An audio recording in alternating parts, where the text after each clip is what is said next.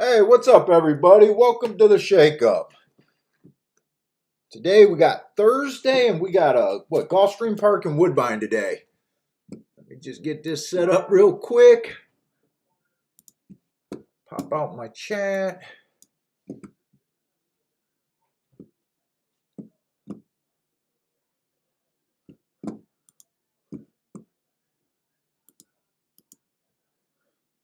Where's my? Oh boy. Let me see. Where's my little thing?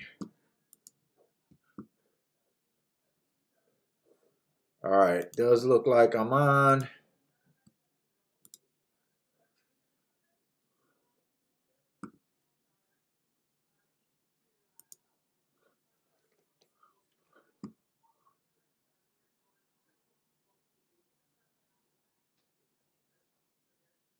All right. Cool.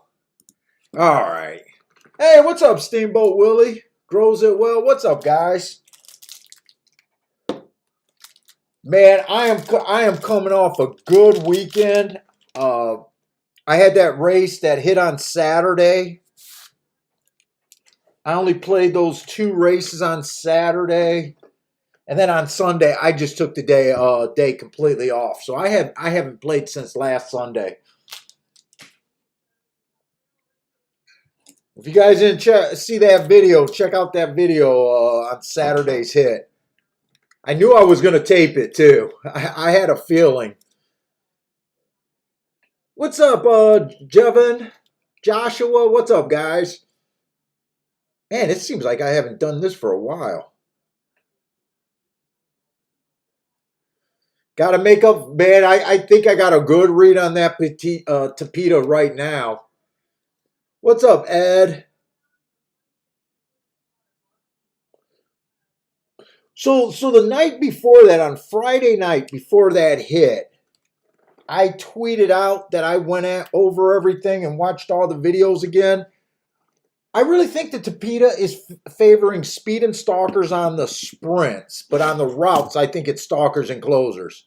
And it was a route race that I was able to take advantage of. So it didn't take long to find a real hit. The only thing that sucked is I had the dead heat, so it would have been a Rolex day, but it was about a half a Rolex. What's up, Bender? What?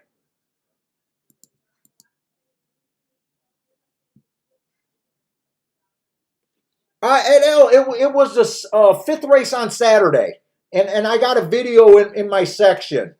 It's Tapita is my bitch or something like that. Uh, my wife did not. First of all, I did not like any of the first four races. I told my wife that I was thinking about making a major play, and I was thinking about coming on live.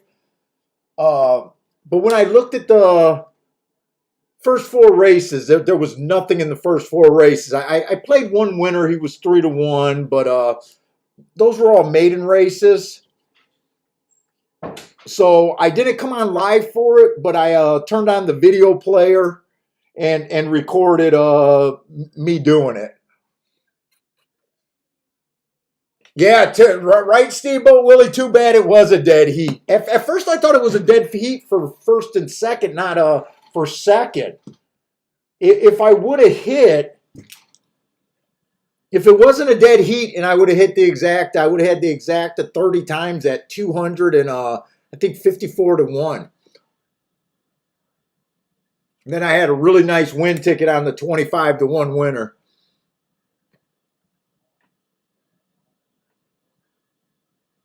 Yeah, Bender's pointing out that we might have some moves, horses making some moves from the poly to the dirt. And that might be a good angle. It may end up being a good angle. But let's see. So we got Woodbine and Gulfstream today. I think they're going to be close to on top of each other, but hopefully they'll separate. By the way, guys, if you didn't catch it on the video, for you guys that watched the video, when I start having trouble with a track, you know, I always say I back off and I go back to what I consider my basics. Uh, and I was kind of pointing it out, but I was stressed on time, so I couldn't explain everything I was doing. But one of the basic things that I did go back to, you know how we make the tic-tac-toe board after the races? That race, I actually did the tic-tac-toe board before and was able to throw out all the front runners. So I might go to those basics back today trying to do that. It only works for races where you got most of the horses ran quite a few times where you know their running styles. It helps then.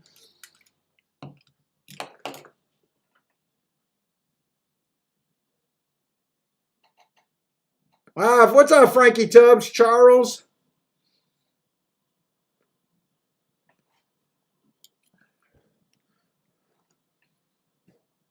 But I thought that really helped. And what made me think about doing that is because basically I was going back to basics, and then I did that for all the races for when we were live, and I thought it would have helped understand the track a little bit more those days. In my defense, I mean, it was the first 2 weeks, so fuck. How did I not light this right? I lit it like shit today.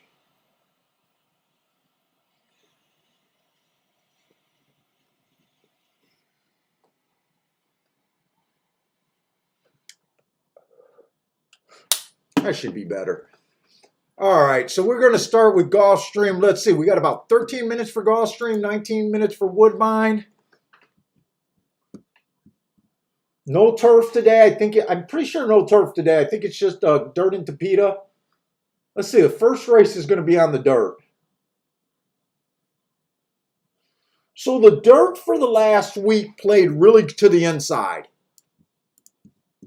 Let me pull up my stuff and make sure about that. I think the dirt was fine. It was just the Tapeta that I had struggled with.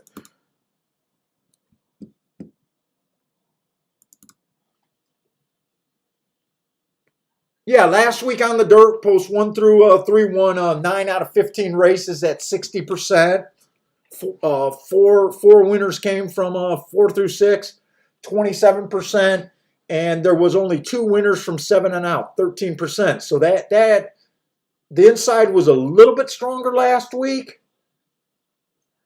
Last week, running style wise on the dirt, sprints, 67% went wire to wire, 33% stalked, and 0 closed. I think the biggest problem we had was there was just a bunch of low price horses in that group. Like there was nothing that you could really do on your own. I think the prices were just low. And then for the meet, since this is a route race, on the dirt, post 1 through 3 is winning 49%. Last week it was 100%, but there was only 2 races last week. And then you're looking for speed and stalkers basically inside, but let's see. Let's get this together.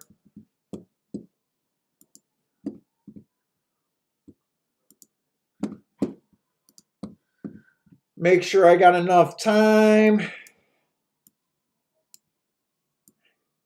And since this did help me for that hit, I'm going to do it in this race, but it's not the best race with the first-time starter in here. So the one we just know is going to be on the inside, but we don't know the running style with him being a first-time starter. 2 looks like a stalking closing horse.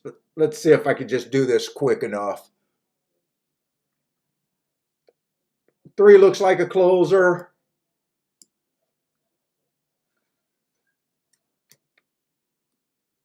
4 looks like a closer.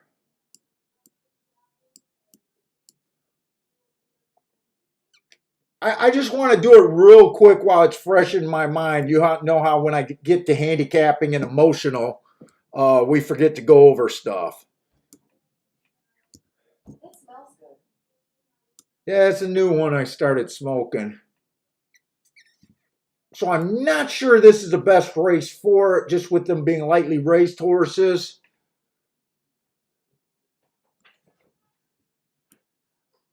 This isn't going to be the best example of it.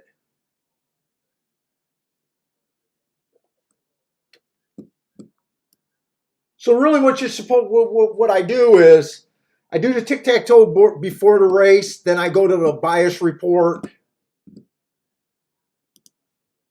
for the track, see what we're supposed to be looking forward. So right now, closers are only winning 14% of the races. That's a low number. I would throw out closers. But in this particular race, that's closing out everyone because there's no real speed. And then the 7 on out is only winning 14% of the race. I would throw out. So really, you're supposed to just stay in these two columns. But nothing really fits here. So it's not the best example of that race. But I didn't know that before I started dicking around with it.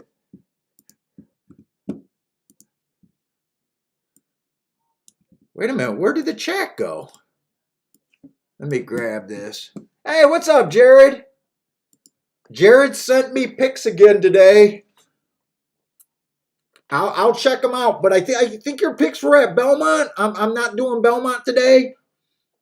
Hey, what's up, Oswaldo?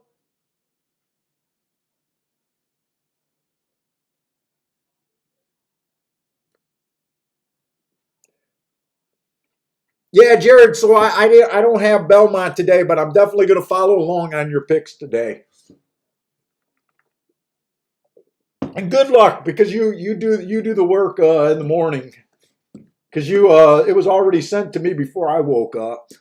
But anyways, okay, so this first race, maiden claiming 25,000 on the dirt. Like I said, you're looking for inside speed and stalkers, but right now we just got a race where it looks like everyone's a closer or no form. So this is going to be automatically kind of a race that I'm not that interested in. One's a first-time starter. I ignore them. The two races ago, it was a stalking day. This horse came out too slow. He had an awkward start, came out wrong running style, gave him an asterisk.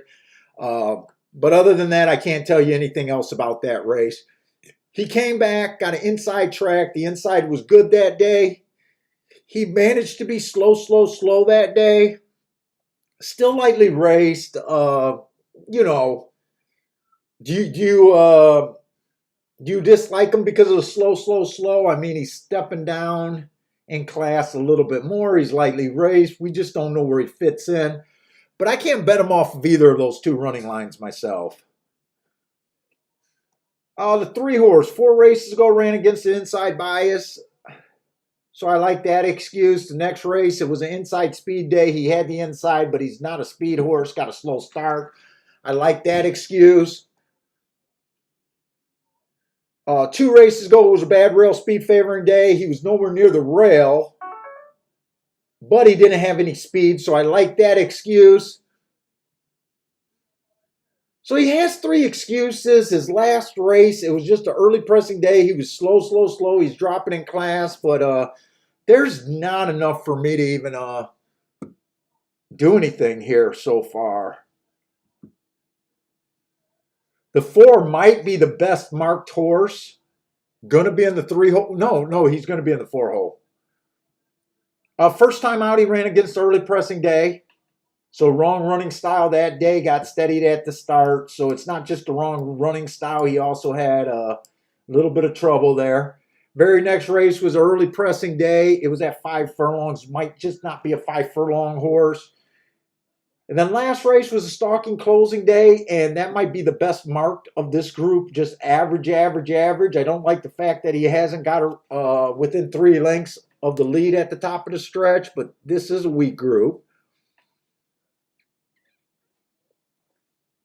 5's just another lightly raced horse. First time out inside a track was good. He was in the 4 hole. I like the excuse there. Next time out was a one race sample, so I just can't get to them off the running lines. I just don't know where I stand with any of these horses. 6 is kind of the same story, just without an excuse, but ran one race. Who are they even betting here? They're betting the 8. Well, the 8, I see the big class drop. His first time out, he was at least average, and average might be good enough here. Second time out, he hit a bad rail, so I like that excuse. Last race, he kind of chased a slow pace. He did finish third, stumbled at the start. I guess I could see why he's the chalk, but this race isn't for me here.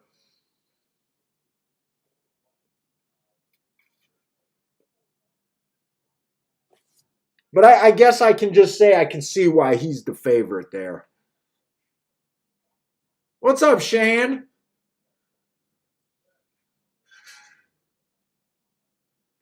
Let's see, who else? What's up, Markaloo? Markaloo's here. Who else is here?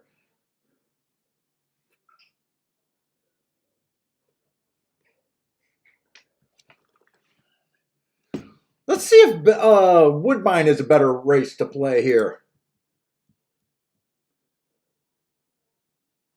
They can have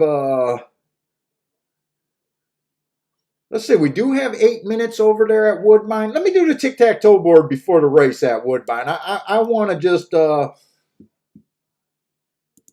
see how that's going to work today.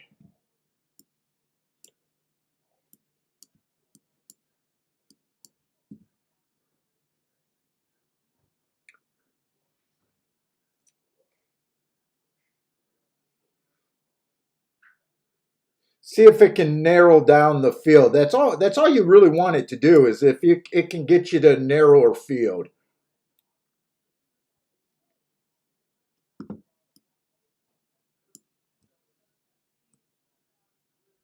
I was going to have these marked before, but I keep getting questions about how I do it.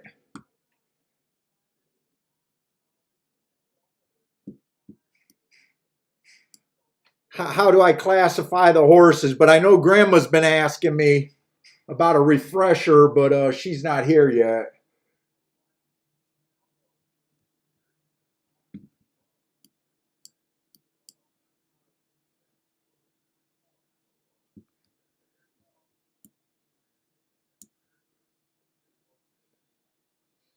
And you only want to do this is when you think that there's a bias. If there's not a strong profile, it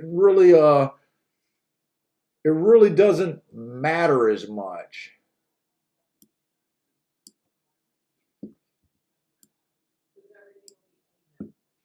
Well, yeah, you can't eliminate a section of the track. Oh, Kiki's learning over there. Ah, my wife's coming in hot already today.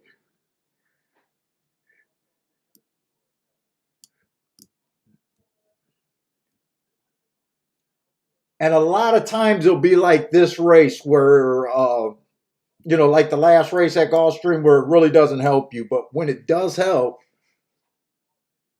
I think it's worth it to get in the habit. Especially if you buy the bias reports. If you buy the bias reports, I think it's another simple way. I used to do this in tournaments a lot when I had a lot less time to look at a lot more races. Let's see, where's the Woodbine running styles? The fuck is my Woodbine?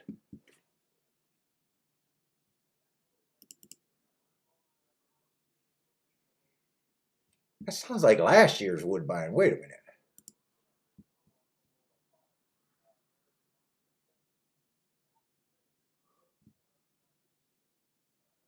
Dude, I better not accidentally deleted that.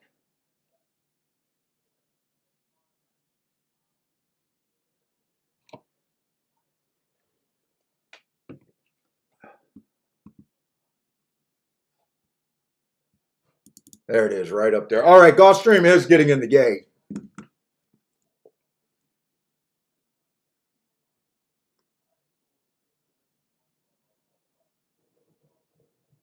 So basically, there's no advantages post position, so I wanted to get rid of a column. It's just speed and stalkers, so you're only eliminating closers. So yeah, that didn't do anything in that race.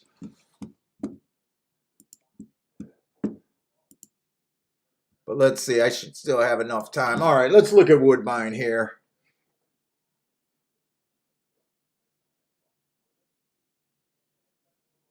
What's up, Steve B? Let's see, Woodbine, we got 6 furlongs, 10,000. Now winners 3 lifetime. I do like that race 3 races ago, although that was earned at a mile 16th. You guys know that I don't like route to sprint, but that's a good race. I'm going to have to go over Woodbine really fast. I'm looking for speed and stalkers there. Mostly stalkers, though. Let's see, this 2 horse is taking a pretty big drop. I love his last race. Went too fast to win there. Against better. 3 races ago, he was the fastest winner today. 2 is definitely on the... at 8-1, I liked him. At 5-2, which he's actually at, I don't know if I like him as much.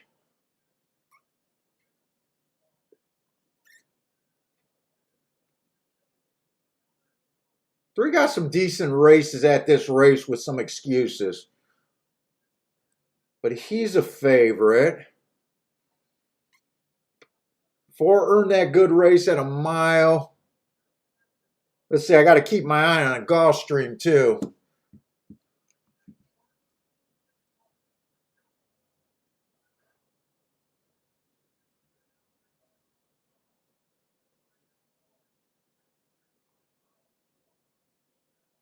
Boy, I'm mostly interested in the 2 and the 9 at Woodbine, but at those prices, I don't care about that much.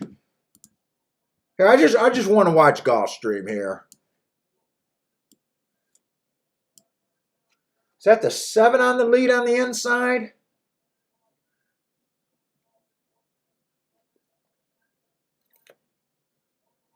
Two looks like he should be able to win this, shouldn't he?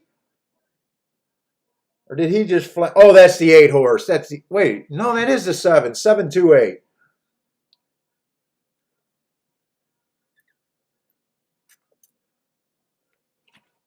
And who was the 7 over there? And does that make me worried about the track today?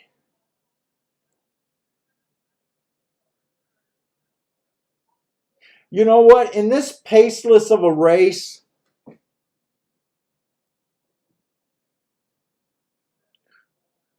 normally I would probably take pause with the outside of the track winning here, but with the race being kind of paceless with no opinion, the 7 did win off of excuse, off of a single race, off of a class drop. I really don't. I'm probably going to still attack this track if I do, like the inside of the track is good. 2 ran good enough, but really, there was no pace. There was nothing in this race. So I really didn't know what to expect. So, yeah, 728.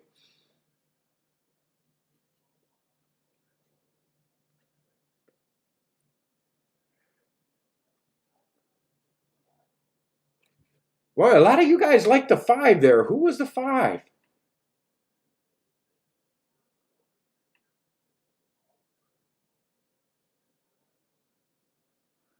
Yeah, in this race, really no one would have surprised me.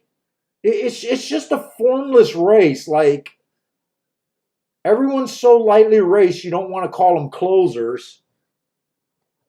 You got no idea who's going to the lead. Surprisingly, the pace looked decent, though. 23 and 4, 47. I mean, it wasn't a super slow pace. That was actually a decent pace. Marco Lou, I don't know if the 7 wired. I was kind of still trying to look at Woodbine at that time. So by the time I picked them up, they were heading into the turn. So I'm thinking the same thing you. I'm wondering if he wired or was it someone else on the lead.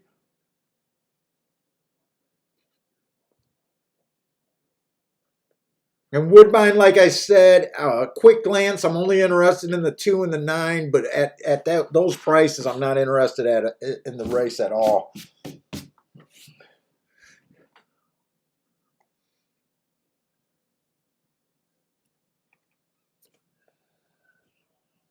Yeah, to kind of get a read on the track right, you got to kind of be able to know what the horses were supposed to do. And I guess that's what I'm getting the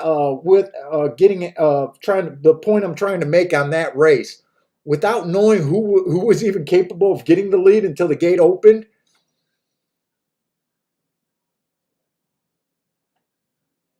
I don't know if I want to say anything about that race. Especially, Charles said the 7-1 wire to wire. Thank you, Charles. Marco Lou says the same thing.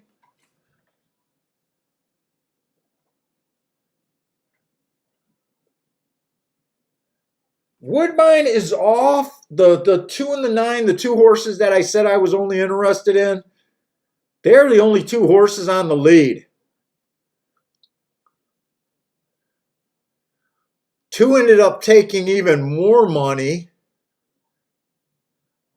He got bet down to 7-5, and the 9 went up a little bit to 4-1. I think the 9's beat though. Looks like it's going to be 6-9-3 there. 6-9-3. Ooh, and 6 is a 27-1 shot.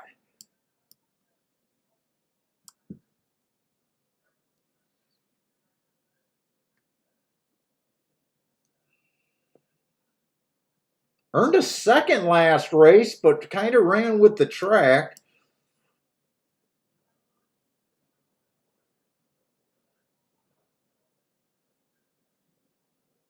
Earned a triangle the race before.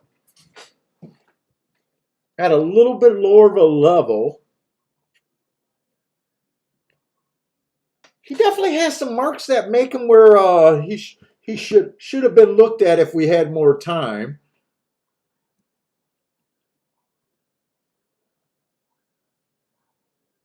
But let's take a. I want to take a little bit closer of a look there. Could I have got to him? The one I didn't like because of the. I thought he was a route horse. The 2 has great marks at a lower level. Has been getting tired. It would have been hard for me to get by those marks. Luckily, he was hammered. That made me know that I couldn't bet him. Because if he was 8-1 like his morning line, I would have got suckered in on him. He does have a problem finishing races, but that was at a higher level. 3 has a couple nice races.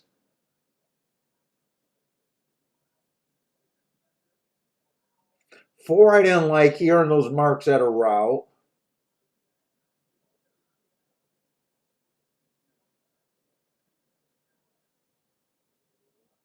Yeah, I think I could have spent more time looking at the 6. But I don't think even if I spent more time looking at him, my opinion would have changed that much.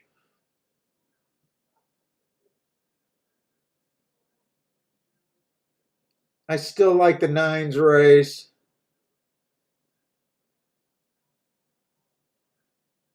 Yeah, I think I still would have had the 6.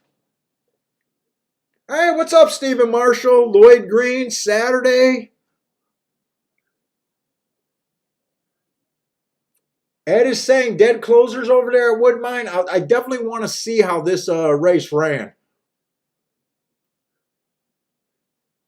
Luckily, like I said, the 2 took a lot of action. If the 2 was probably 5-1 or over, I would have bet the 2 there. And even the 9 was 3-1 when the race went off, so I wasn't interested in the 9 at 3-1. So I'm kind of glad the way they bet that race, because it probably saved me a play bet at least. Hey, what's up, Lloyd Green?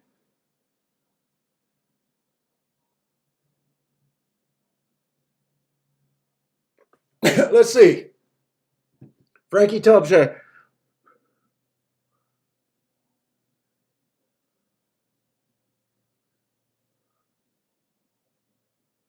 So Frankie Tubbs, you're asking, okay, we have a day where outside horses won. So I'm taking it that you're saying that more than one horse won from the outside.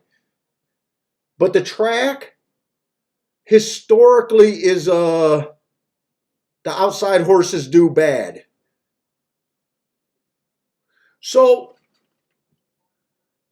the way you're phrasing the question, it sounds like you're saying that all the or a lot of the horses won on an outside on a track that you on a.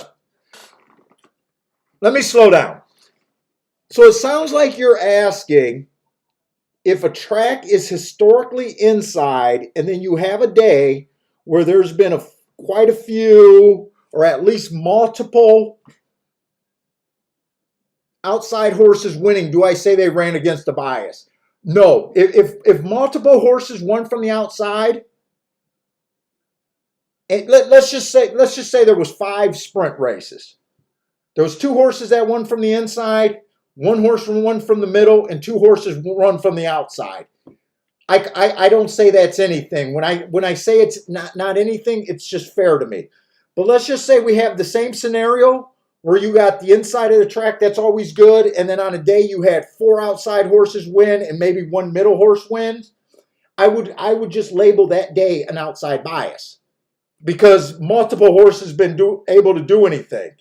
Now let's just say we had the same 5 races, and it's Gulfstream, where we're usually looking for the inside of the track. And let's just say 4 of those horses were won from the inside and only 1 was won from the outside. I'll be tempted to call that an inside track, because you would have been better off looking towards the inside, but it's not always that simple. I then look at the prices of the horses.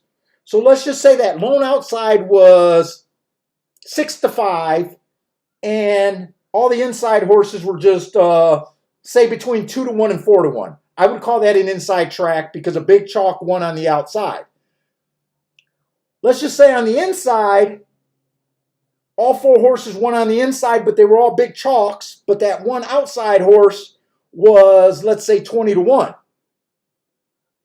I would probably put that it was an inside track with a big old question mark, wanting to see how horses came back. It's not always simple how I do it.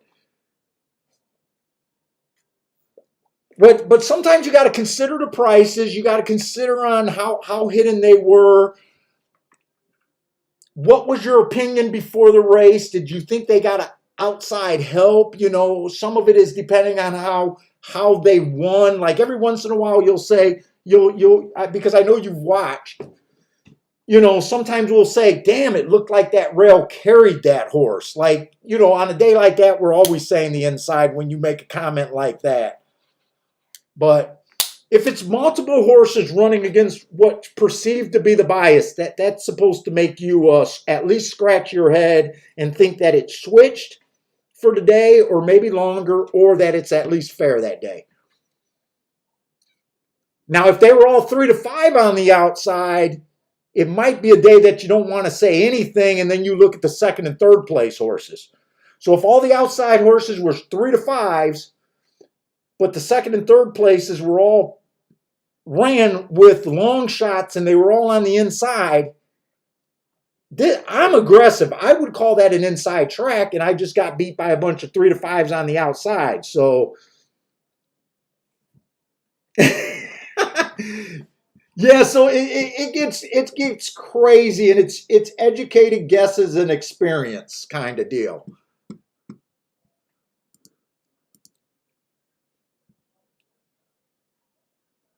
I hope that helped, Frankie, because it just sounded like I just went to blabber mode.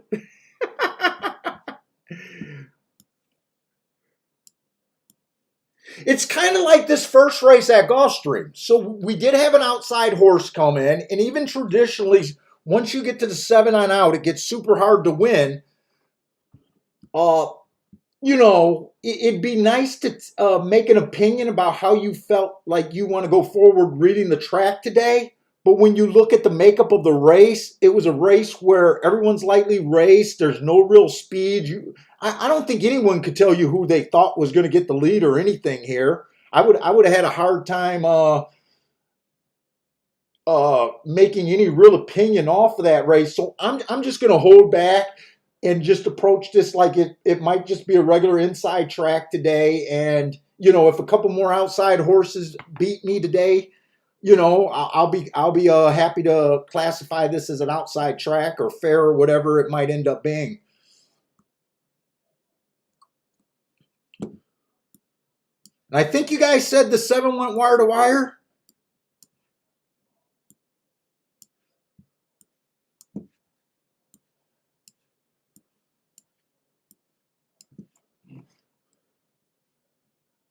And we got another dirt sprint early. Good. Back-to-back dirt sprints. Hey, what's up, JW?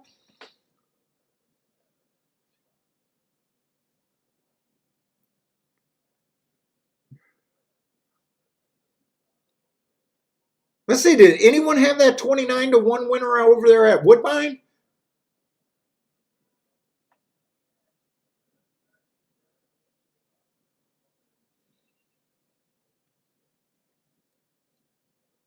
Oh, I thought JW. Oh, I got JW's. The chalk eating weasels took it in the shorts first time at Gulfstream Park.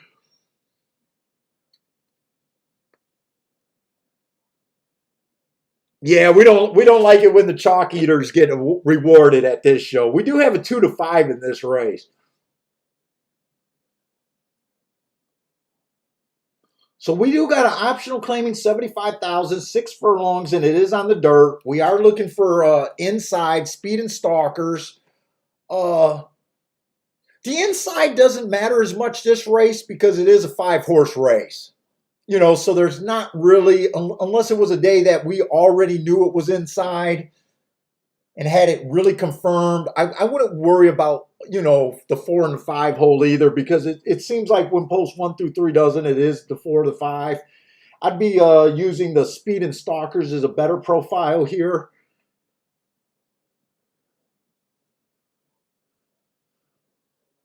So it's a 5-horse race with a 1 to 5 in the field. So automatically, by my definition, it's not the best race unless you can get past this 1 to 5. I'm going to start with him. Mainly because he's right here on my page. It was early pressing day that day. He was basically the fastest at the first 2 calls, average at the finish. I mean, he only ran 1 race. He hasn't done anything wrong. But is that race good enough to make him 1 to 5? I think it's a pretty good race, but is that a 1 to 5? And do you want this headache in a 5-horse field? You might not want this headache in a 5-horse field. Honestly, with that being 1 race, I can't even tell you if I think he deserves to be 1 to 5. I mean, it looks like a very good race. So let's just go back to the 1 horse. The 1 also won his first race out. It was an inside track that day. He had the inside. So he took care of business. That was a good race, average. He comes back, tries the turf for the first time. It was a speed favoring day. He did not have the same energy that day.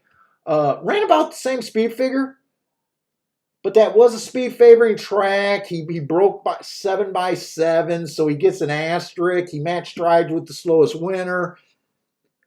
Maybe there's a case he didn't like the turf. Maybe there's a case that he could have bounced after his first time out, but I don't know. going against winners for the first time, but I'm not that quick to jump on him. Last race, it was a bad rail. It was a stalking closing day, so he did run against the bias. Well, actually, he stalked that day, so I didn't give him an asterisk, even though he came out 2-by-1, because he earned a heart. The heart plays the exact same way. He went too fast to win. Uh, he only ran for a quarter. He went too fast to win for a quarter and then just cashed it in. I don't believe he's as bad as that speed figure, but I don't know. I can't get a read on what I want to do here. I don't have a real opinion about the 2, and I don't have a. Let's see, the 3 definitely does not look bad. First time out, 4 races ago. Inside of track was good. He was in the 5-hole. Asterisk. I like that race. He came right back on an early pressing day, won the very next race after that. They gave him a layoff. He comes back. He runs a decent race on a day that the clock malfunctioned, so I can't really judge that race. And then last race, he went fast for the first call, average, and then 1 being the slowest winner of the day. I wouldn't really worry about that. He won by 13 lengths. You might want to watch the video. I mean, he could have won under super wraps, but I'm not interested enough to watch the video myself. I'd be curious if he earned that 88 under wraps, not asking for the whole stretch run or something. He might have more in the tank there.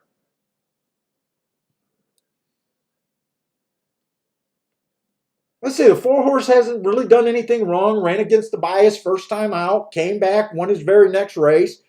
Slowest winner of the day, but nothing's wrong with that. It's just noted that it's the slowest winner of the day.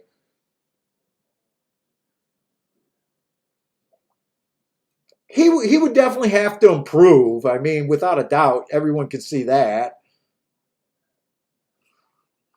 And then the 5-horse ran on speed favoring day his first time out. He came out 2-by-3, so he earned an asterisk. When it's speed favoring, that means pretty much every horse went wire to wire, and he was at a disadvantage.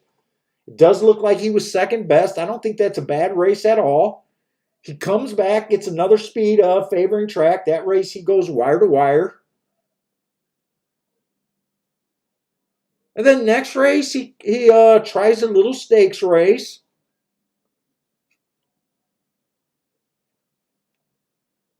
Kind of challenged for the lead, or was at least there at the first 2 calls before getting tired.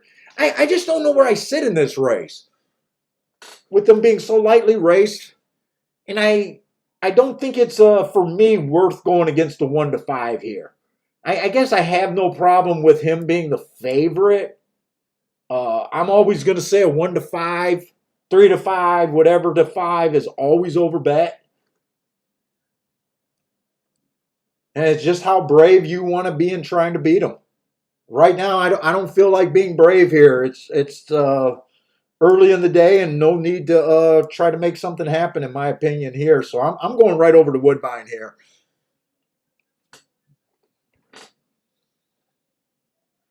Hey, what's up, Attila? Let's see.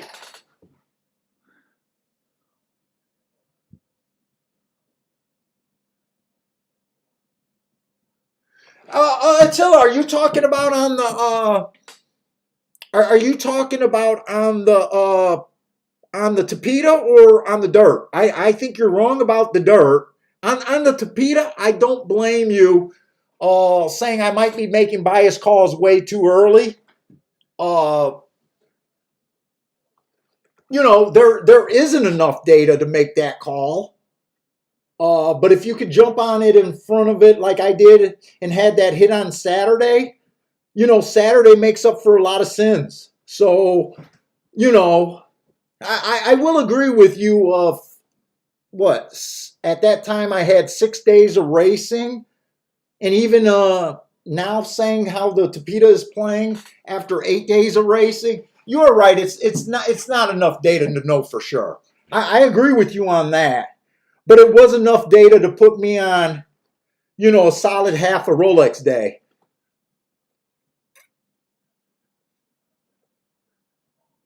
Yeah, but the thing is, I got enough to know where I was at, and I was able to take advantage of something. But you are right. That track can completely be all speed this week. We have no idea. Hey, what's up, Mo Knows TV? In fact, Attila, most of my playing days with bias and stuff, I used to wait until the track would have, whenever a track opened, I would collect notes for the first month and play very little. But now that I'm streaming and now that I have more years of experience, and part of it is I'm able to keep track of more, I chart more feeder tracks than ever before. Uh, so before I didn't chart all the feeder tracks. So even though I didn't know what the track was playing, when I got the feeder track information, sometimes I'm just willing to jump sooner than before when I started every track pretty much at scratch. Uh, okay, Attila, you are talking. I absolutely agree with you. It's not enough to really to be like it's like our other profiles, but there is a thing of getting ahead of something and believing what you see. And if you could find a race like I did Saturday and take advantage of it, you hit a race like that, it makes up for a lot of sins, a lot of betting sins.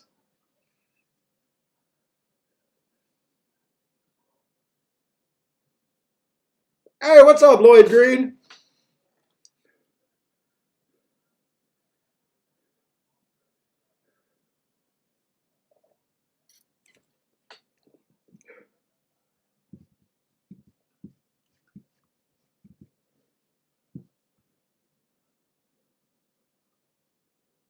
Let's see, Woodbine, we're going into the second race, and it is going to be 10,000 non-winners of two lifetime. And it's going to be a route on the Poly.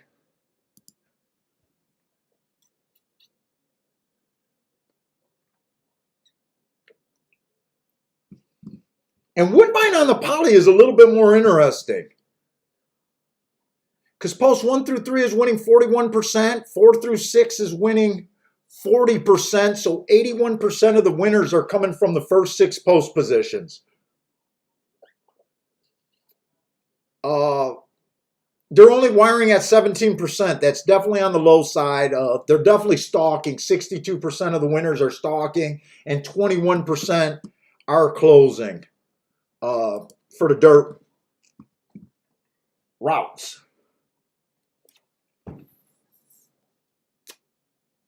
Let's see, what is Lloyd saying? That we're worried too much about the 1 to 5. Is that what you're saying? Yeah, I mean, you might be right if you're saying that I'm too worried about the 1 to 5 right now, that there's not much in the win pool. Yes, sometimes you're right. Sometimes that does even out in the horse. That's just I'm having trouble talking today for some reason. Yeah, sometimes you're right, and that's not going to be the final odds, especially at the smaller venues. At Gulfstream, when horses open up like that, they usually tend to go off as the big favorite. But you're right. It might be too early to judge that.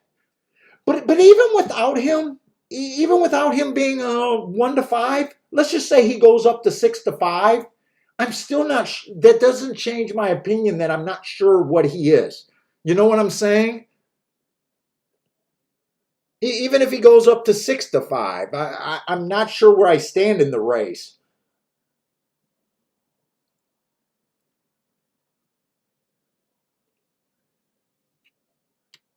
But I think I get what you're saying, that he might go way up. You might be right. Hey, what's up, Chalky Dave? Let's try to look at Woodbine, because I think Woodbine might be more got to be more playable for me than Gulfstream, with no opinion. So, uh, you know, it's kind of a tiring track. They're not wiring that much. Let's see what that gets us with.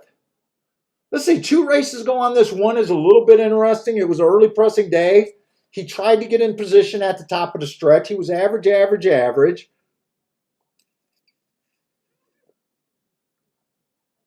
I do like the last race on a stalking closing day where he was 1 tick slower than the fastest winner.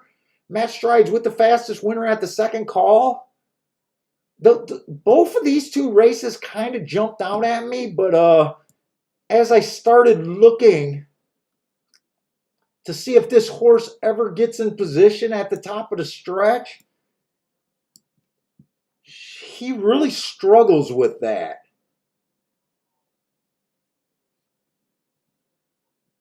Let's see what else is here. Let's see. The 2 hasn't ran since October of last year. Does look like a deep-ass closer.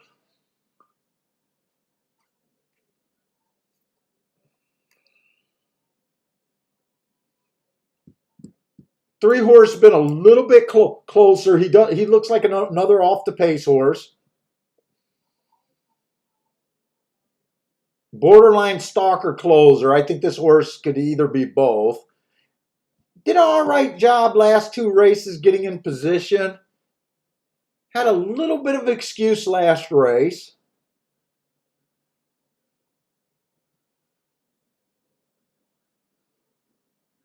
Had an excuse 3 races ago.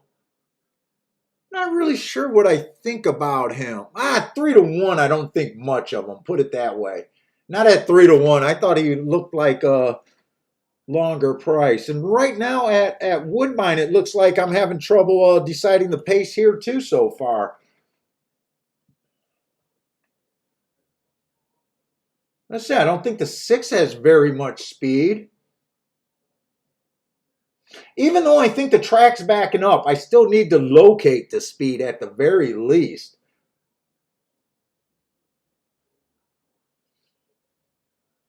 Let's see, 7, I love his race 3 races ago. That was at maiden claiming 7,500 though, but I love the hearts there. He then gets a speed favoring track on a sprint. I don't believe he's a sprinter. And I like the asterisk there. And then he comes back at, God damn it, and he comes back at 20-1 and wins. That makes sense to me. But he is stepping up to winners for the first time, and he won by stalking. He's 11-1 here. Let's see what this 8 horse looked like, the favorite. He's kind of established. He's been getting in position at the top of the stretch. He looks like he got enough speed to be close, but he's also a raider. Sometimes he's super far back. I definitely like the race 4 races ago. I like the race 3 races ago. 2 races ago, I don't keep 1.3 in my profile for today, so that's why I didn't do the times. He did make a middle move there.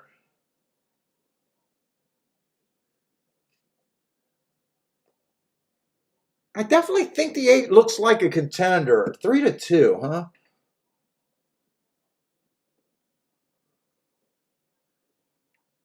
Nine looks like he could possibly be the speed. I like that last race, but you need speed to be able to hold up here. 9-1. That might be the right price for me to play the 9 though. I think I'm gonna play one of my play bets at Woodbine. Gulfstream is heading in the gate. If you guys got plays at Woodbine, good luck there. I'm sorry, if you guys got plays at Gulfstream, good luck there. I'm gonna do a 2 horse Dutch, the 9 and the 7 over there at Gulfstream. Or I'm sorry, over there at Woodbine. I thought I had enough time to watch Gulfstream and then put this bet in, but I got to put this bet in now. They're going off at the same time. All right, so I did that. So I just Dutched the 9 and the 7. Hey, what's up, Disco partner? Hey, Disco, I finally watched. I finally listened to the interview. I held off. I finally listened to it yesterday. I didn't think it was that bad. It's so hard listening to yourself. Let's see. Two did not get a good break. Looks like he is rushing up over there at Gulfstream. He ended up going off at 1-5, so his odds did stick.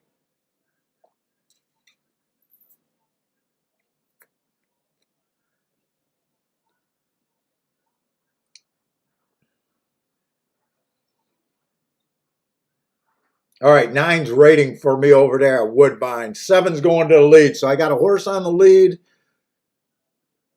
and a horse stalking. I think I'm okay with that. Yeah, I didn't think it was that bad. I thought I was gonna hate it, Disco.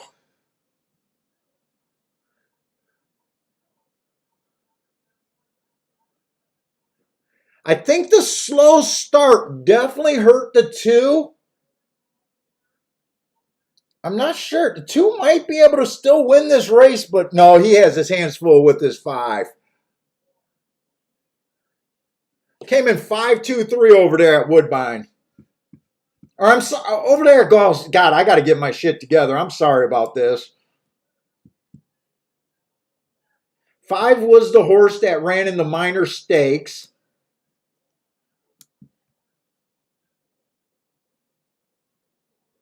I could have definitely got to him. 5-1 was a pretty good price.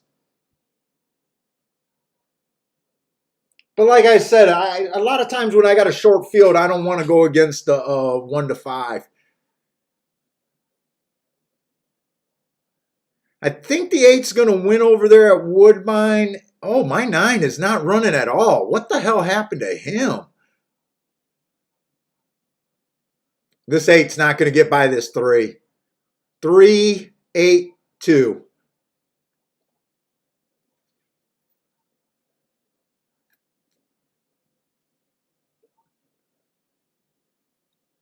Marco, is that enough information for you to look outside?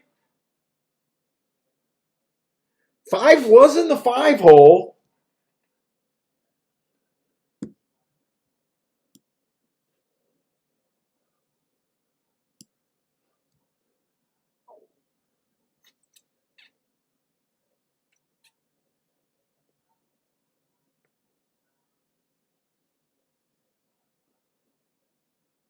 Dude, I'm kind of re-looking at this race. I think, all honesty, if you were trying to beat the 1 horse, or I'm sorry, the 2 horse, if you were trying to beat the 2 horse, I kind of honestly think 5 is really the only place you could have went. 5 tried that 200K sprint. He's been fast in all 3 races. He ran against the bias in his first time out. The 4 horse was the slowest winner of the day, and he did that at a lower level. The 3's been to 25,000. And we always had the 1 as being questionable.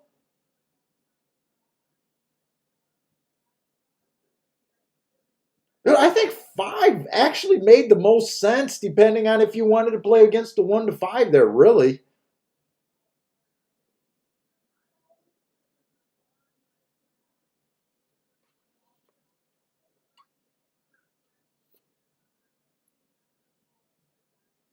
Hey, Disco, I made the all-weather play on a Saturday if you didn't see the video. I had a dead heat and still hit a 125-1 exacta.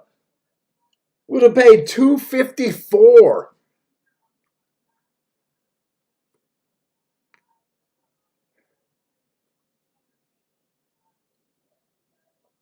Yeah, so I'm almost wondering. Now, the 2 did miss the break a little bit. 2 did miss the break. He did rush up. I don't think he had the cleanest trip. I think the 5 was always there. I don't know. To me, this just looks like how a Gulfstream 5-horse field race is kind of supposed to look. I didn't think that much of the 1 myself. I don't know. But I will note it, Marco, that you might be thinking that it's already outside today.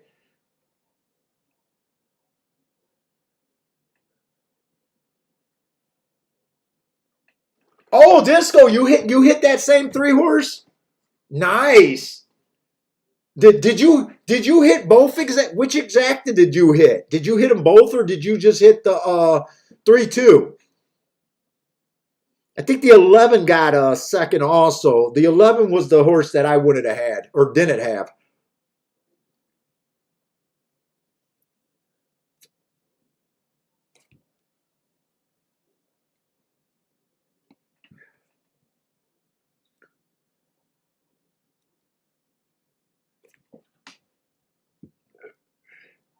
And wait a minute, I did the tic-tac-toe boards wrong today. Let me go to another spot. I want to do the tic-tac-toe board. I didn't do one for the Tapeta races. So let me do the tic-tac-toe board here. That way I can fit them both in. I forgot we still got 4 tracks.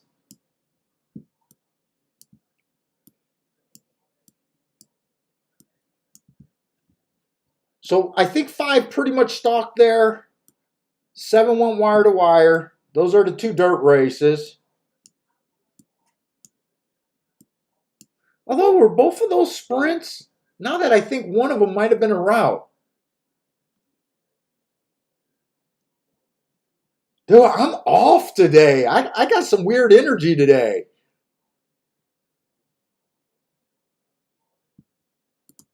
I'm having a hard time focusing on my own shit.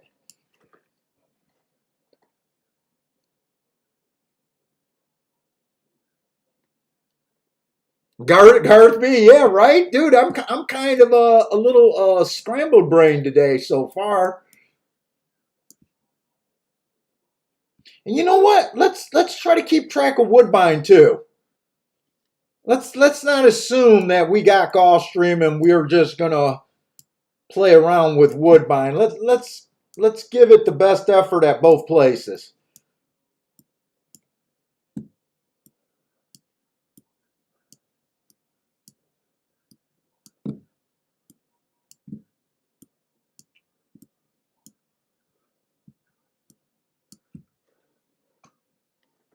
Yeah, the five was always in second at Gulfstream.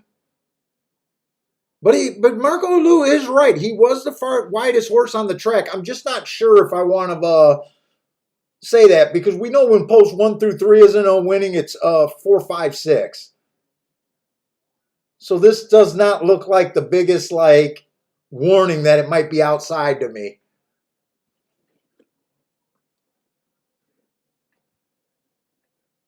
Popple needs a little edger.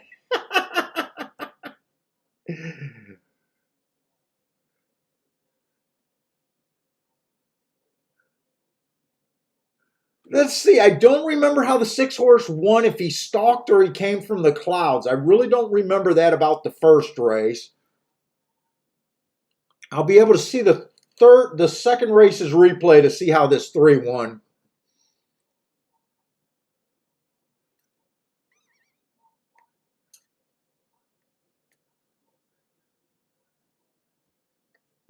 So the 3 won that race right there. I guess I got to see what kind of price he was too. For some reason, I think he was kind of bet like 7-2, 3-1, but I'm not even sure on that. 3 was always there. It looks to me like the 3 stalked from when I picked him up there. If you guys disagree with me, let me know about that. Let's try to keep these things going today.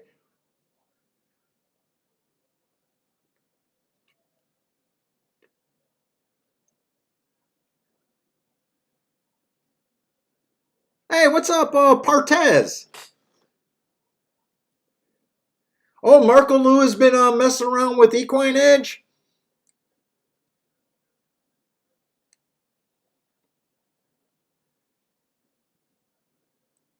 Hey, Marco Lou, if you've been using Equine Edge for a little while, I'd be really interested in hearing what you think about it.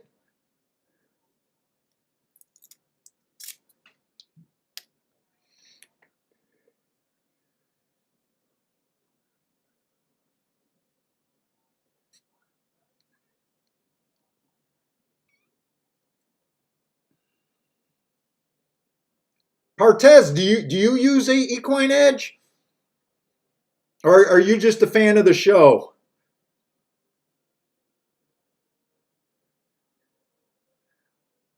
Oh, by the way, if on that video before I played that race, it wasn't picked up on the taping, but I did have a Scotty Equine Edge in the background in the other room. Oh, thanks, Partez. Yeah, no, I enjoy watching Scotty's show. I like Scotty. Everyone here knows that I enjoy watching his show. I don't know about the handicapping. I definitely respect, and no one can argue with what Scotty's been able to do. I mean, no one can argue that he did not hit a 1 point whatever $1 million pick six. You can't argue with that. You can't argue with his tournament success. His I'm not interested in his program, but I enjoy watching him play. Uh, I respect Scotty as a handicapper. It's completely different from what I would look at, but I respect a lot of handicappers that don't buy into what I do. So that's not even a problem for me.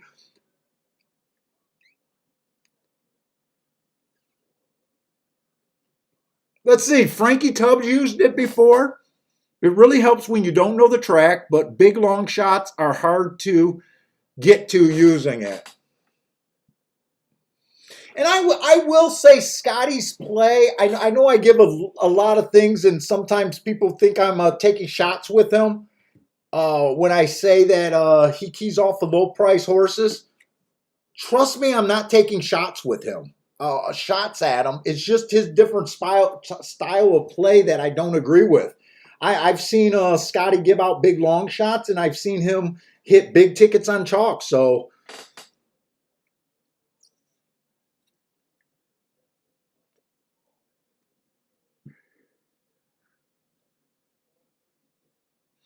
see, Marco Lou, that's what Parsons had. When I first met Parsons, Parsons had a computer.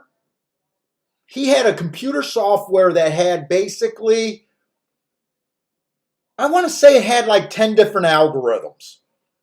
So he had a program, or he had a computer, or I'm sorry, he had software where he would download all the forms, and then it would give him picks based on, let's just say, 10 different algorithms. And it was just choosing the right algorithm at the right time. Uh, which you got to be able to know, just like this. When we say I can go this way, I can go that way. It's all what you do with it. And I'm pretty sure I've heard Scotty say the same thing. It's all what you do with the information. And I think I agree with Marco Lou. I think some of Scotty's, I don't watch his show all the time, but I watch it enough. I think what I've been most impressed with, I don't get to see, like, I'm not able to see his platform. So I'm not able to see the numbers and which one I would be using, like to say. But I think what I'm most impressed with, and where he seems to have, I don't want to say his edge, but it could be his edge, because he needs to tell me what his edge is, not me telling him what his edge is.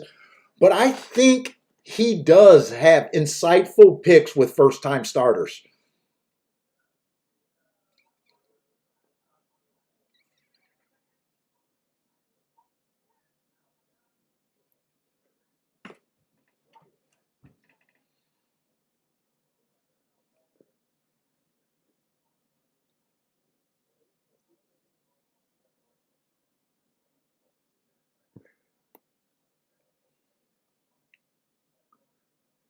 Yeah, so Marco Lou says he likes the maiden function. So we kind of talked about that before, me and Marco Lou on there. That we thought that's where he kind of shined.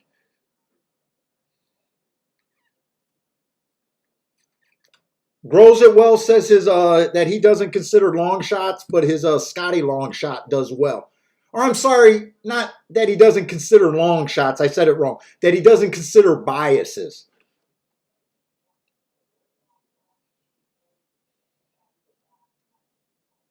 Well, it sounds like quite a few of you guys are trying it or even using it at the time.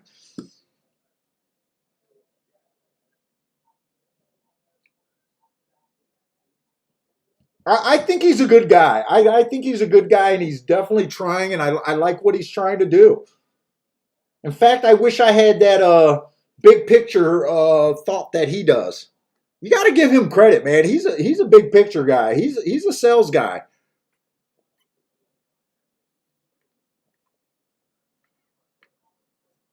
Yeah, I have heard that he doesn't even know his own algorithms. That's what I feel is weird. That's why I could never go to computer betting.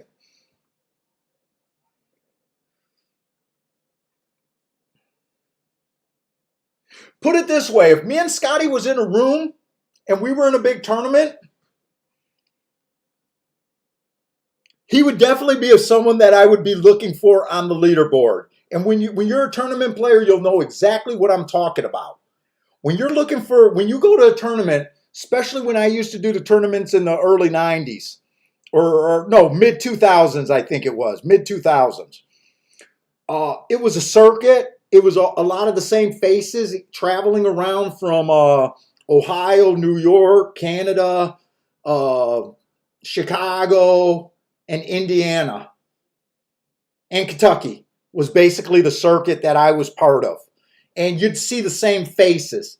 And when you start learning people's names, trust me, those were the people you respected. When you start looking at the leaderboard, oh, I know that name. He's been around. I would look at Scotty like that. Oh, he's a competitor. So definitely not no disrespect there.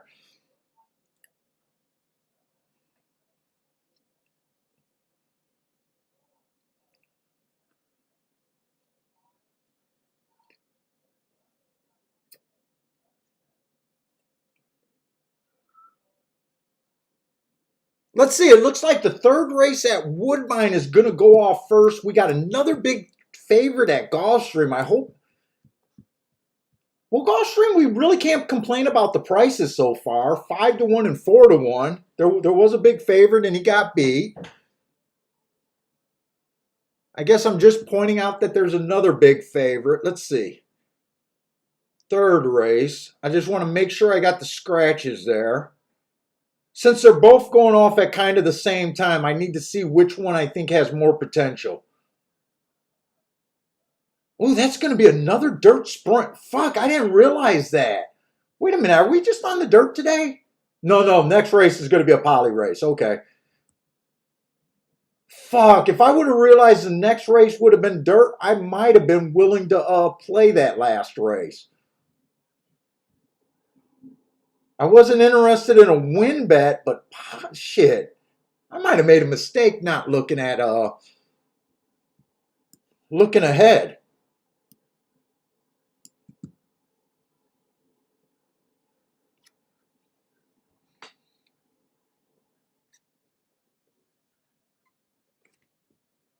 Let's see, I'll start over there at Woodbine. So this is 7 furlongs on the poly. First thing I notice about the one, I don't like route to sprint. I will say I usually don't like route to sprint.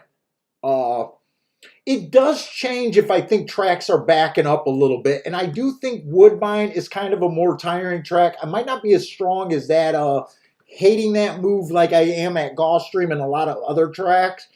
Uh, but it is still a negative to me, route to sprint. This one horse, Bad Rail, first time he ran, gave him an asterisk for that. That's a pretty good race in my book.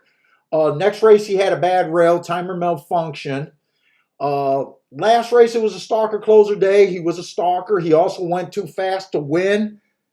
Uh, I don't think I would eliminate this horse just because of route to sprint. Hey, baby. I only like my wife on the stream. She's made up today. She's made up today. She has to be on camera too, guys. I think she's doing her webcam, shower cam or something.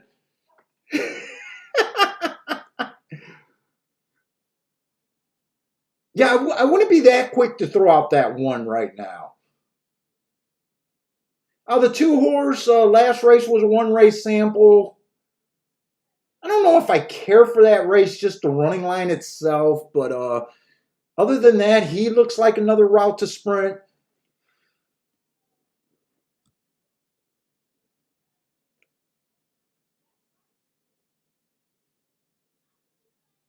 Let's see, the three horse does look like a true router, but he has a lot of slow races. He does a pretty good job in getting in range at the top of the stretch, though.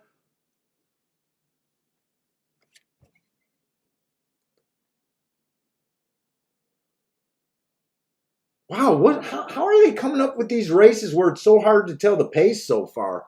This is another race that seems kind of paceless. So three of the four horses so far that we looked at are all route to sprint here. The rules also change. Five of the horses are route to sprint at Woodbine.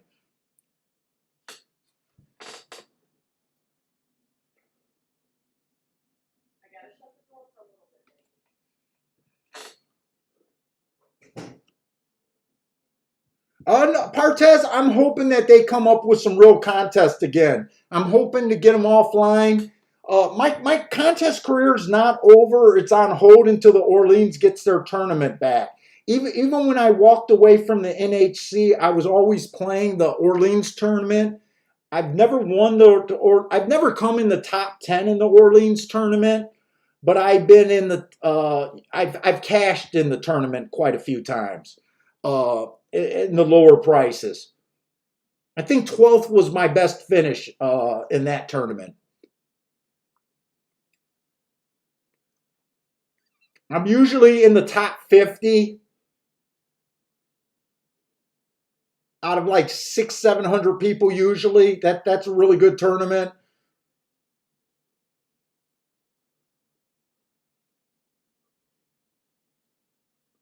But I'm not interested in these online tournaments. Not until they get a bank of races. Let's see, the 5 is the favorite there. He's another route to sprint. Like I said, the more route to sprint horses you do get, the more I'm willing to accept him. I love all three of his last three races, even that low one. I think there's a real excuse. It was a stalking closing day last time he ran. I think he'll go back to possibly the mid 90s or low 90s.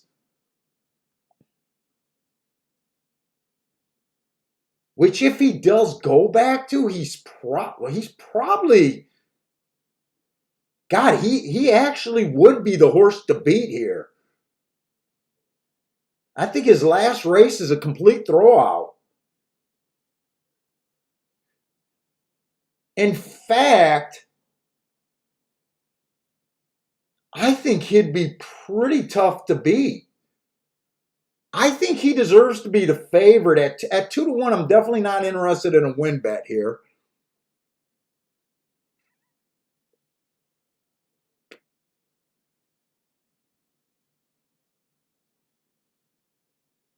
He has the best resume for sure of this group.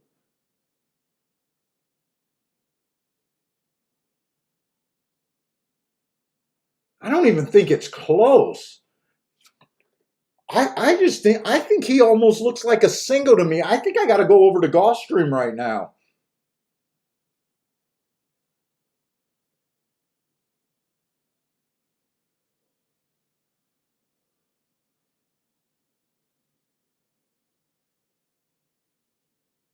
I think if the 5's right, they're probably running for second here. Although 5, let's see, could 5-1 exacta? Wait a minute, let me just make sure there's no exactas I want to play. 5-1 and 5-8, something like that. Let me look at these exactas here. Let's see, I'm at Woodbine. I'm in the third race. 5-1 is paying 26 to 1. 5-8 is paying 32 to 1. So what are they hammering? Why? They're hammering the 5-6.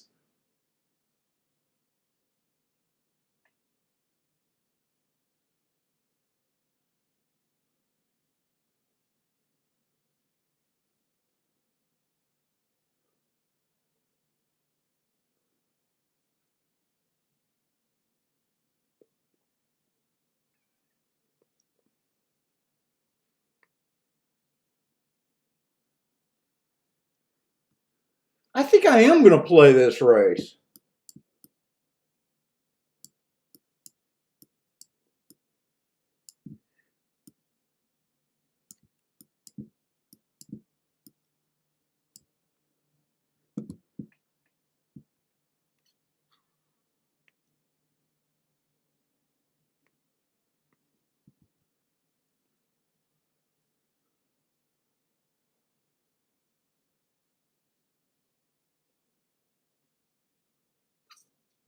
Can you play the 5-7? No, I can't play the 5-6 or the 5-7.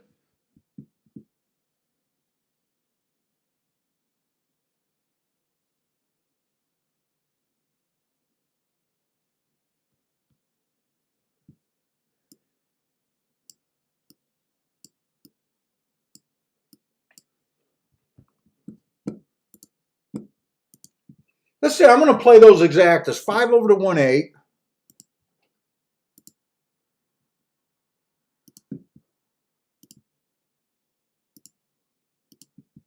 Five over to 1-8 is the first thing I want to play.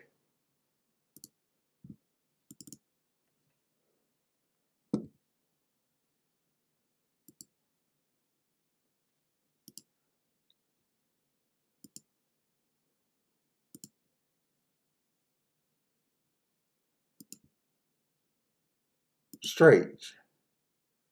Then 5 over to 1, 8, 3 and 4 some more.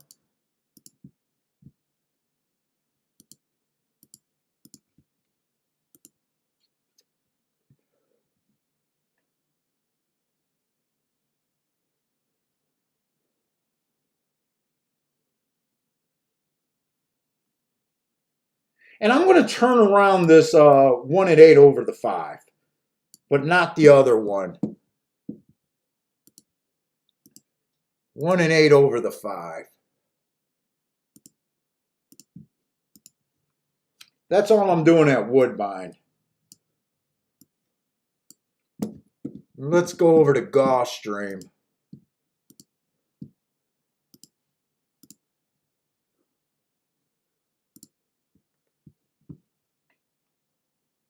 Gulfstream, we got a $6,000 claimers on the dirt.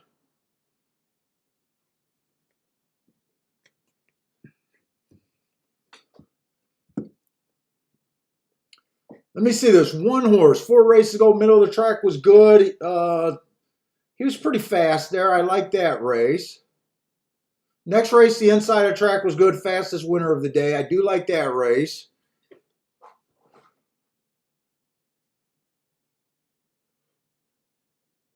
He ran on the poly and tried to go wire to wire. I do like this one horse a bit.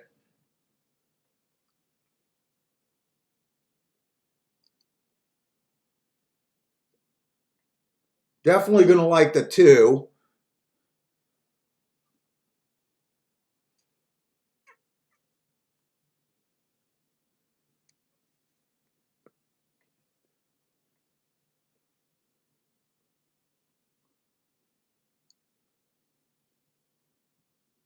Let's see.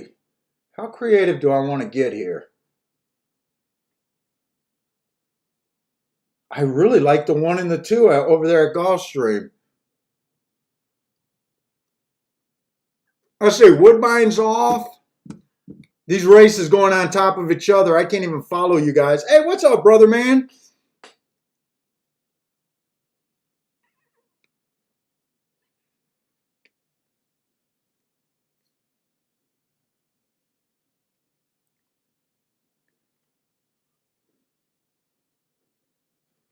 John, hey, what's up, John? John likes the 3 over there at Woodbine.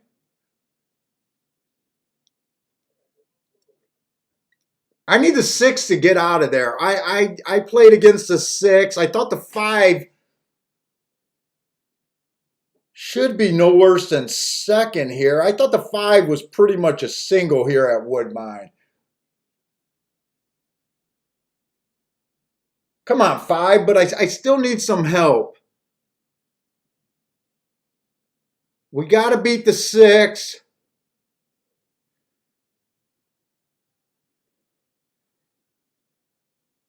Come on, 3. I think I got a 5-3, don't I? Come on, 3. I think I got a 5-3 at Woodbine. I'm happy with that. Let's see, Gulfstream. Do I got a 5-3? I think I got a 5-3.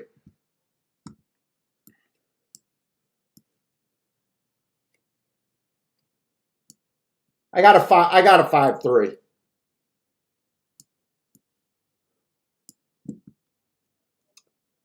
I thought the 5 should have been a single there.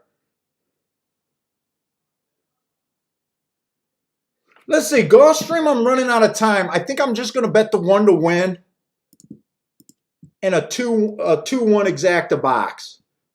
I think that's all I'm doing there.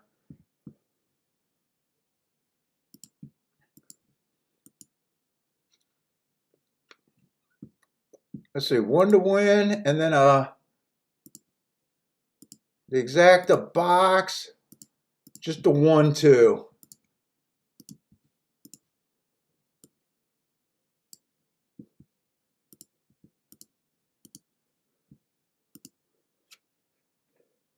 Thanks, John. I think that's gonna pay like 20 or 30 to 1, 20 some to 1 over there at Woodbine. I got these races going off too quick. I can't even enjoy it.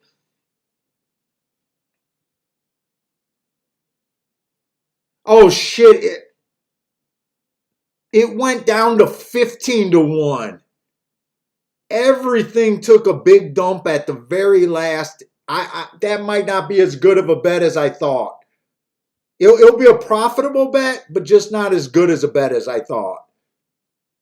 If it pays 15 to 1, I'm pretty sure that was paying closer to 30 to 1 when I put it in there. How did all the combinations go down? Because 5-6 is still paying $8. Actually, 5-7 went down to $7 from 13.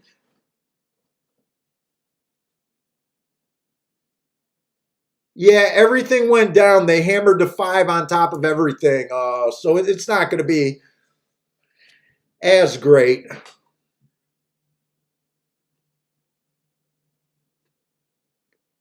Hey, Marco Lou, I think this is a good race right here at Gulfstream to tell us how the inside is going to be. Because I think the 7 and the 6 both look dangerous from the outside, the 2 horses that you like. I would not be surprised if either of those horses run well. I focused on the inside of the track. But if one of those horses beat this 2 horse especially, I might be with you thinking that it might not be as inside today.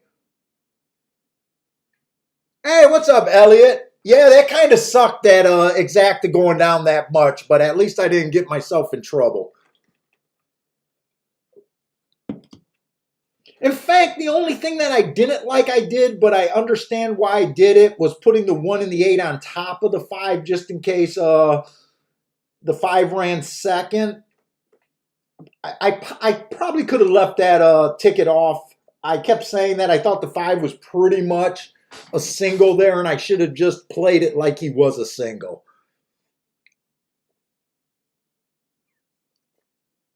Mo Knows TV says the 7 looks the best, and both of those are a nice price. The 5 or the 6 and the 7, both are nice prices.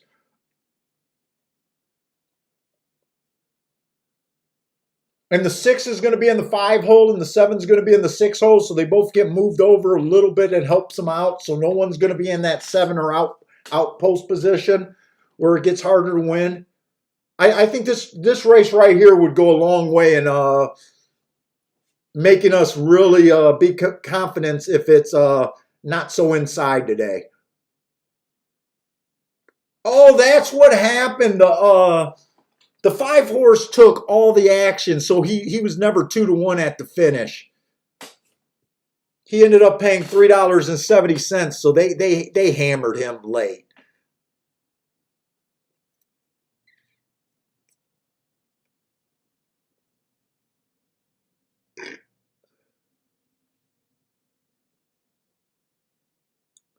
Oh, Frankie Tubbs has already been, yeah, so I must be looking at that right. Yeah, I think we're getting back 15-1 on that exacta.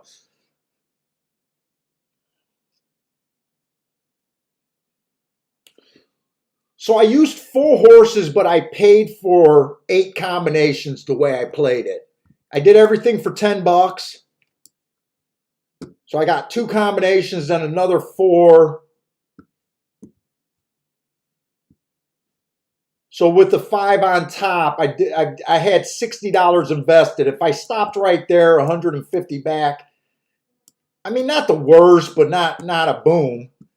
But then I paid for another 2 combinations, so I ended up investing $80 in the race. So I guess I'll make $70, but it is what it is there. I thought I was going to get 300 back or 20 or 250 back. So 7's running really good at Woodbine. I think the 2 is going to wear him out.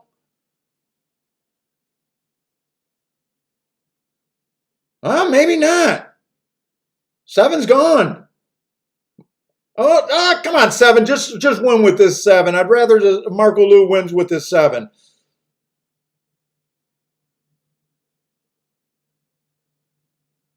Seven ran too good to lose there.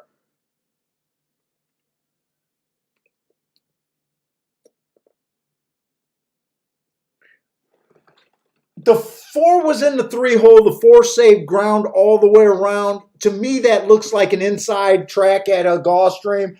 I think the 7 was the best horse in the race, except he got in a speed duel and he was on the outside. That's how I interpret that. Now, whether I'm right or wrong we won't know until the end of the day. But to me,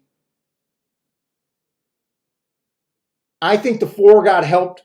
I think at the very least the 7 got hurt on the being from the 6 hole.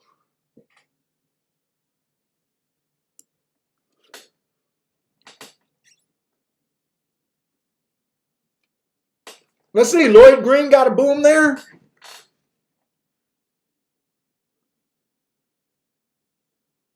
Steamboat Willie hit the double. Good job, guys.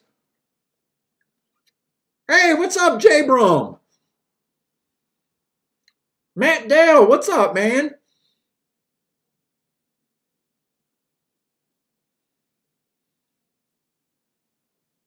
Matt Dale says, I think that's at Woodbine. If you can't get live to the 5, switch to bingo over there at Woodbine.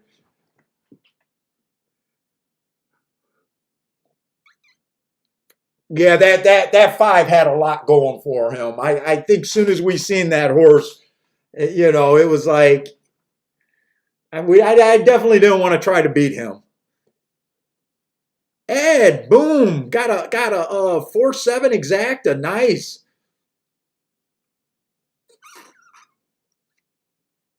Anyone else hit that exacta?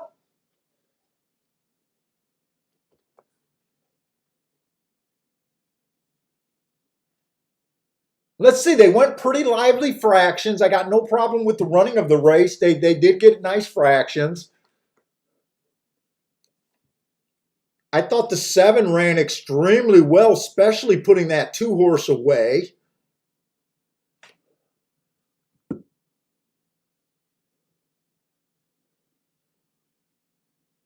I think that means the 4 horse closed there, though.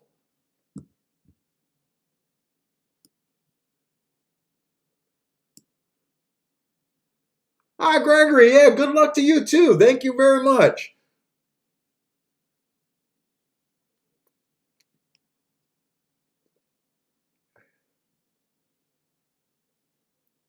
Lloyd had the win and the exacta. Nice job, Ed. Yeah, I think this exacta is going to come back pretty solid. You guys beat a 7-5, 3-1 over 5-1.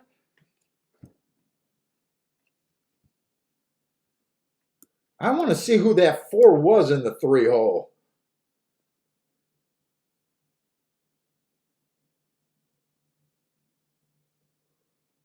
Let's see. The 1's not running. Am I that disappointed with it? Am I that disappointed with my bet here?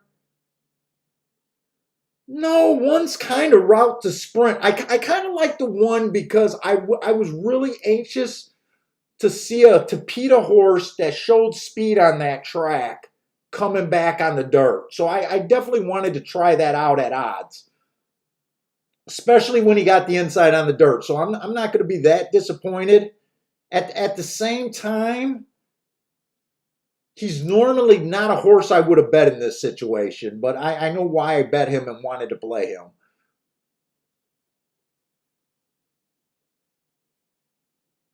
Let's see, I didn't waste much on the 2 because I only played 1 combination with him.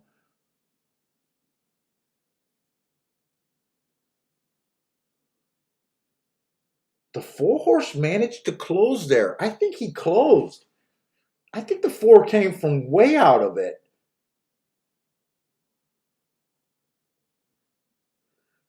Four one from the 3 hole. I'm thinking the 4 closed. I'm gonna have to watch that race to see if he didn't stalk, but I do think he closed.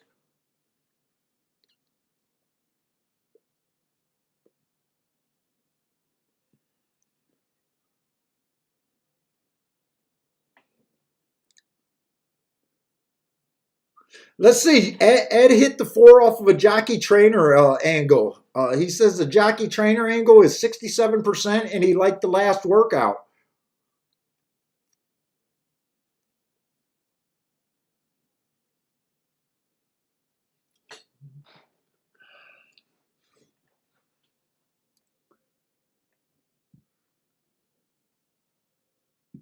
So a few of you guys had him. Nice job. A few guys. What did that exacta pay?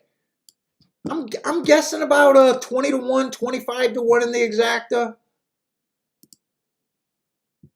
Oh, but I'm not against you guys getting overpaid. The guys that had it. Let's see. That would have been the 3rd race.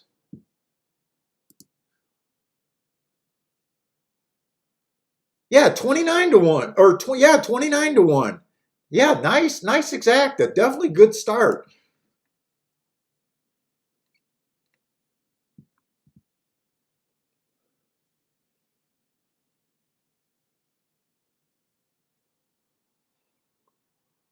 So I do want to keep an eye out on that race. I definitely want to see how this 4 horse ran. I know he came off the pace. I'm just not sure how far off.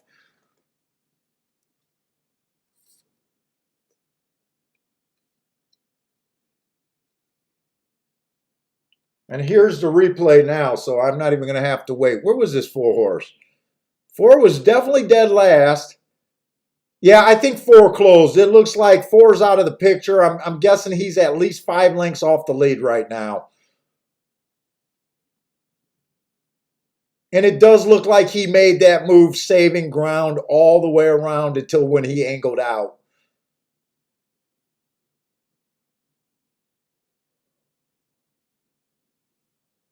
Two horse got the lead, and he just got put away by the 7 horse. I thought 7 looked like a winner here. Well, actually, I thought the 2 was going to squirt away, but as soon as the 7 got the lead, I thought he looked like the winner. Yeah, 4 definitely came from 5 lengths back, and he hugged the rail. The 1 actually went, and the 1 was actually 5 wide around the turn. I don't like the ride that he did.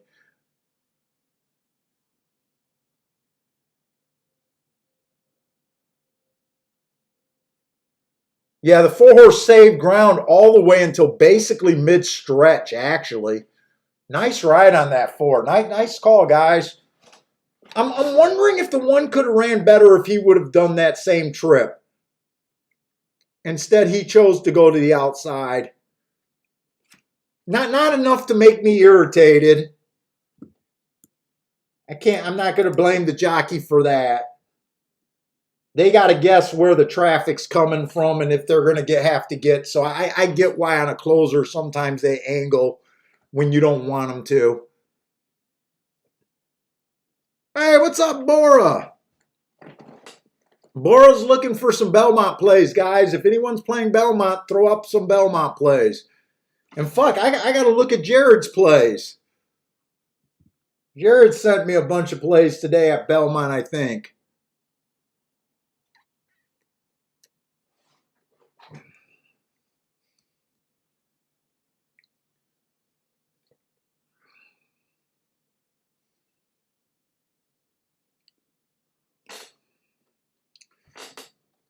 Let's see, we got a maiden optional claiming over there at Woodbine for $25,000. 5.5 furlongs.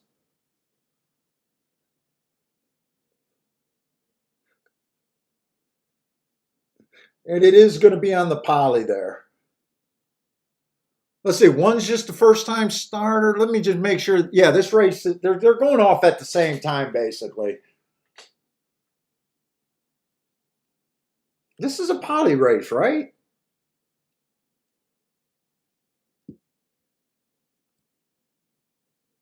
Yeah. Let's see, the 3-horse, 3 races ago, was on the outside on a bad rail day, so that was good. Matt Strides with the fastest winner for the first call. Average.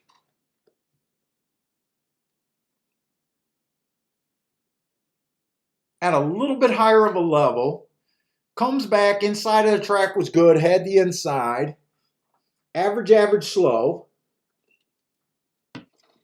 And last race, that was on the turf. I do like his last race. I like 3 races ago and last race on him. The inside was bad that day. He was in the 6 hole.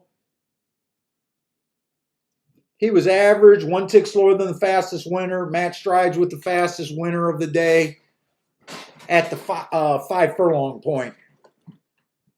I like that race.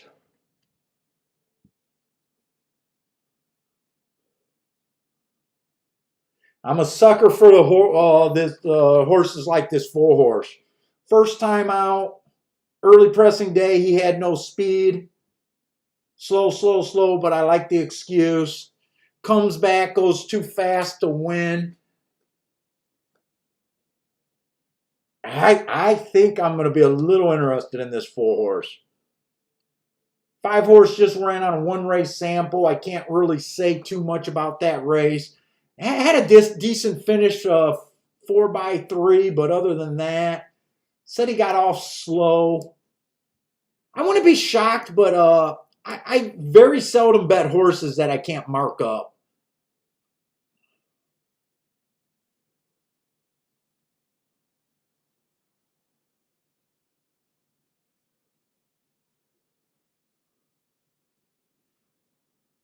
The 6-horse, I don't think got the greatest marks, especially in the last 2 races.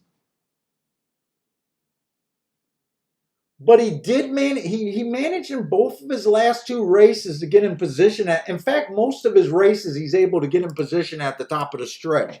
I do like that, especially on a stalking track. I noticed he was placed 3rd through disqualification. I think I want to watch that replay. And I think I'm going to go to that replay now, actually.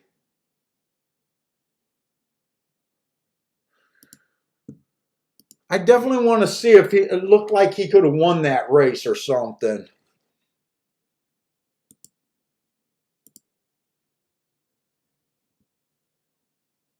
Who is that? The 6-horse? Joker's Run?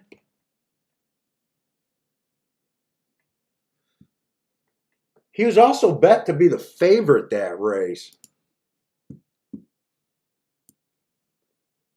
And he would have been the 3-horse if you're watching the replays.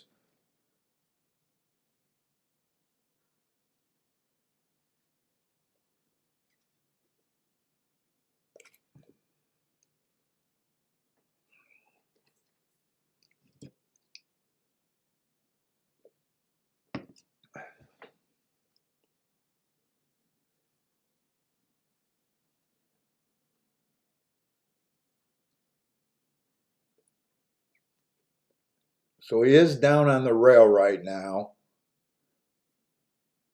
And he's definitely in position. That is the type of horse that I'm looking for.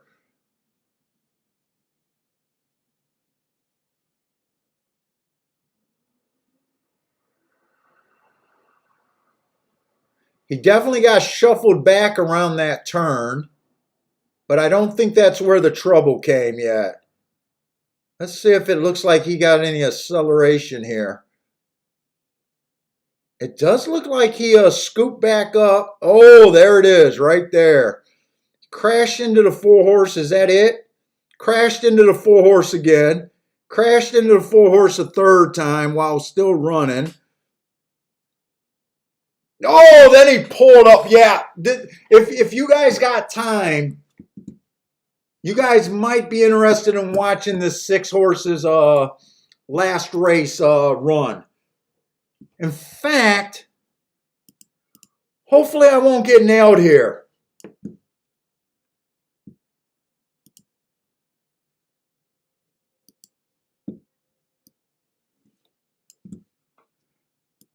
Whoop. Look at the 3-horse. This whole stretch run. 3 gets kind of shuffled back here. He was in decent position. He kind of got shuffled back around the turn where this, where they kind of get horses that come a little close. But watch this run here. Watch how bad of a trip this was. So right there, the 3 nailed the 4-horse. That's one time. Right there, the 4 knocked into the 3 again. And then right here, 3 still making a run. Boom. 4 comes over. 3 gets steadied out of the race. I think that's a useful replay right there.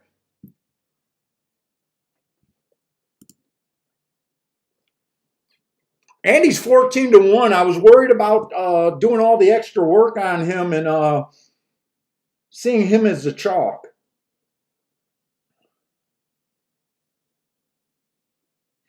I'm definitely going to make a little play here because I think I like that replay. I definitely like that replay on the 6.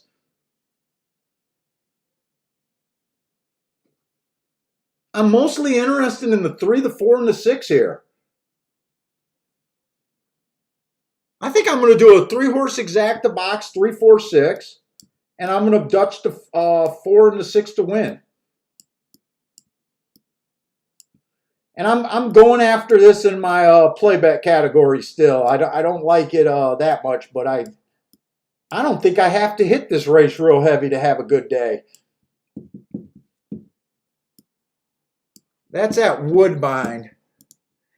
And I'm just going to put that bet in now because I don't think, let's see. 4 is at 22-1, 6 is at 14-1. Yeah, I'm going to just put that bet in now.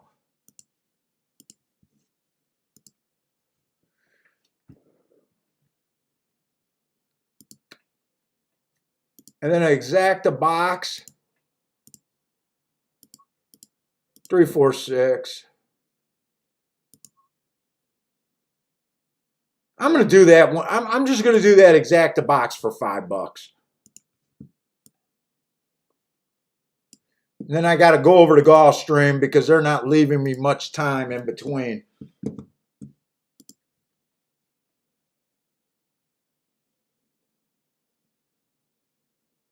Monos TV. Yeah, I should be worried about that. I'm just trying to get away with that one replay.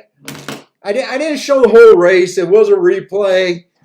I just showed the stretch run. Hopefully I can get away with just that one.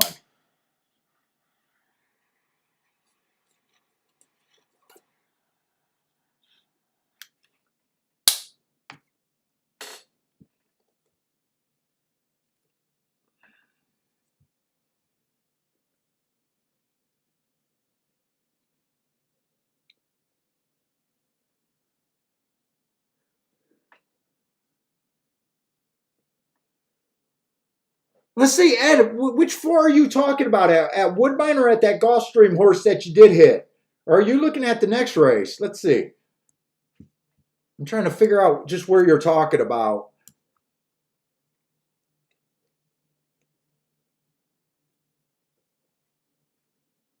Although you're looking at buyers, so maybe this four did improve, but according to Brisnet, it didn't go up 10 points, but maybe that's a buyer thing, or you might be talking about the last race.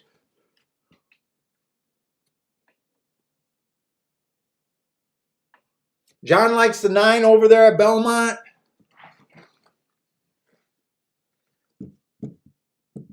Let me see something right here because I don't want to be...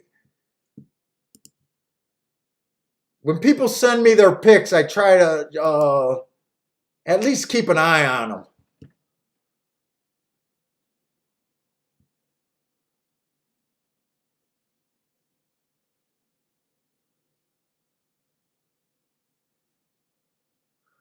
No, I think those were his October 7th plays.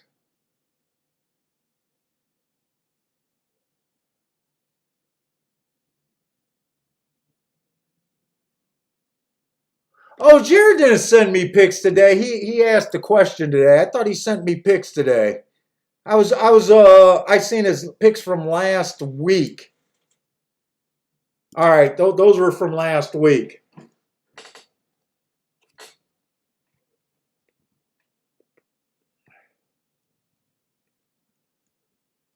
Let's see, Gulfstream, we're going in the 4th race. And this is going to be our first race on the Poly. And it's going to be 12-5 claimers, non-winners of 2 lifetime, mile 70 on the Poly. So I really do think, and I will agree, it's an aggressive call. But I really think the Gulfstream Poly's been favoring stalkers and closers for the routes, especially. The real numbers, there's only been 21 races. Post 1 through 3 is winning 57%. I don't know why that's not standing out to me because I could have used that number to hit that 3-2 exacta.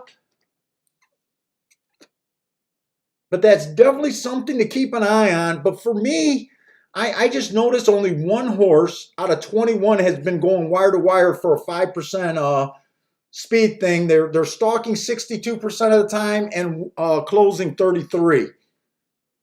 So really, I should be considering the inside a little bit more than I have been. But definitely I'm feeling the stalkers and closers without a doubt over there. Yeah, Ed, I get what you're talking about. I said the skill of the game, something like the skill of the game. You want to recognize horses improving in buyers, or speed figures, even when they don't win. Your job is just to discover the improvement, win or lose. That's what you need to basically get good at if you're looking at that. So if you have good stories and be able to spot those improvements in the long run, it will help you.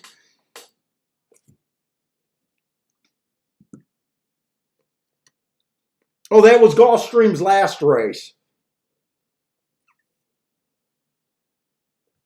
Okay, yeah, he earned an asterisk. His buyer went down, or let's just call him buyer. I know they're Brisnet speed numbers, but for some reason, I think I interchanged buyer with speed figures.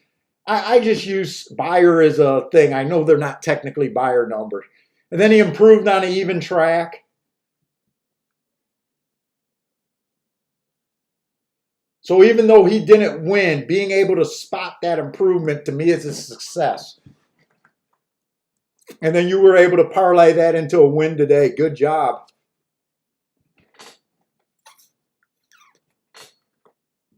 Let's see. I got to get over to Gulfstream. I do feel like 2 tracks is a little much when they're running at the same time.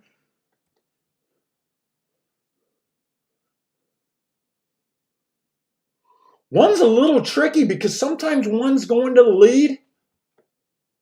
Sometimes he's off the pace. But it does look like when he's on the back foot, when he's coming off the pace, he's not making a closing move. I'm just wondering if the days that he's not near the lead, he just doesn't run. Technically, I've never seen him make up ground. I'm not sure whether to classify him as a front runner. Either way, he's 5-2, and I'm not that interested in him. This is his second time at this level. Last race at this level, he was just average, average, average. Got beat by another horse in this race.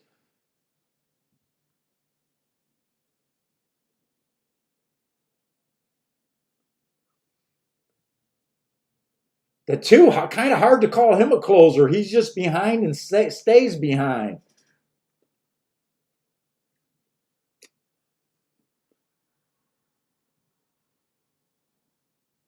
Three might be too far back, though.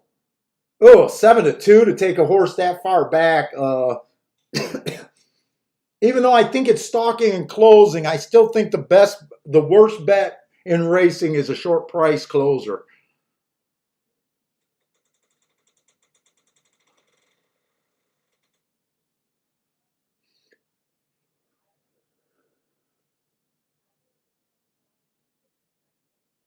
I like Four's last race. He ran against the bias. He got in position. He kept running on an early pressing day at 20-1. I like that last race.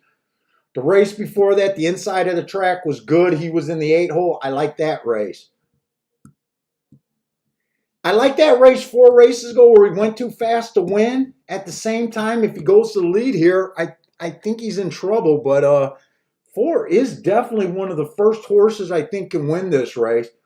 5, I would love if I thought speed was holding. And I will admit this is a dangerous call. 5 at 6-1. I'm willing to try to play against the 5.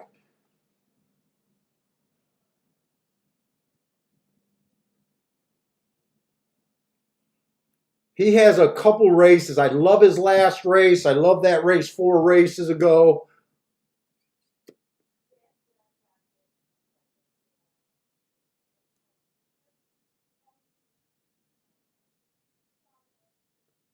He really looks like one of the few speed horses. Let's see, Woodbine is going off. I don't even remember what the hell I bet at Woodbine.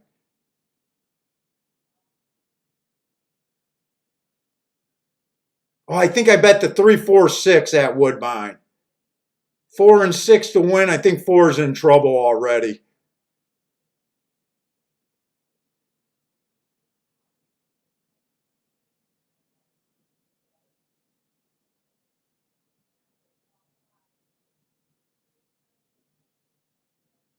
I don't like how this race is shaping up unless this 4 can win this battle against the 10, who's the favorite. Come on, 4.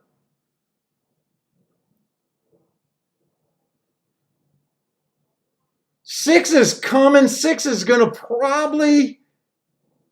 I handicapped this race pretty good. I just couldn't have the favorite. Goddamn, why did this favorite have to freaking run? I'm taking no shame out of that race. I bet the 4 and the 6 to win, 3, 4, 6 in the exacta box. My 18-1 ran second. My 13-1 ran third. Oh.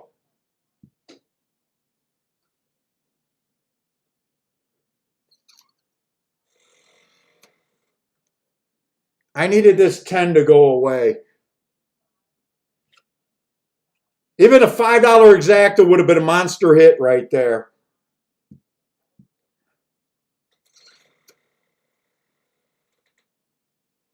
Let's see, who was I interested over here at Woodbine? Woodbine's getting in the gate, or Gulfstream's getting in the gate.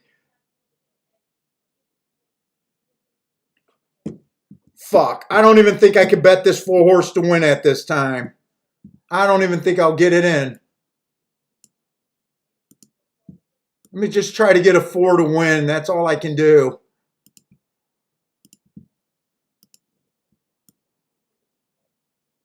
Oh, I got that in.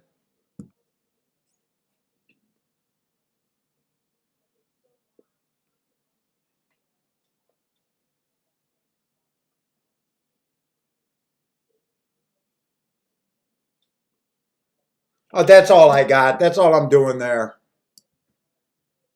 God, can we take this 10-horse down? Oh, thanks, Elliot. You know what? I consider that a successful. It wasn't a successful winning ticket, but to me, that's a great handicapping job. I'm kind of curious to go back and see what this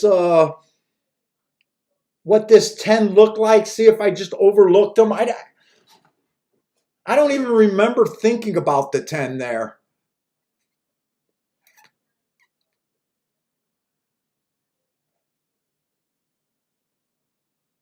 Ugh. And this 5 went off at 14 to 1, and I thought he was the only speed in the race. I was just playing this race for closers. Luckily, I didn't do too much here, but we'll see if a horse can go wire to wire. Right now, I haven't seen a fraction.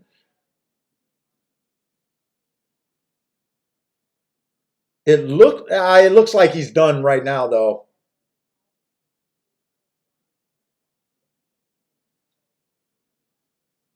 Four's just stuck on that rail. I'm not even sure if the 4 has any run, but he's definitely looks stuck on that rail, and he's going to have to really work a trip here. He was farther back than I thought he should have been. Come on, 4. He got a ton of run, but I think the race is over. Come on, 4. God, I think I got another good handicap. I think I'm spreading myself. Come on, 4. One more time. One more time.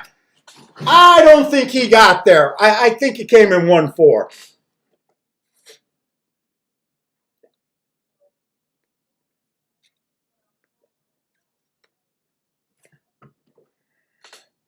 The camera guy thinks it came in 1-4 also.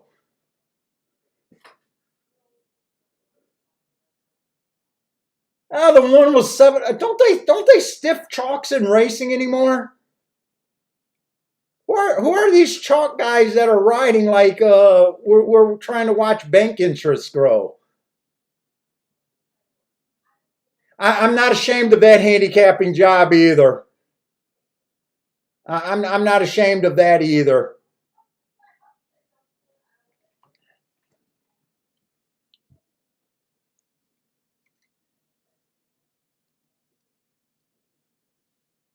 Hey, what's up, Crusader?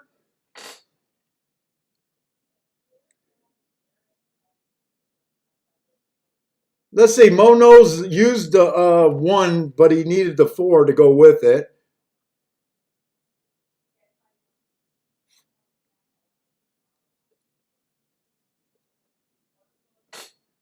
God, right now I feel like I let's face it. I probably wouldn't have been interested in the 1-4 exacta, but if I would have had a little bit more time, would I have thought to play that 10 on top at Woodbine? Let's take an honest look at this, and let's just see if we could have played 10 on top of the 6 and 4 bit. That's the 4th race.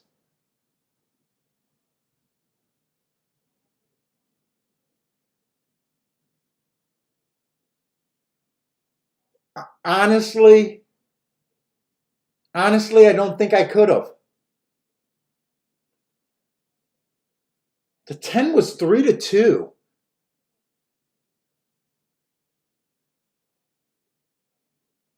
I don't think I would have. He was slow last race. His first race out was average. I think I'm okay with getting beat by that 10 horse. I was kind of hoping, I was kind of wondering why I missed him. I didn't miss him. I just didn't like him. And I'm okay with losing. I'm okay with losing to him. I don't like him at 3-2.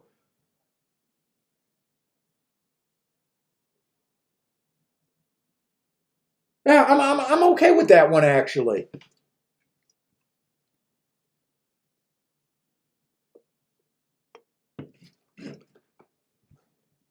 Now should I have bet the 4 to win in place and the 10 and the 6 to win in place? Maybe. But even with the 10, I think he only paid $11 to run second. I'm okay with my play. I'm okay with my play. I don't think the short time cost me there. I wouldn't have been interested in this 10 at 3-2.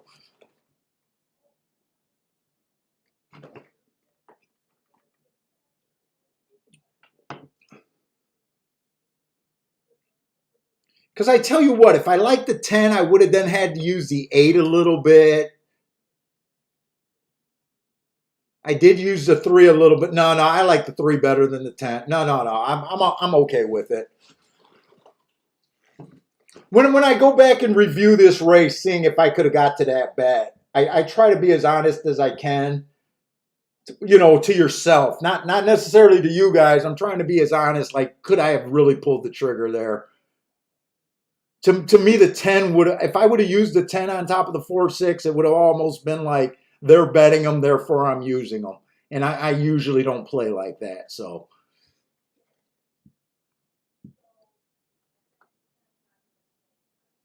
yeah, Ed, but is he really the class?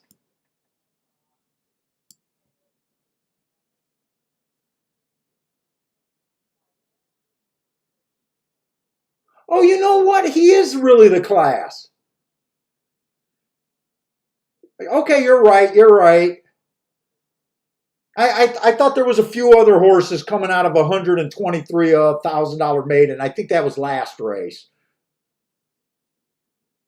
Yeah, that was last race. Yeah, I'm still okay with it. That would have been the only thing that would have made me him in the bet would have made me. I'm okay with that. But yeah, you are right. He was dropping. He was taking the biggest drop in racing.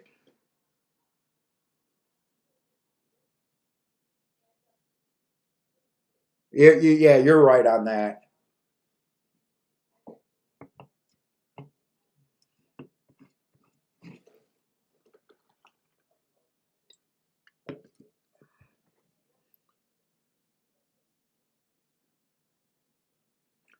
Oh, Partez, I don't know why you're saying that Tapita is affecting me. I played the 4 and only the 4. It was mostly a time restraint there.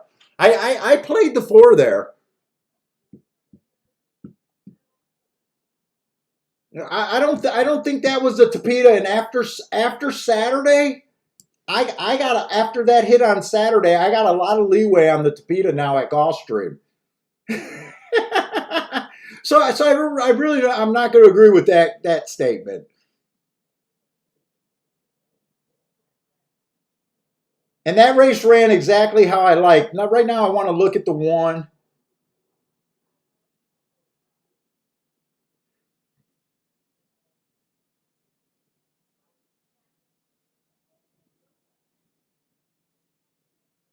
I'm trying to see if I had a couple more times. I don't even know. I would have had to really. I would have keyed off the full horse.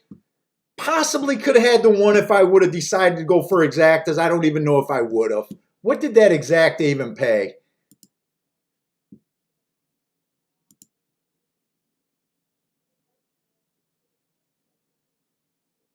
Yeah, that exacta paid $17. I'm not going to worry about that one either. I'm not really going to worry about that one. Attila got a boom over there at Keyland? Oh, Partez, no. Oh, you're asking. No. I don't know if you've seen the video on Saturday. I hit a 25-1 on Saturday in my main play of the day. That not only did I say that I was making a major play, I made a major play on that one. And that was the only I didn't play on Sunday because after that nice hit, I was done with racing on Sunday. I just enjoyed it. And right now, I'm leaning towards, as long as they're backing up on the Tapeta, especially at the routes, they might right now be mandatory plays for me right now. One hit will do that for you.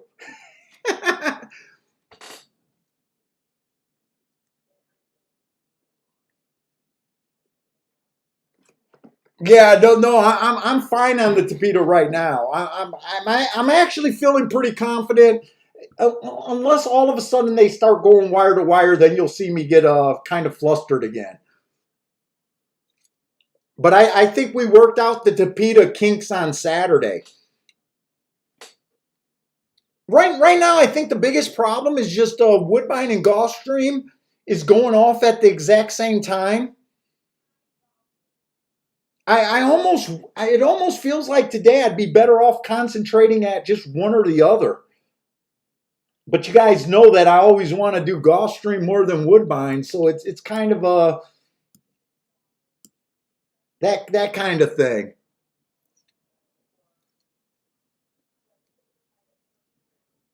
But if you're asking about last week, last week the Tapeta fucked with my mind like crazy until I did the. You guys don't even know.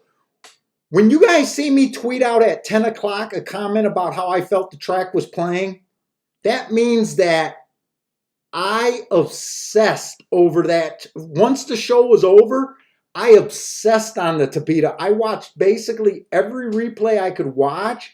I charted every race. I was going mentally nuts. And then I tweeted out that I really thought that it was favoring Speed and Stalkers on the sprints and Stalkers closers on the routes. And I was going to die with that opinion until, I was willing my next bets to die with that opinion.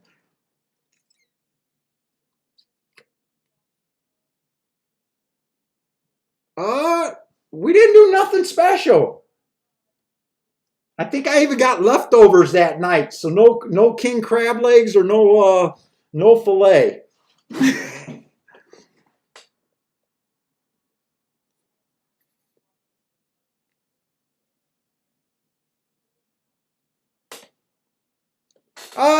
Partez, what are you asking me? Would I rather play on a fair track or a biased track? It's not even close. I don't want to play on a fair track. I get more nervous on a fair track. That opens up every running style, every position. To me, the art is being able to narrow down the field. I don't want. I've said this in the past. I had a friend that used to play with me and sit at my table for quite a few years, and he would listen to all my bias shit, and he would see me hit amazing hits. And he would refuse to play with me. He'd sit at my table. He didn't even want to play the tracks that I was playing. And he just told me, Paul, he felt like it was cheating. He did not want to live in a world where he didn't think the best horse just won every race. That was what he said. But I'm the exact opposite. I don't think I'm that good, and I need an advantage. So if it comes to a fair track and a bias track, I always will play the bias track. Even if it's a bias that I have a hard time with. I would play the harder biases to hit, like outside closers or outside speed, well over a fair track any day of the week.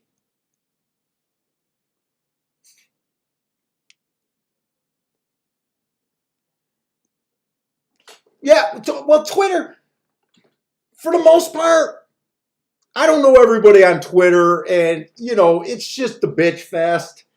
Uh, I don't understand, guys. I see that comment. I can't play at Gulfstream. It's just a speed favoring track. And my first thought is you're the dumbest person in the world when I hear comments like that.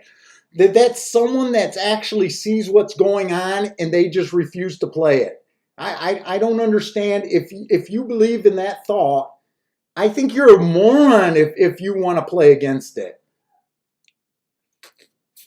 I don't understand what the complaint is. You're actually supposed to open up your wallet a little bit more.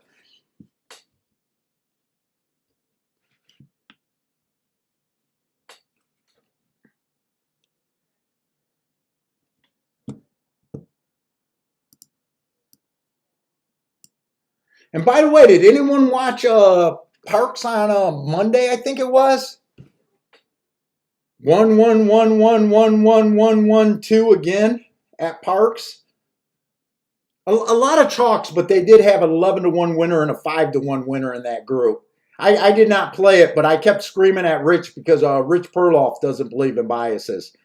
And he covers that Parks, and I could not believe that he still does not see it.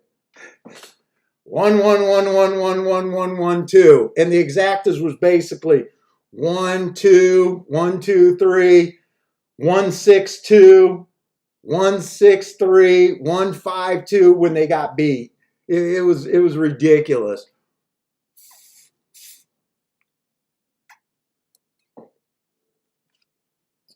Let's see if the next race at Gulfstream is another Tapeta, because we know what Woodbine's going to be.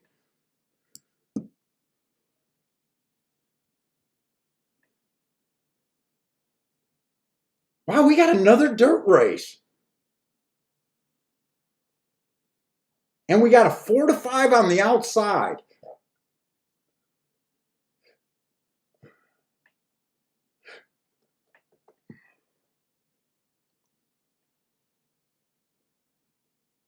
We got an undefeated 4-5 on the outside, who won his first race at a decent level, maiden claiming 50,000, and then they dropped him basically almost to the basement. He's done nothing wrong. He handled business both days, but he's definitely stepping up to 25.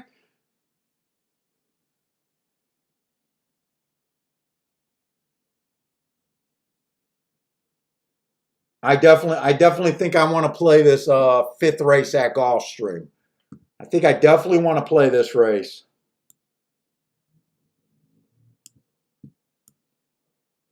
I think this race will also go a long way in telling us how this track's playing today. If they beat that 6. Let's see. Let's just take a glance at Woodbine. I just got to kind of see which race we want to spend more time with. Let's see. Woodbine, we got a maiden claiming 25,000, 6 furlongs. It is a pretty lightly raced race. I probably prefer the Gulfstream race over this race.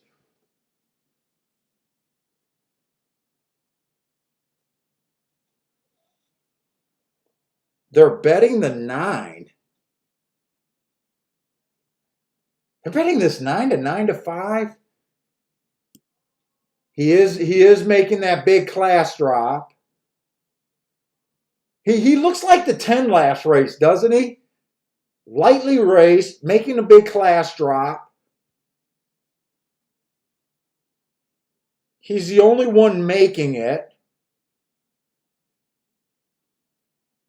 Definitely not interested in betting him. It's if I bet this race, I'm trying to beat him.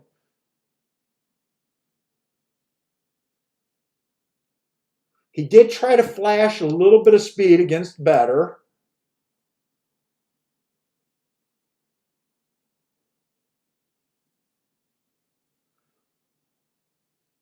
There's a lot of first-time starters. 3 does have an excuse last race, but he started his career at maiden claiming 25,000, only ran 1 race. It was a stalker day. He ran with a closer profile. Kept coming. Well, I'm definitely not interested in trying to beat the favorite with him at 7-2. I'm not all that interested. This just feels like a win bet and not too much other than that. Let's see. The 7 horse. The 7 horse is a little bit interesting. Went too fast to win, but he's just 4-1.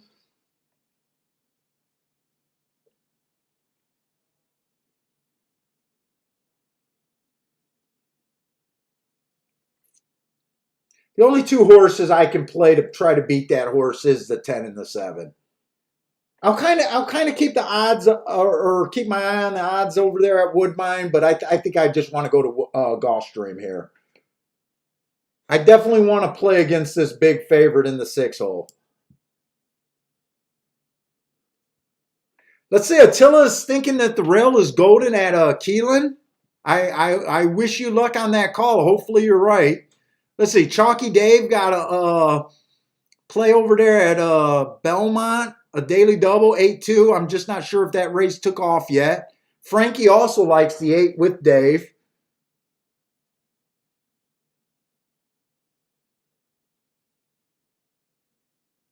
Oh wait, we got Frankie 888 and Frankie Tubbs here today. So we got both the Frankies here today.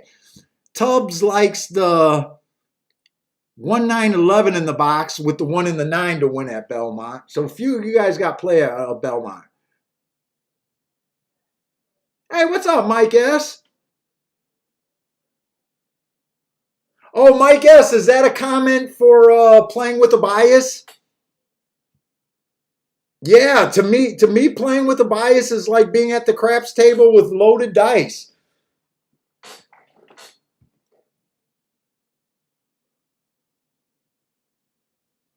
And Elliot asking who likes the 2 over there at Belmont.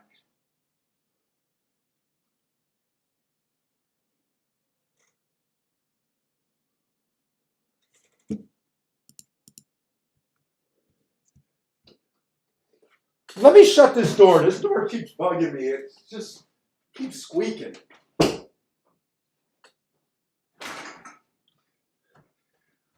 All right, let's work on this Gulfstream race.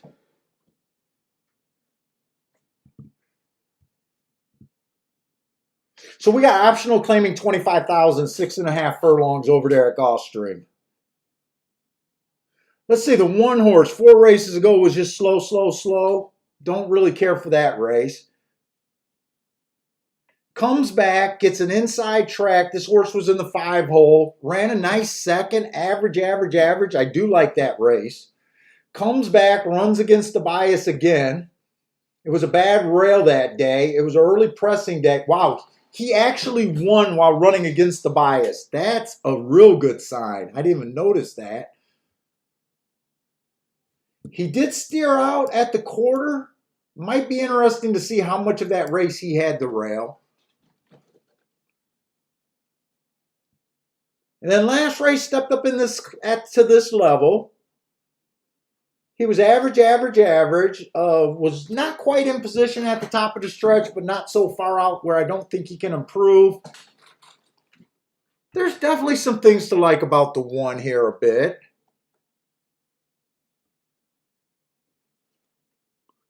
Let's see, the 2 horse, 3 races ago, early pressing day. He came out fast for the first call, average slow. Comes back, improves his speed figure off of that second. I like that. I like that improvement there. Average, average, average, just missed. Basically at this level, 20,000. Comes back on a stalking closing day, tried to go wire to wire while battling, went too fast to win. I absolutely love that race, and he's 30-1.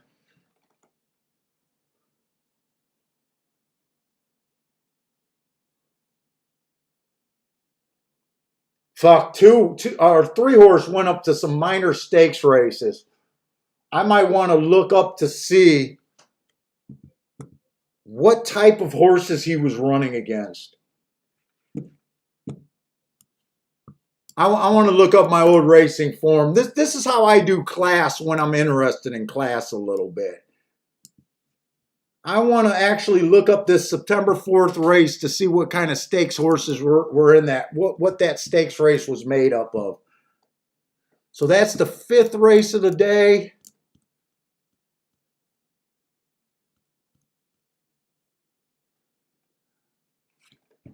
Let's see, we had a $25,000 claimer in there, a $35,000 claimer winner who was in real good form. Who won that race?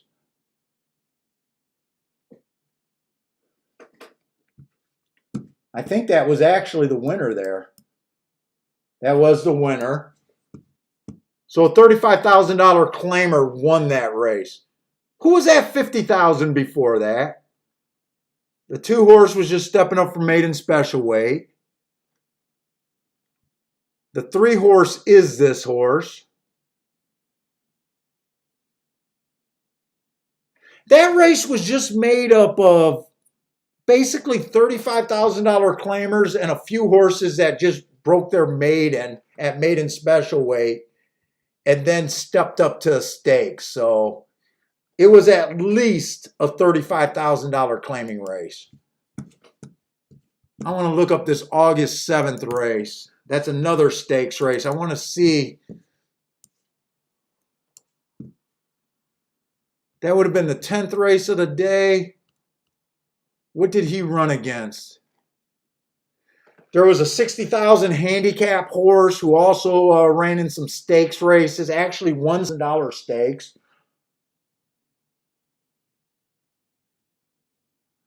There was another handicap horse that won allowance 1X.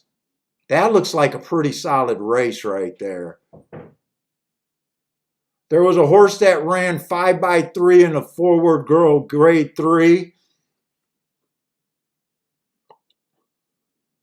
Who won that race? Something D Summer. And there was a grade 2.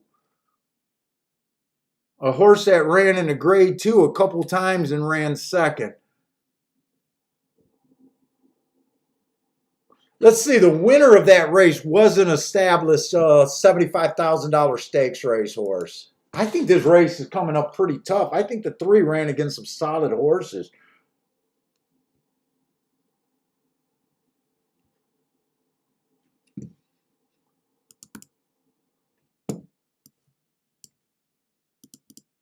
Oh shit, my video player timed out.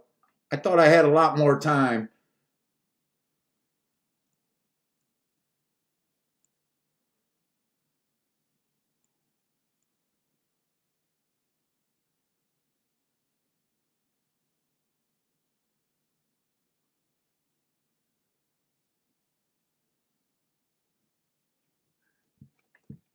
And in this handicap race, she ran against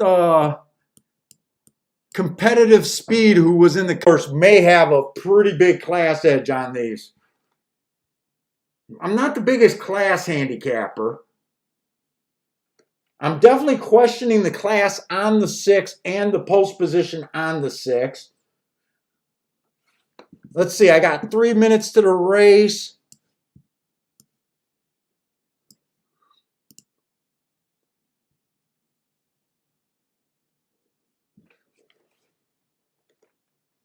Let me get over to that betting window.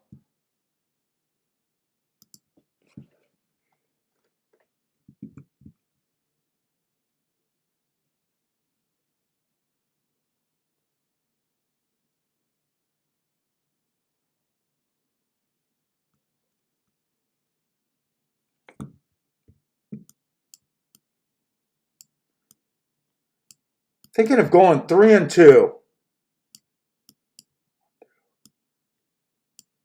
With like the 1 through 4. Definitely putting a win bet on the 3 horse or on the 2 horse at 30 to 1.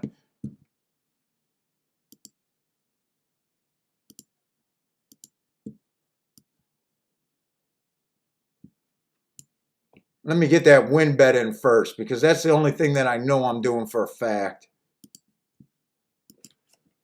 All right, so I got a win bet on the 2 horse.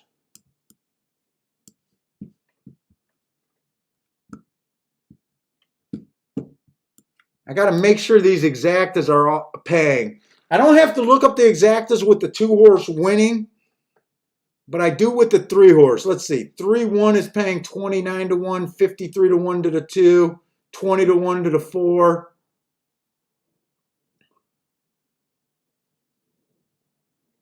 I'm going to do those exactas.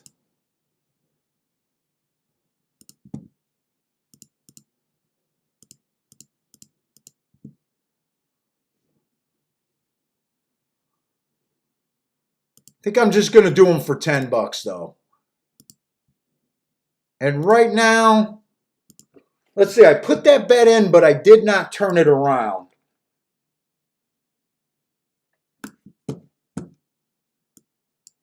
I didn't turn it around. Do I want to turn it around?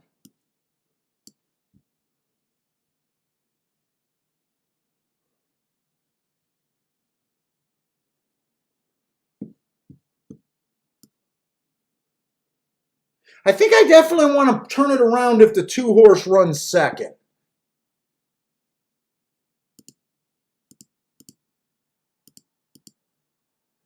In fact, I'm going to do a... Can I do an all 2?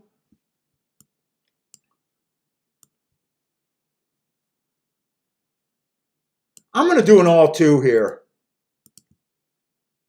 And I think that's all I'm doing.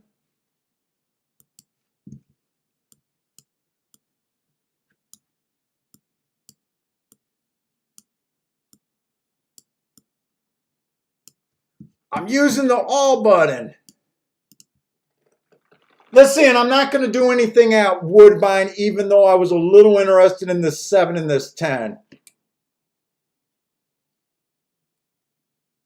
All I was going to do there was basically $20 win bets on both of them.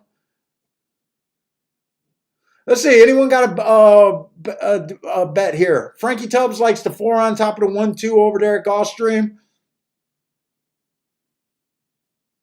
Let's see, Marco Lou likes the 1, 4, 5 over the 3 at Gulfstream. Oof, who was this 5 that outbroke my 2? I didn't think anyone was going to outbreak this 2. 2 doesn't always go to the lead. I fell in love with the hearts. 2 doesn't always go to the lead.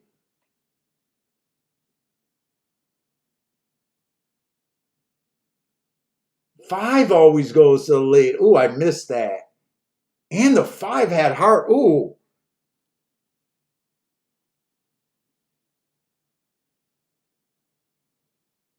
A little sloppy there.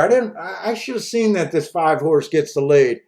I still think the 3-horse got him. Come on, can we suck up with this 2-horse?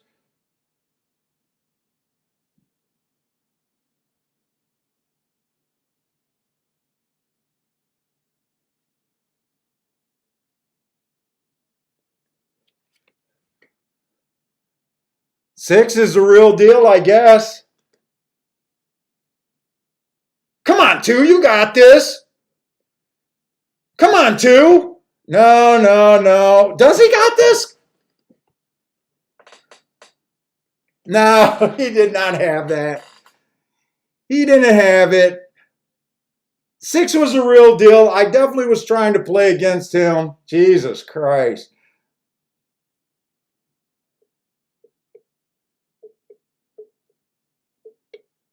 I was going to say I should have played Woodbine because my 7 won, but the 7 went off at 3 to 1, so $20 on him would have only got me well, actually, it would have been a $40 total bet since I was Dutching 2 horses. Wait a minute, did the 10 get second?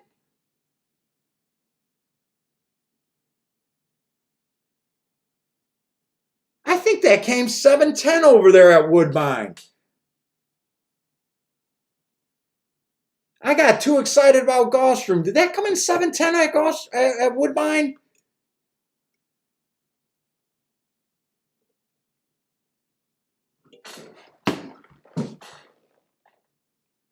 Those were the only 2 horses I could have played.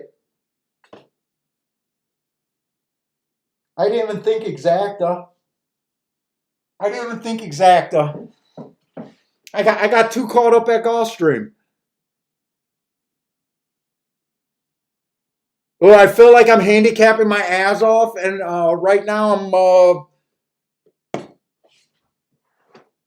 I just hit that one bet, and I'm in danger of being down. In fact, I might be down a little bit, but not much.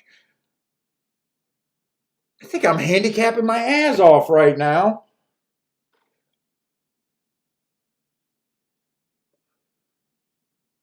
Did anyone play that 710?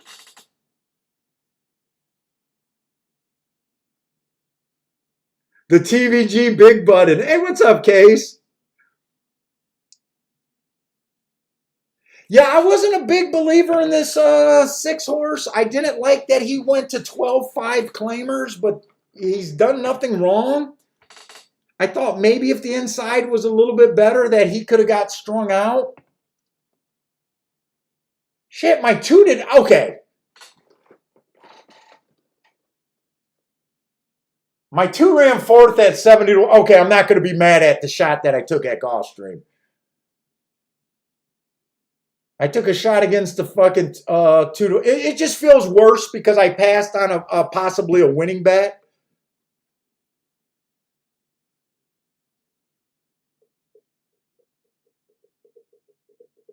I didn't turn around that exacta with the three horse, so if it came in 4-3-2, I would have still had a fistful of nothing.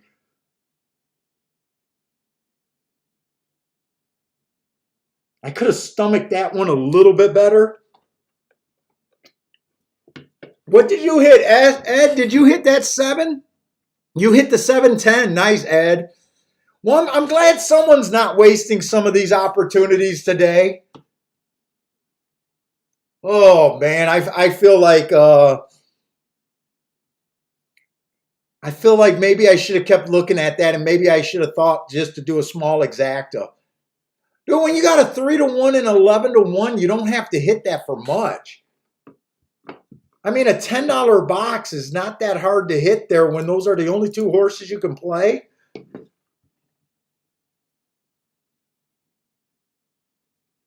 Yeah, JW 6 proved me wrong without a doubt. Six proved me wrong.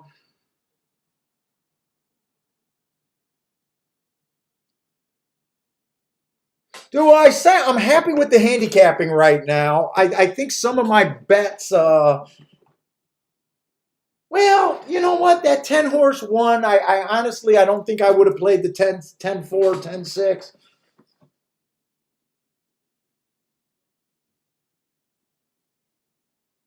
I think I'm okay with the shots I've been taking today.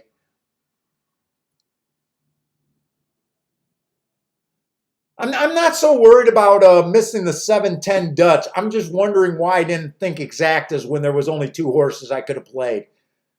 Even for a little bit.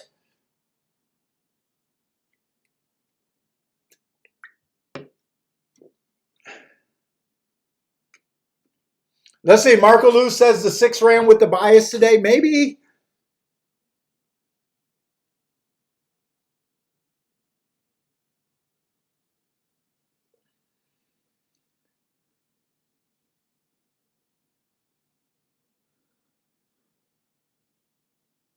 Holy shit, that exacta only paid $57 for $2 over there at Woodbine. You know what? That wasn't the biggest deal to miss that today, really. It would have been nice to have it, but I kind of thought that was going to pay a lot more. Because I thought the 7 was like 4 or 5-1 when the gate opened up, and he didn't go down until after the gate opened up. To me, that paid a little off. That's because Ed L hit it too many times, Ed.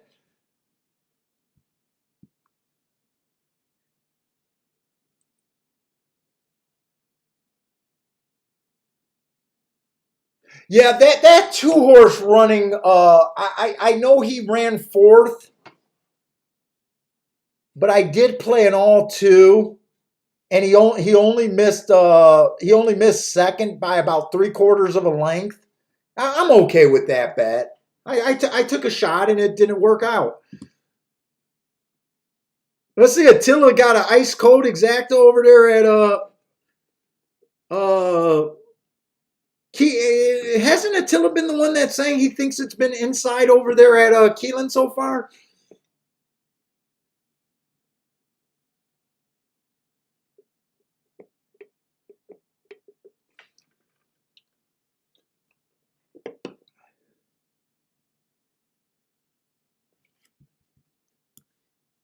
Yeah, I like the handicapping so far.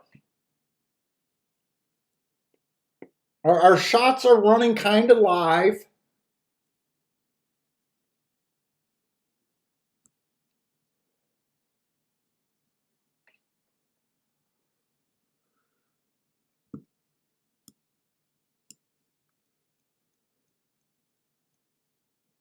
I'd like to stop saying I like the handicapping and say I like the cashing of the tickets, though. That would be a lot funner to say. I would feel better with that. Boy, those two weren't even close. Those two were much the best horses in that race. Dude, it's funny. Sometimes I overlook when I see a race when I say I can only get to two horses. You're really supposed to count how many scenarios you see. That's what makes that race kind of bad. Skipping out that race, I went to a race where I thought there was a lot more scenarios that could win the race. Even though I was playing against the six, I wouldn't be shocked if the 6 won. I wouldn't have been shocked if the 3 won. I wouldn't have been shocked if the 2 won. I got a lot more scenarios, and I still chose to play that race. Where at Woodbine, you're saying I can only see those two horses, and then not having enough sense to say, well, that's basically a win Dutch bet, and even an exacta bet. Even if you don't want to go for it, you could still, on your small scale, still hit it for $10 on a single combination.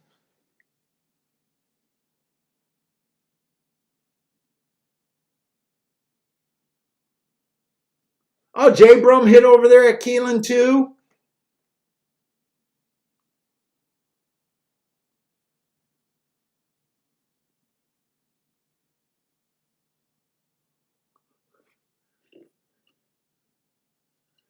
And Gulfstream, we need an objection. We need an objection or an inquiry at one of these two tracks. I think we need a 10-minute inquiry just to separate these two tracks for us. I don't want to ditch one or the other because it seems like the handicapping isn't that bad at either of them.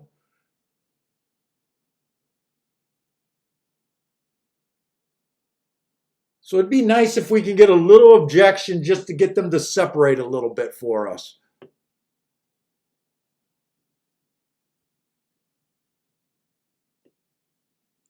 Let's see, we got the 6 race over there. So that's going to be our first turf race. Let's see which one we think we need to spend more time on.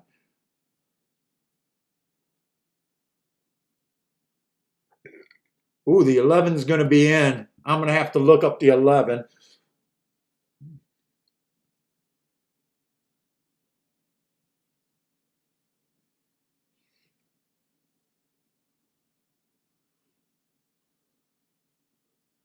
Let's see. So the race at Woodbine does not look terrible.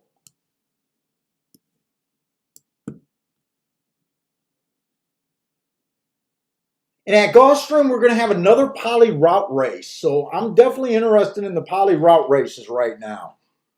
I think we just said that they're almost getting to be mandatory plays as long as this off the pace keep happening. I think I'm getting really into them. And as long as there's some pace horses in there, if there's just a bunch of closers, it's going to make it hard. But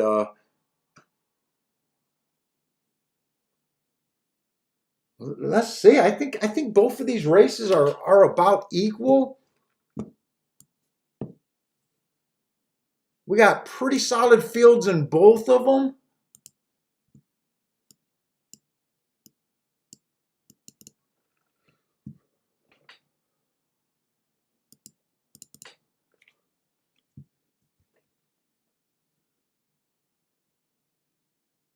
Let's see, turf sprints. Because I don't play that much.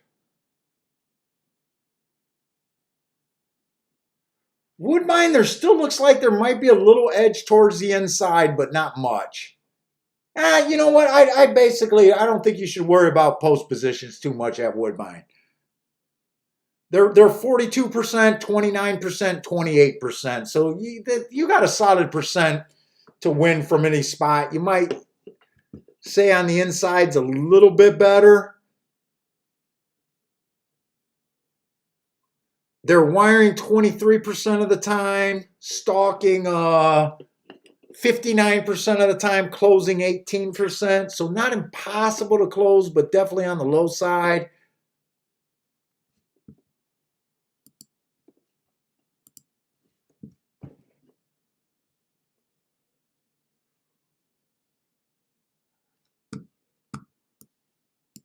Let's see.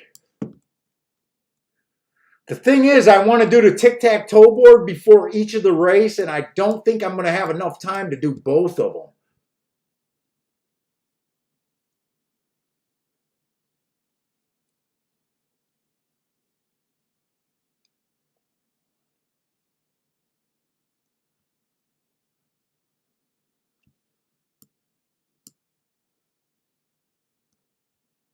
Fuck, I looked at both horses, and I don't remember what I had the two at in my head.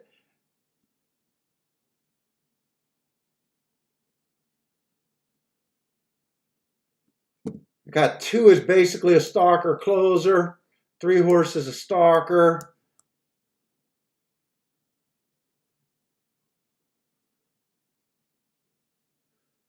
Five is a stalker. Six is a stalker closer.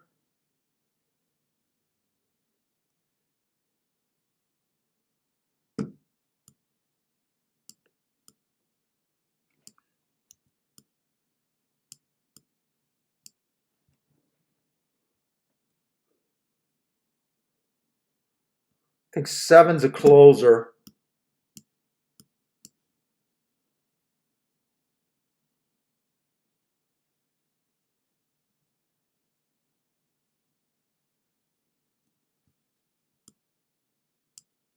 I got to do it fast.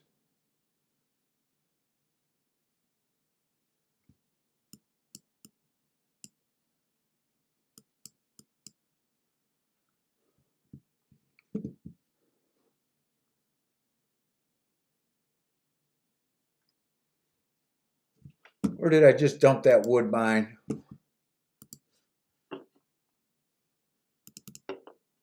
Oh, let's see if I can get... Where's the file at? Let's go.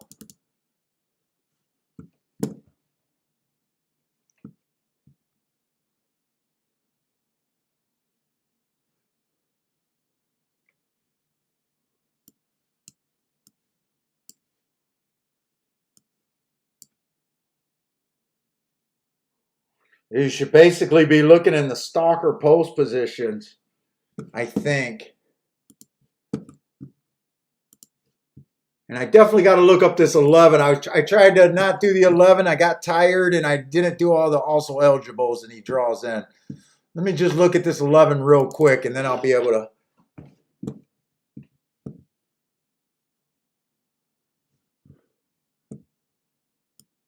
Let's see, that was an early pressing day.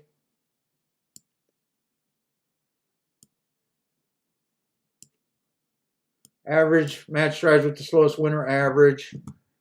July 8th. That was an early pressing day, so I'm not going to write that if they're running with the running style right now.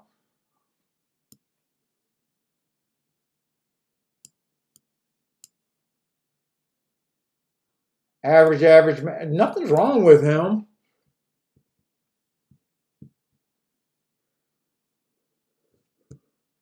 Another early pressing day.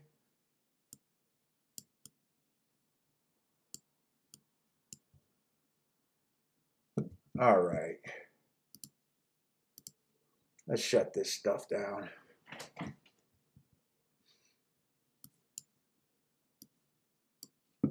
I think I want to try to do this one real quick.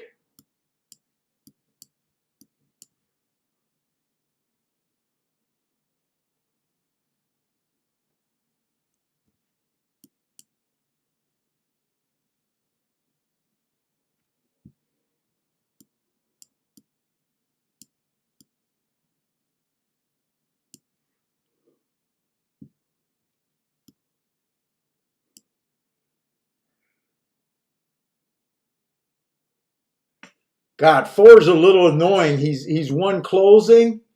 He's basically won almost wiring, but technically stalked. Nice run stalking at a sprint. Oh, this is the only. Oh no, he closed. I was going to say that was the only horse that wired on the Tapeta so far. I guess overall he looks like a stalker. He might be in danger of going to lead, but I'm going to look at him as a stalker.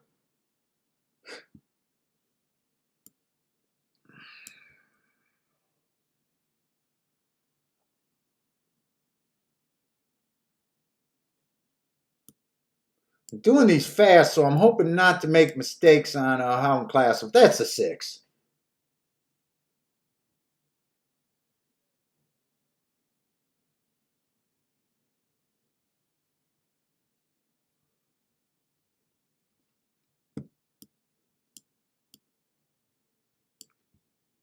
You're supposed to get rid of the speed horses.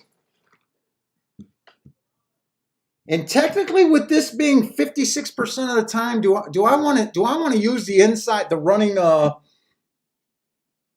kept saying that on the Gulfstream. Right now, I'm more interested in the running style than actually post position.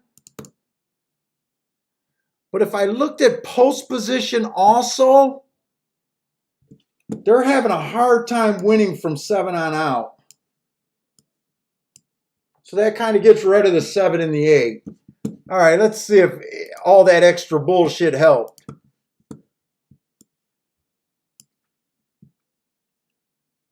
Lloyd says he wants to bet, but he's up for today. Squirrel it away, Lloyd, man. Walk away, Lloyd. I believe in walking away. Once it's yours, it's yours. Now, Joshua's going to argue with me. Joshua tries to have $40,000 days every day.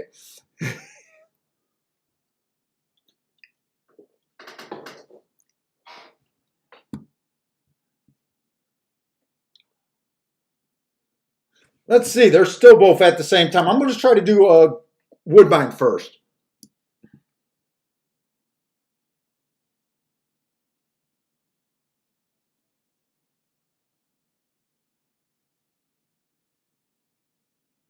Frankie Tubbs, did that exacta come in or that try? Paul, see, I should be crushing that exacta at Belmont, but I played the oh, sounds like you went for the try, but should have played the exacta possibly.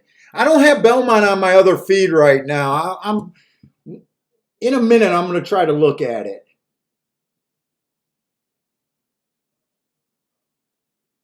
Wait a minute, at Woodbine. Wait a minute. Is this Woodbine off the turf today? Because the 11 drawn in. Was it the 11 a main track only?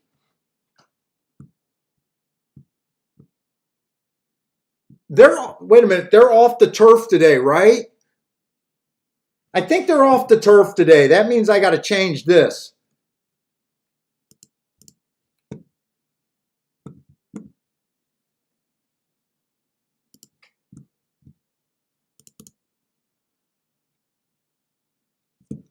So that turns into what? What was this? A 7 furlong race on the Tapeta, I guess. If the 11 drawn in and he's main track only, this got to be out off the turf. Post position does not matter there. Closers are what you want to play against.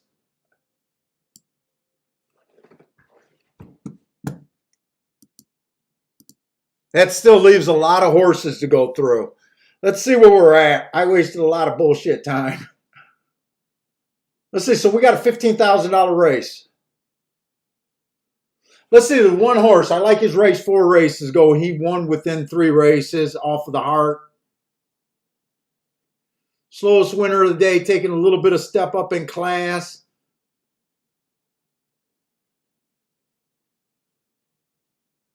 I think that step up might be a little much for him. Let's see. 2 ran against the inside bias last race. 2 races ago on the stalking closing day. He was actually fast, didn't get in position. I don't know what to take of that. Been at a higher level, won at this level.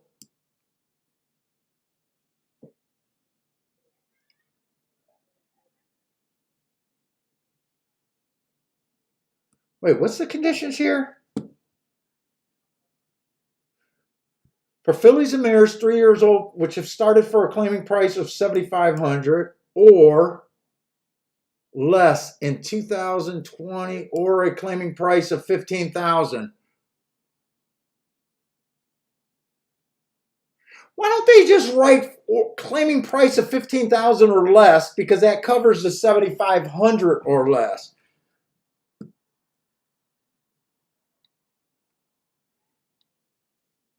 So the only way this horse gets in is because he ran for 15,000 once. And he won that race. He can get in because of that race. He gets in because of that race. I don't get these conditions.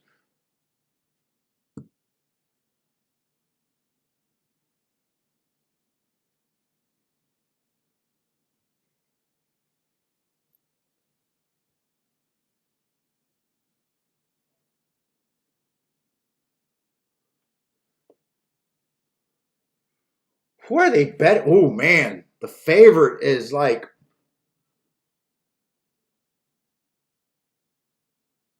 Ten horse does look tough here at Woodbine. 10 horse definitely looks tough. Fits this race completely. Went too fast to win 2 races and go. Came back and won off of a drop. Was in a handicap 20,000. That probably comes up tougher if you got your old racing forms. 10 definitely looks like he's going to be on the tough side of things.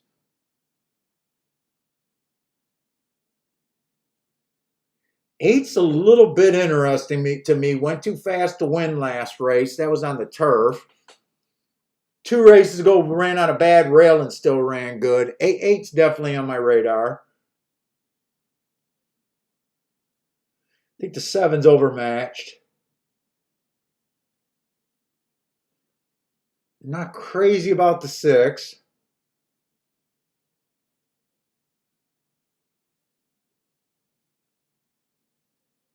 I like the 5's last 2 races. I'm just not sure where he fits or she fits.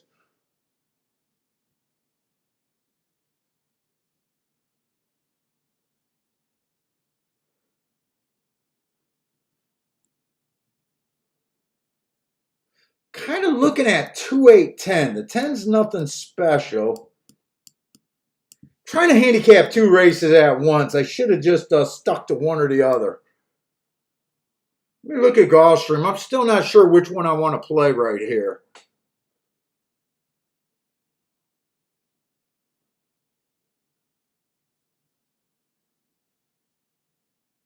If the 2 horse doesn't go to the lead, I like the 2 a bit.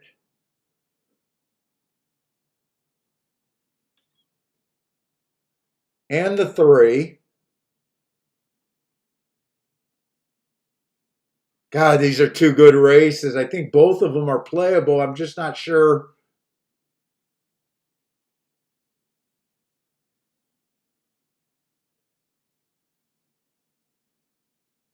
Eight's 5-1.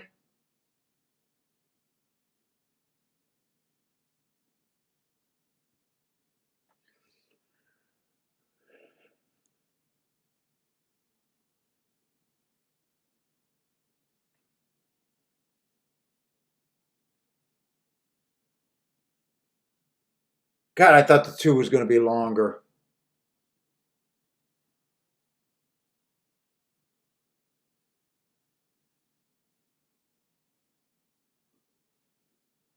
Man, I definitely like the 2 and the 3.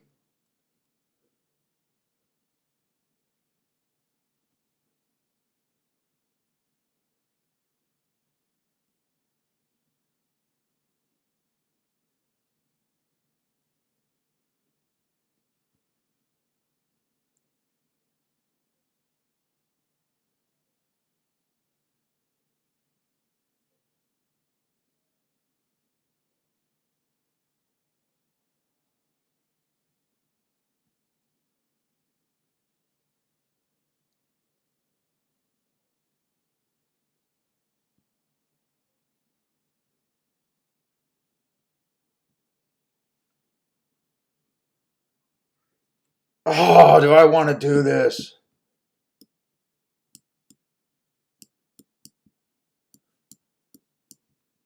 Fuck.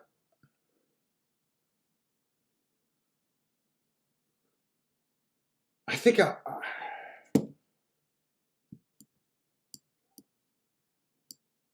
that's a 2.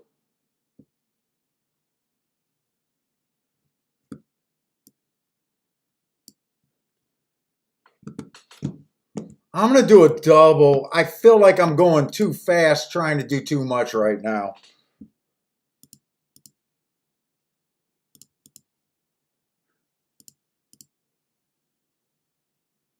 Oh, I wish I didn't know the horse's name. I love Robin taking charge. 238 to the 2-3. I'll do that double first. I feel like I want to do some other stuff in this race. Woodbine's heading in the gate, so I think I'm going to have to leave Woodbine alone.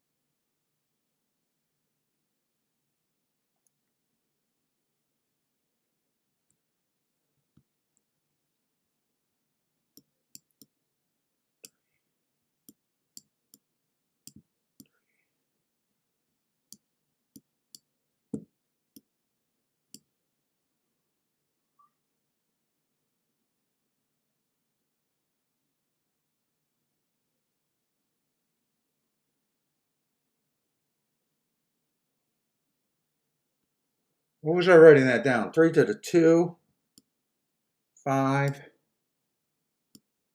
8, and 1.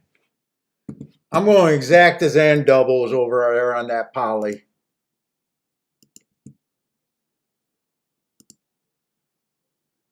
One, 2, 5,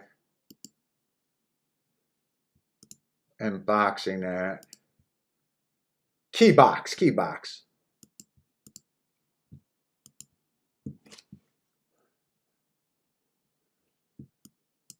Put it here.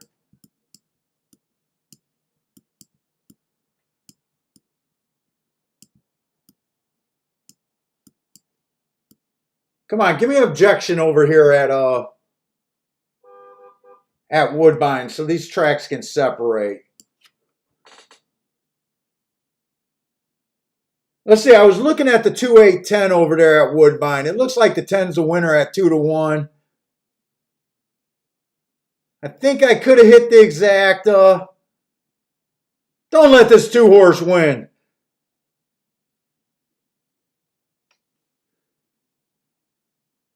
All right, that ended up being a good sit out because a 9-horse won that race.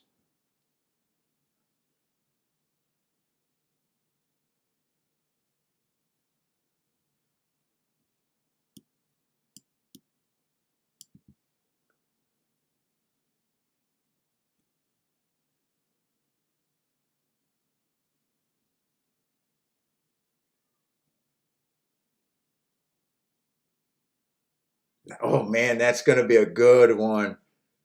All right, I hope I picked the right race. Let's see. Gulfstream is off though. Let's see what you guys got. Lloyd says big odds coming at Gulfstream. Robin taking shards gets the lead. I knew this horse gets the lead forever how long it lasts. And it looks like they're going fast. So I really need this 3 to fire here.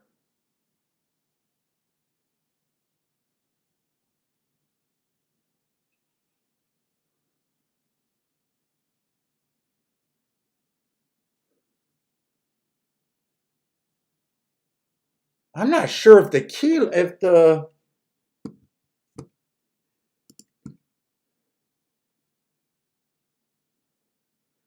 God, I'm not sure if the three's coming like I thought he was. Should. Come on, three. I need you to run. I need the 2 or the 5 to win, and come on with this 3. Get this 6 out of there. Come on with this 3. Just run now.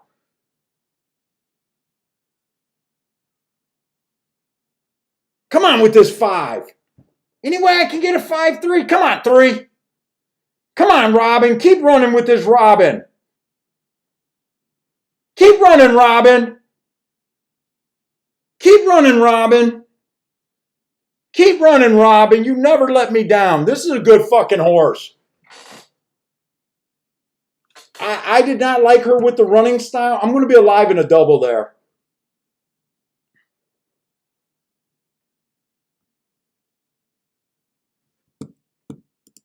I kept saying I need more than 4-1 on this horse, but I knew I was going to bet Robin the whole time. And when I say 4-1, I needed more than 9-2. I love this horse. I caught this horse at 23-1 and at 7-2 not too long ago. Absolutely love this horse. I think this is the second horse that went wire to wire on the Tapeta. I think she went wire to wire.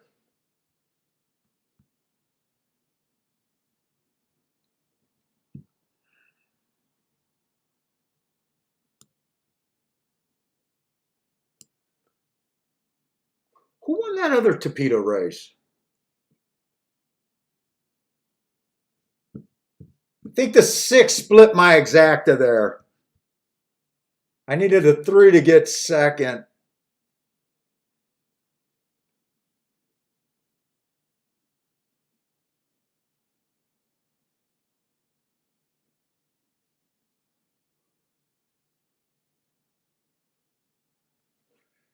Nine two.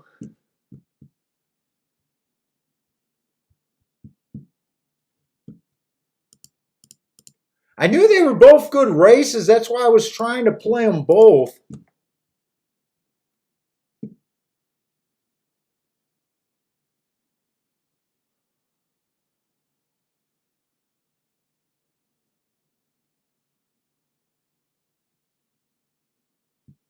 Is Robin Taking Charge a boy or a girl? I always thought Robin Taking Charge was a girl.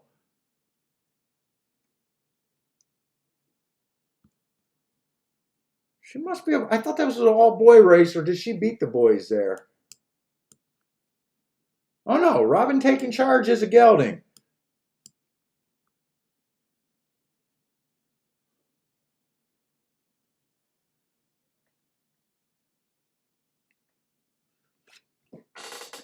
Let's see. Lanier likes the 792 over there at Keelan. Good luck.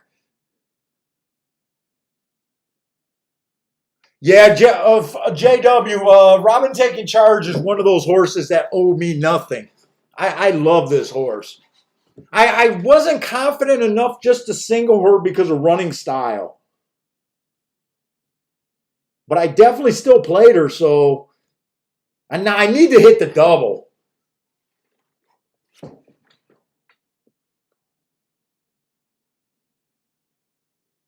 They did go 24-3, 49-2, so there is a slow enough fraction for someone to go wire to wire.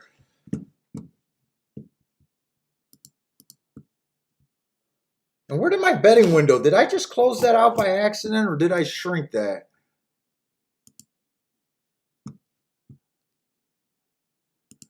Let's see. I do want to see the results today, especially at Gulfstream. I need to get caught up there.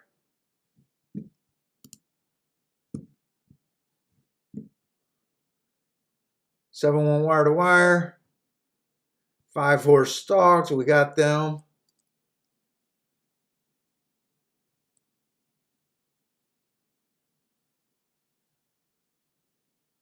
Let's see. That was at 4, and he did close.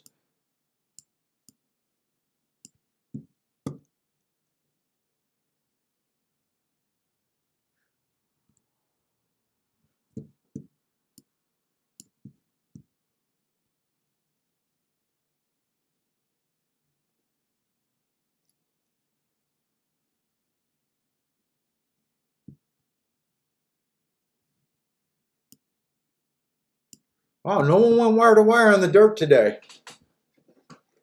On the sprints, anyways. And let me just make sure where did I do my betting window? I must have closed that. I closed that, but the video feed stayed up. Let me get back in there.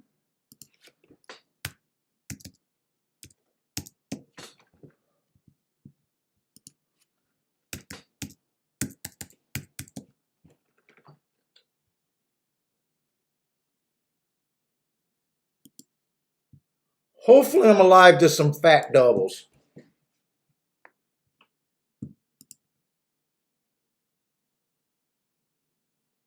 God, I needed that 6. It would have been nice to get that exacta home. I needed that 3 to get second. Who was the 6 that beat me?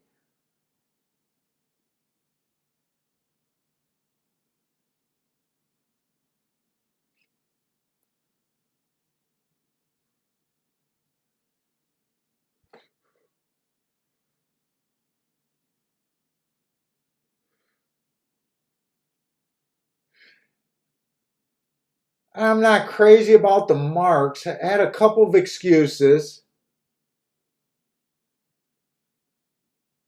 Gets in position, comes off the. Yeah, I guess I can see her. What did that 6 go off at? What did that 6 go off last race? 7-2.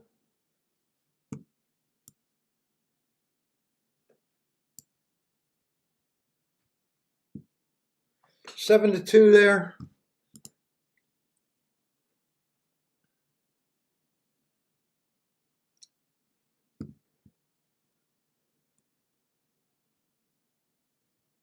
Let's see. I don't need this up anymore because I got it written down right there. And that is the 2 right there. Let me just write that better.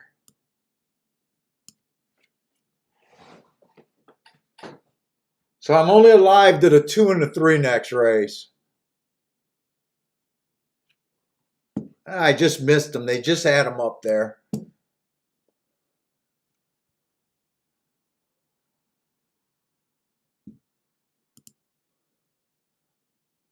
Let's see. Race 7. Will pays. Basically 35-1 on both of them.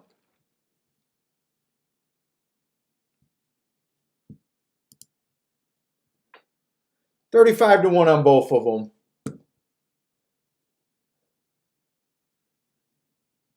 And I think we only got 8 race cards at both tracks today.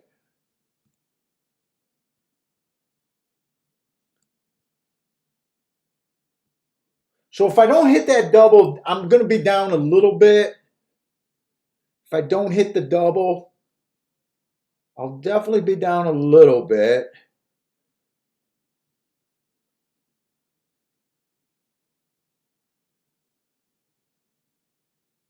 So the 7th race is going to be a dirt route race. And the 8th race is going to be another Tapeta special.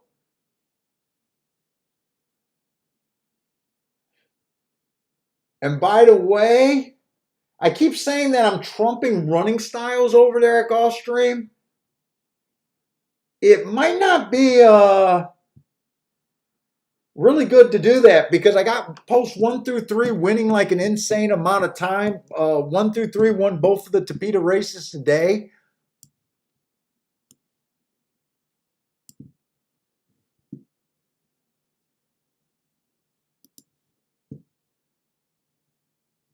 And post 1 through 3 so far on the Tapeta routes are winning 57%.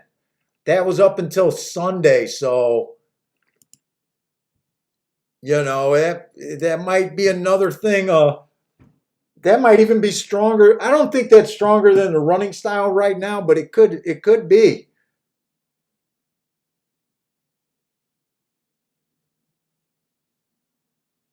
Three just got outrode. 3 looks like, well, he's whipping the 3. I guess he didn't get outrode. He barely held on. He barely held on to the third. He didn't keep running. The 6 was loaded. 6 was loaded. Just watching the replay over there.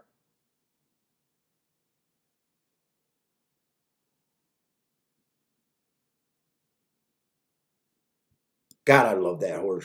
That's another horse I like. Let's see. Jay Brum hit a score. Another score at Keelan. Nice job.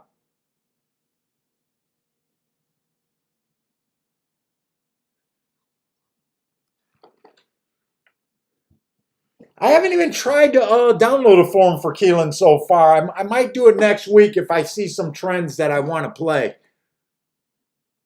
First week, I think they only ran 3 days, and when I was doing the charts, nothing really like jumped off to tempt me to do it today.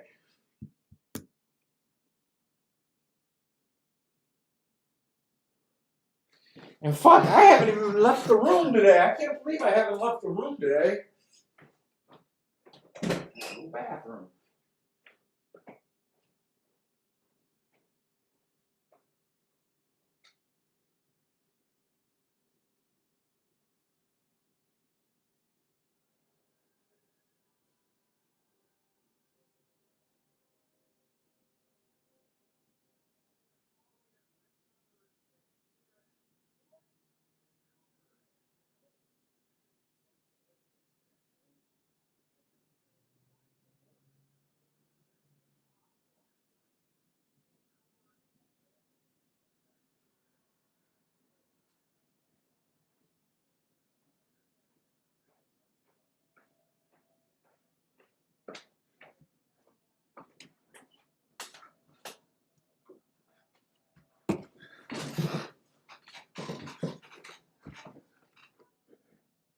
Jabram says Keelan's keeping him alive. I did the charts. I'm not. Let me just take a quick look over there at Keelan.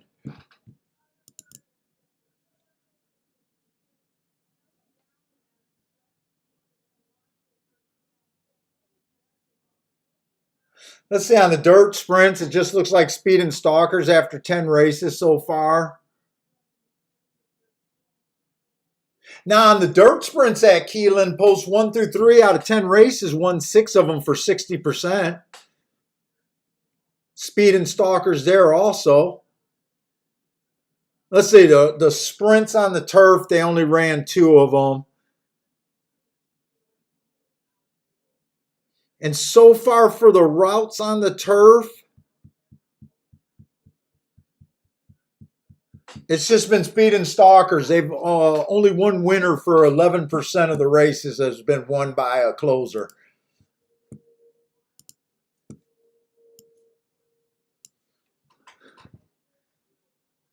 Keelan's keeping you from depositing? Stick with Keelan then, Jay Berm.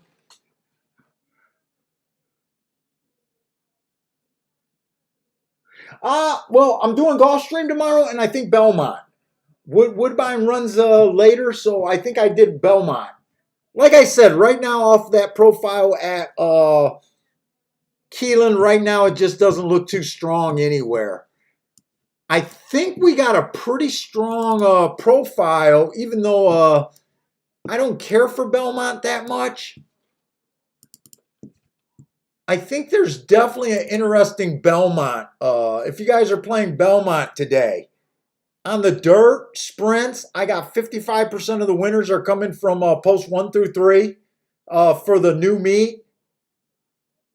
That's all the way for the fall. And then last week, if you believed in that, last week they won 73% of the races, 8 out of 11. So I am liking that.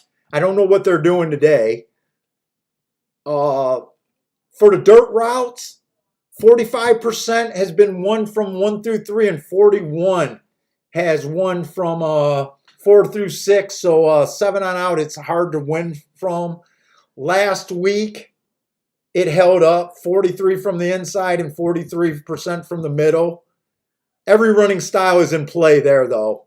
Speed, stalkers, and closers. Last week especially.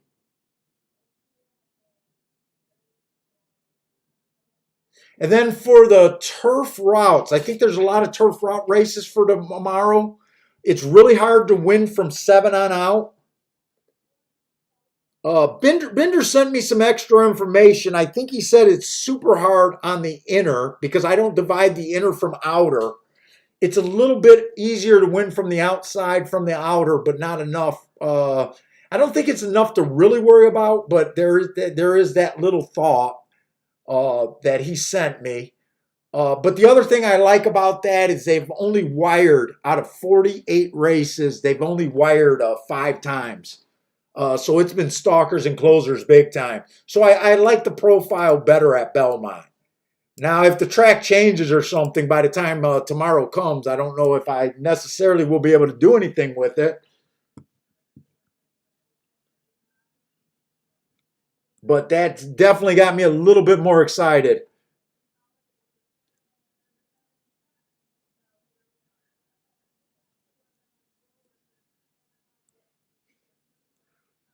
Let's see. So right now, I'm alive to the 2 and the 3. I got 2 races at Gulfstream. I definitely want to see if I want to play doubles. But I want to just see what we got left at Woodbine because I got a feeling they only got 8 races today too.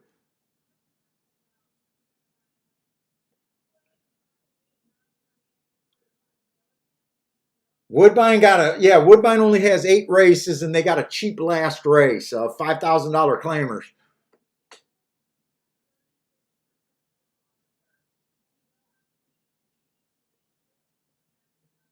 But they got 2 6-furlong sprints back to back.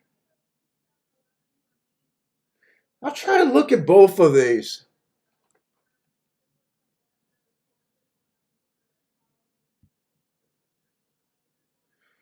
Let's see the 7th race at Woodbine. So I only got 4 races left. I'm gonna get done early today. 6 furlongs, claiming 40,000. It is going to be on the poly. I think the poly is speed and stalkers, a little more edge to the stalkers, but they are able to wire, especially when they don't duel. The 1 horse, 3 races ago, stalking day, ran against the bias, went too fast to win. Love that race. Next time out, 2 races ago, it was a bad rail. He had the 9 hole, but it was a stalker closing day, so I gave him an asterisk. Went too fast to win. Love that race. Stepped up in class again. Stalking closing day. Ran against the bias. Went too fast to win. If he can get alone, I probably like him. I'm a sucker for front end horses a little too much. I don't know if Woodbine, have we seen anyone go wire to wire today at Woodbine?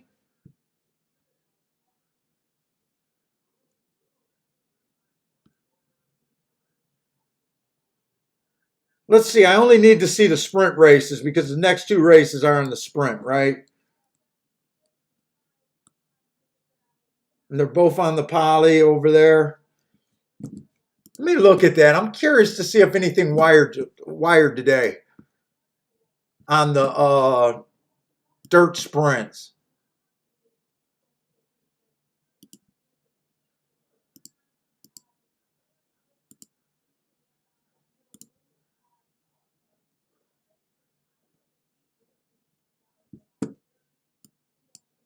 First race, that 6 horse closed. That was at 27 to 1 winner.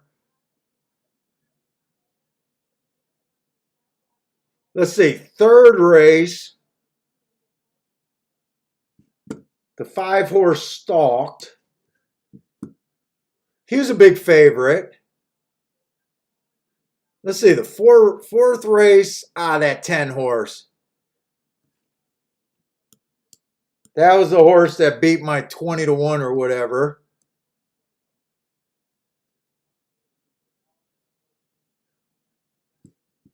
Dude, it does kind of look like middle to outside of the track.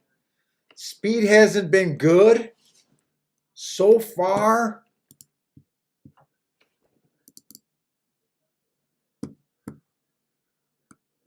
Huh. But I do like the 1 horse. Let's say the 2 horse, I do like his last race. It was a bad rail. He was kind of on the inside. I like that race. He just missed. Would be interesting if I had more time. I would see if he ran on the rail or was 3 or 4 wide there.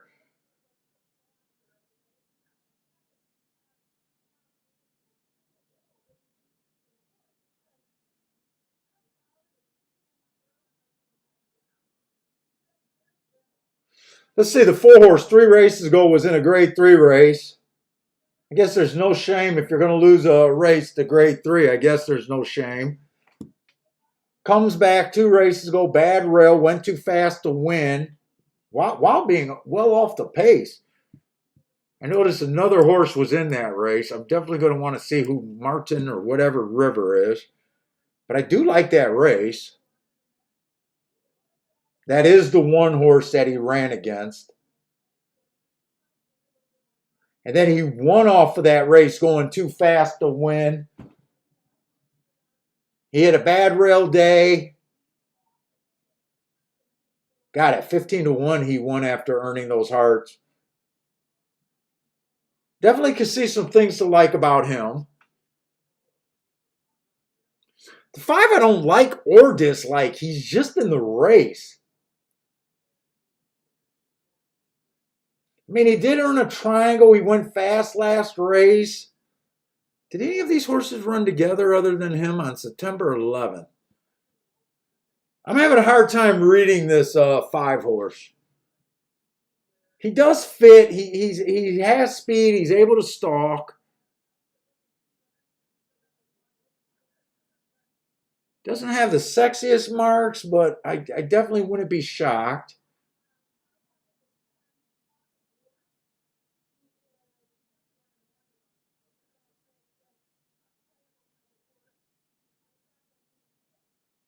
Boy, this 6 horse could be interesting. I don't necessarily like his last race. I like the improvement in his speed figure, his new top. But I like that he ran on 2 bad rails back to back and then improved. Was still in striking range. God, he's just 7-2 though.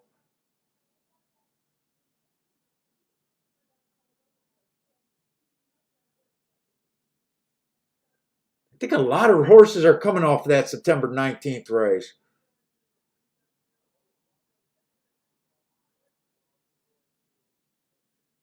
Dude, my biggest concern is if this track is not favoring the inside. My first thought is I was going to do something with the 1 here.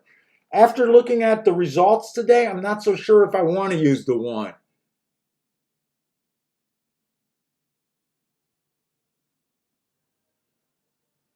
Let me see. I think I need to play a double here if I play. Let me look at that last race to see where I think I'm at. Let's see. One's coming off of a November layoff. Last race, he hit a bad rail, which he wasn't on. He was just slow, slow, slow. Dropping again in class. They dropped this horse like a rocket since he came back. I don't know if I like that. The inside might not be great today. He's still 12-1 on the morning line.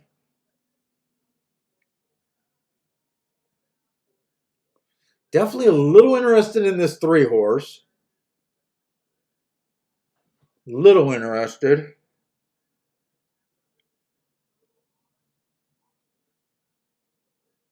Has been losing to some of these. Is it can rate or stalk, or could go to lead or stalk.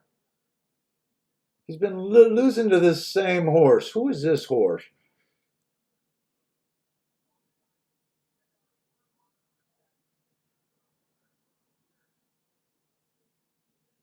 I bet it's this guy right here. Wait a minute. Who is that horse?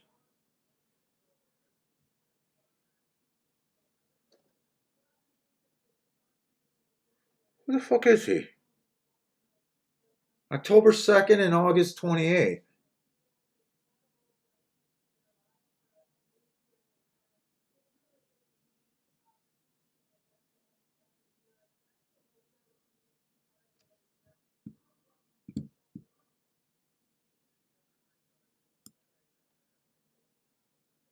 That's got to be him, right?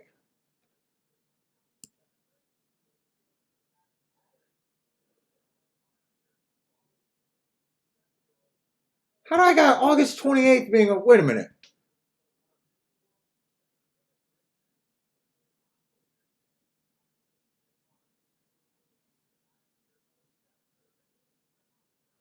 Do I got something mismarked here?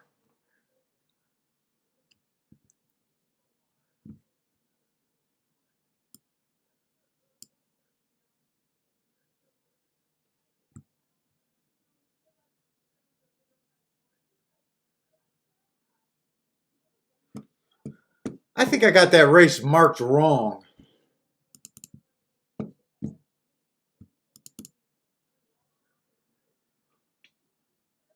How do I got that race marked wrong?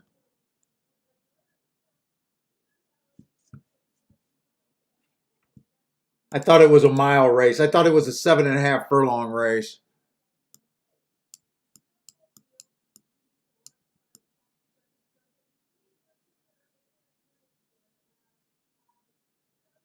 Second average.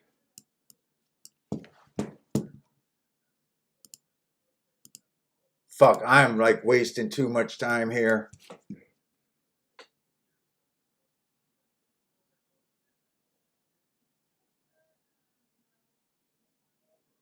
$11, $10.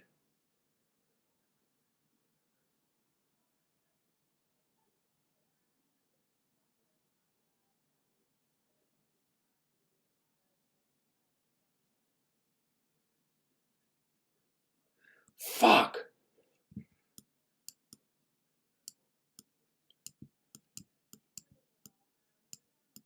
3, 6, 11, 10. Do I got enough time to even do this?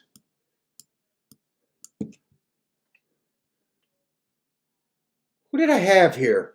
It was about using the 1 or not.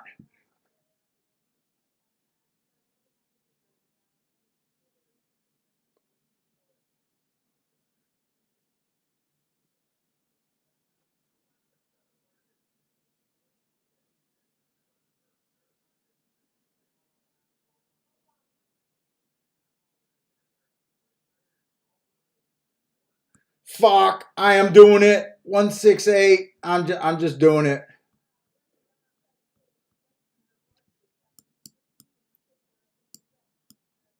Shit, that's a 3x4 punch.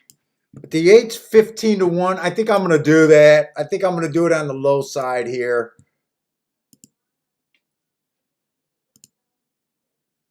Fuck, I just feel like I'm on a time crunch. 168 to the 3.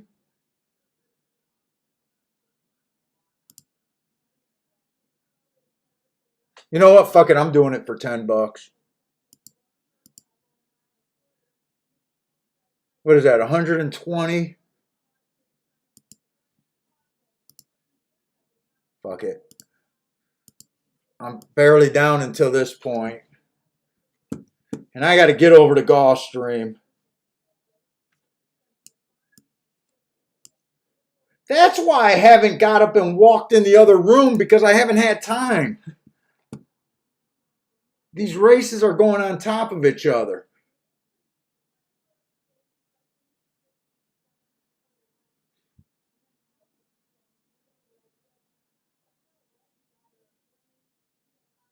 I just wanted to single the 1 here, but then when I did the thing, I backed off of it. I think the track might be a little bit to the middle to outside right now.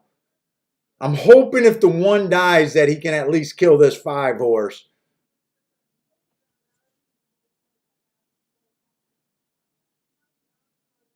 Come on, 8. Can this 8 just keep following here? Keep this 8 interested for me. Keep this 1 going, but if someone's going to come, bring this 8. Who's the other horses I got? 6. Come on, 8. Come on, 8. Jump him. All right, just go with this 1 because 8 can't finish. Come on, 1. Keep this 1 going. Keep this one going. He's shortening strides. Oh, he's shortening strides so bad. God, did he hit reverse? It was a 7 horse. Yeah, I was a little too aggressive that race. Who the hell was a 7?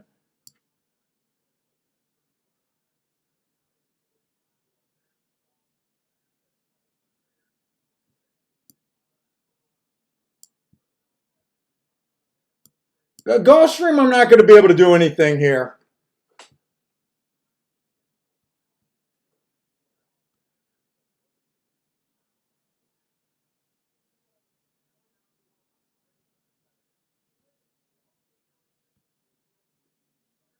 Oh my God, I think I would have liked to play some.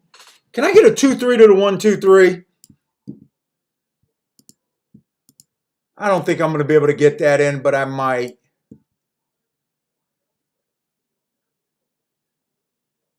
Fuck, not if I can't find the double.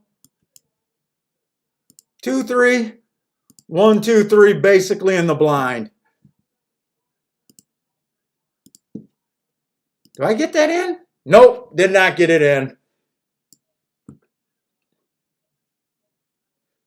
Yeah, I think my instincts were good that I think the track was favoring outside. I just didn't come up with the winner, and I still insisted on using that damn 1 horse.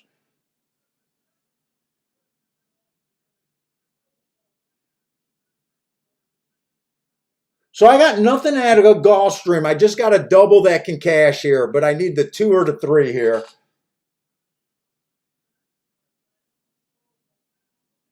God, I think I'm going to look back at this Woodbine race like this one ran a really good race, though. Where is this 2 horse? What the hell am I doing? I didn't think the 2 would be out by a mile. Sometimes he does.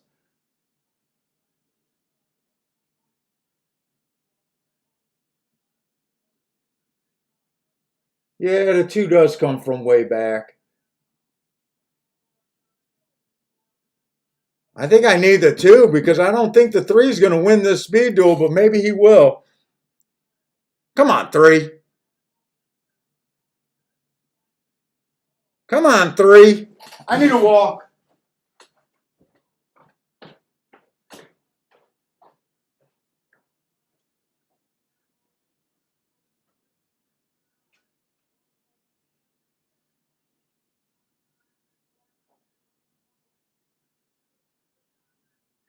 Come on, 3. Get your ass going, you slow fuck. We got it. Woo!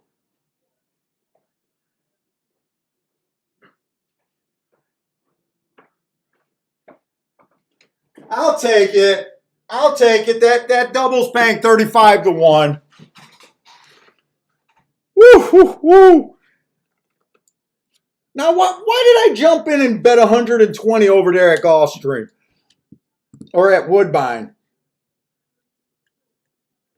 I tried at the last second to try to get a 2-3 to the 1-2-3, just a blind double going again.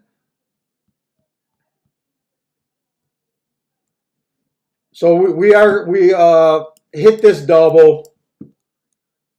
Gonna put me up for today, but not by much. It'll put me up for today, but I don't know about how much. Maybe 150 at the most.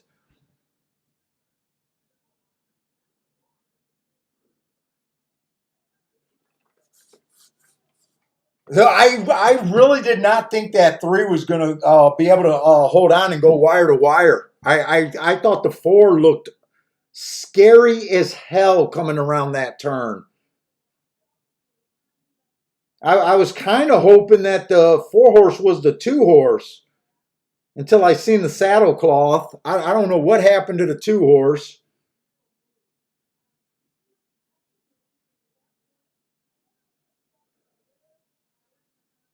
So, all right, I got nothing going on. I cashed that bet.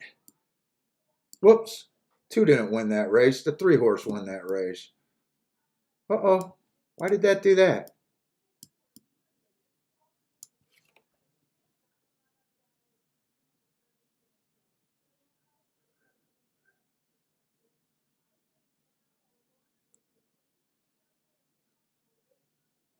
You know what? I really think rushing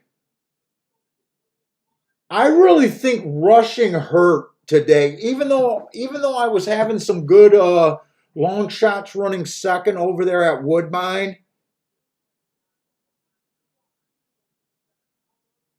I'm glancing back at this. Luckily, I already knew that I liked the 2 and the 3, but I'm looking. I would have liked to look up that handicap $60,000 race to see what kind of horses were going there. In fact, I'm going to do that right now. I didn't realize this horse was taking that big of a class drop, depending on what kind of horses were in the last 2 races, those stakes.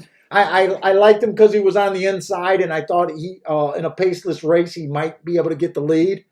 Is kind of why I liked him, but I did not see at the time that I made that double, and I never really looked back and noticed. Like I said, I think class is important, but I don't always use class. Usually when I use class, I use it wrong. But I always like looking up these stakes and handicapping race to see what the makeup of the race was. I think that's the best way to use it. Let's see, that was August 14.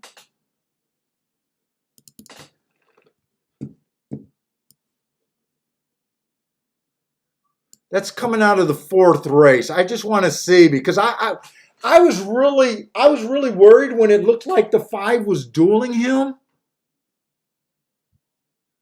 This is what I'm talking about, guys. Keeping your form. Keeping your old forms, keeping the marks. Being able to look back at those races, just instead of assuming that those races came up tough. We had a horse coming that was on the Derby Trail in that race. I mean, you don't even got to look far sometimes. Grade 1, grade 2, grade 3, grade 1, grade 2. Automatically, I already think it was a tough race.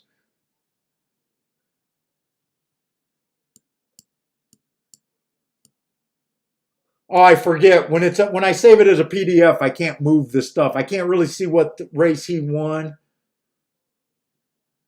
Let's see. He kind of weakens it, just a maiden special weight. So other than him, he was the only horse that gave me confidence, but did he even win that race? Perfect something. He wasn't even the winner of that race. The 6 horse, who just ran second in a stakes race, did he at least get second or third?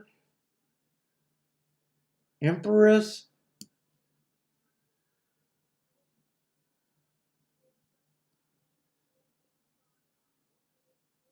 Boy, he didn't even get second or third, actually. So if you looked it up, maybe you wouldn't have thought that was that strong of a race, because other than that, it was maiden special weight and kind of a maiden special weight that just ran a stakes. That's if you dug to see who looked at the race, but just knowing that a grade, maybe you would have felt more confident. I think it's a good thing to do if you buy if you don't buy the form every day. I don't think it's worth doing. Saving them and looking it up. But if you buy the form, if you have the form every day and you save them,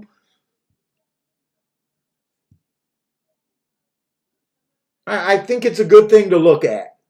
Sometimes it's put me. When I really like using it is when I got enough time to look up stakes races. And the other thing I like using it for is when you get to those starter allowance races. I really like seeing the makeup of those races, because those starter allowance sometimes can come up super tough.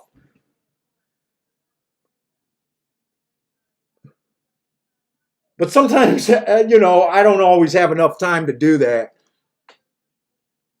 He was 7-2. I'm glad I was able to win. If the 1, 2, 3 would win next race, I could have hit that blind double. Yeah, I will admit it was just continuing my double and just playing to the inside on the synthetic for the first time. I kind of glanced at this race. I didn't have time to do anything, but from when I glanced at it, it's nothing but a whole bunch of slow horses with with a few asterisks, so it might not be a playable race on its own. That's why I was just said, fuck it. Play to that 57% in the inside won both races today. Maybe can get lucky if, your opinion on the 2 or the 3 ones the race before. But I'll still look at that race. And I'm going to look at the last race at Woodbine. Right now, I'm wishing that I didn't do that 3x4 double. Because if I didn't do that, I would have been up enough to be like, I don't have to play the last 2 races, but I threw that bet in.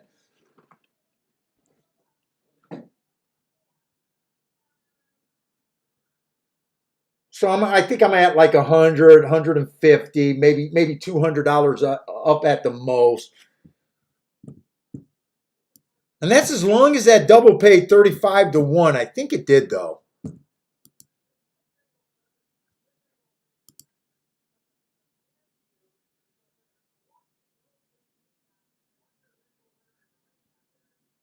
Sometimes it paid 34.60, so basically 35 to 1.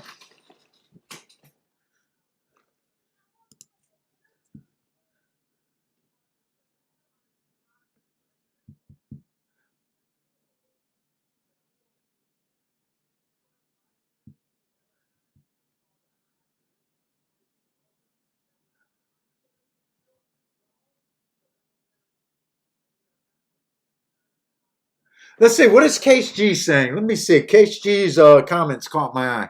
When a jockey goes for the 3, that's called an Ecuador. You bet heavy and they're for their 3rd winner. And often catch a nice price.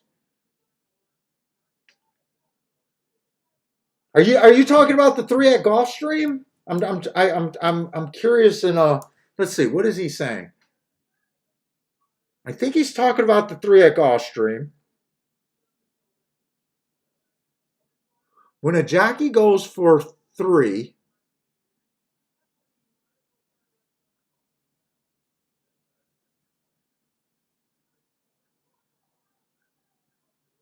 Joshua, not too many bets today. I got shut out of a few. I sat out of a bid. I sat out of a winner. When I say bets, I mean races. Like I don't know how you're asking. Like this race, are you asking if all of these are a separate bet? Then I bet a lot more.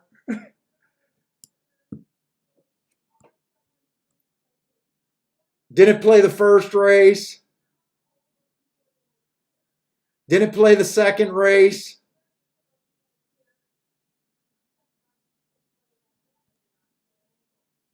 I don't even think I made more than 6 bets today.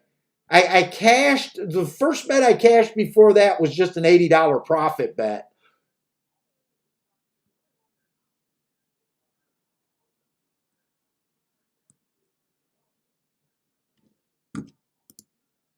And then I do bet a little bit. I do bet a little bit less even at Woodbine. Other than that $120 bet at Woodbine, that was the only bet that was out of whack. Like at Gulfstream, when I say I'm doing a play bet, sometimes it's a $10 double, $10 punch. Sometimes it's a $5 punch. It varies. Woodbine, it's mostly just been $5 punches, other than that last race. So I haven't got in much trouble at Woodbine. Play your main track.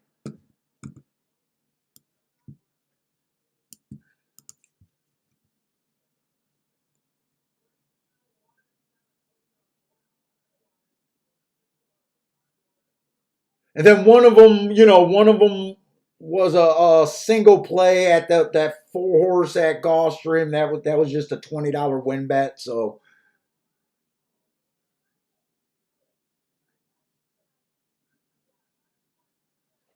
yeah, you know what? Actually, I might be hitting closer to 30% lately. My plays have been going pretty much down. I've been noticing that on the show.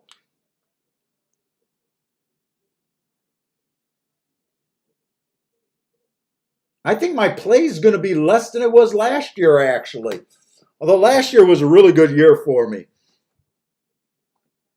Last year was actually the best year without hitting something super special. You know, a tournament or a bet that I normally don't hit.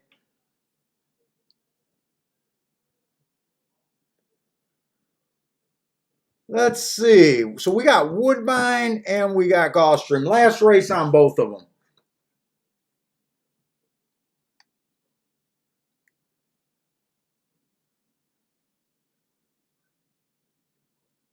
Let's see. I'm even wondering if Case is. Wait a minute. I was still trying to figure out what the Ecuadorian. I'm still trying to figure that out. Oh, is he saying that the jockey already won 2 races today and he's going for his third win of the day? Is that what he could be saying? Has Zayas won 3 races a day? Is that what the Ecuadorian is? I'm trying to figure out that comment.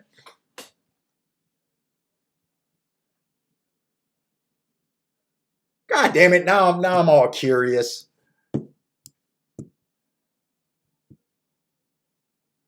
Let's see. That would be Edward Zayas. Did he win 3 today? Is that what he's talking about?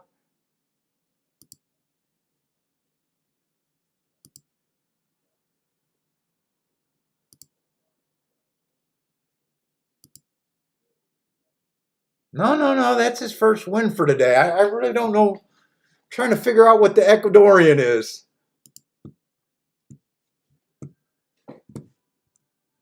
All right, I think I'm going to look at Woodbine first.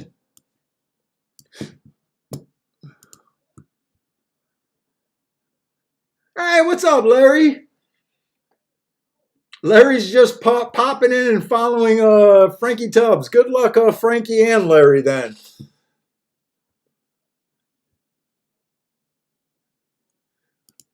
All right, let's get looking over here. So Woodbine, I am thinking that it is middle to outside of the track. I'm not sure if that 7 closed or wired, but I really like the one there. The one looked like he had a shot to win, got the lead, stayed on the rail. I loved his marks. I'm kind of convinced if an inside horse wins here, I won't have him. I'm definitely looking outside right now. I don't know how many chalks have been on the inside. Maybe they haven't had the horses on the inside, but I do like how my tic-tac-toe board for the sprints have been today. No one inside of the 5 has won. So I'm going to use that little bit of information and hope that we can get one more outside winner today.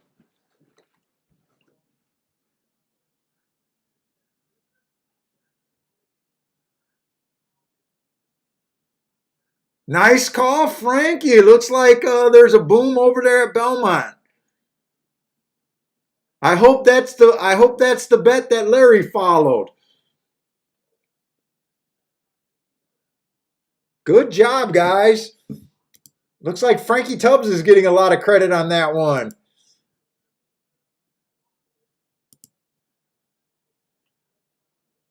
Like I said, don't sleep on the handicappers in this room.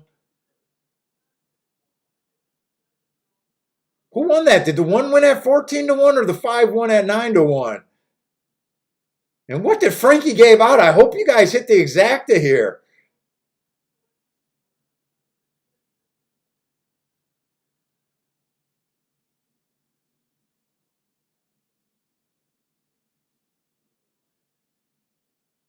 Looks like it's going to be 5-1. I'm waiting for the slow motion. 5-1.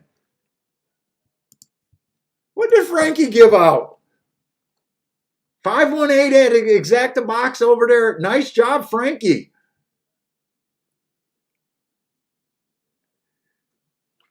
Good. Larry knows who to follow. Nice job, Larry, for picking the right guy to follow. That does not suck. And Frankie Tubbs, fucking forget about that. Frankie Tubbs was hot as fuck last week. Hey Frankie, has that all been at Belmont when you were super hot, or was that at multiple tracks?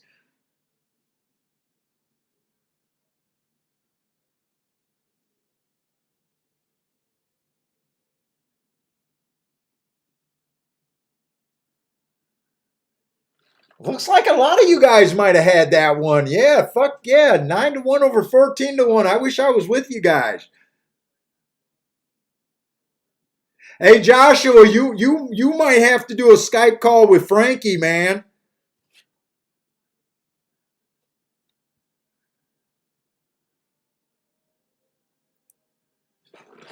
Because I know you focus a lot on Belmont, and Frankie been getting a little bit the better of it the last week or so.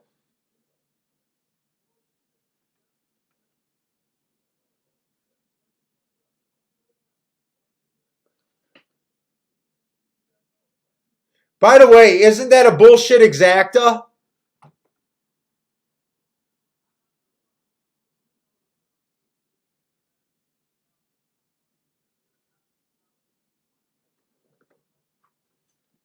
Is that the payout? $57 for that? Look, I wouldn't be pissed to cash that ticket, but for some reason that sounds a little bit short, doesn't it? Nice job, Frankie, but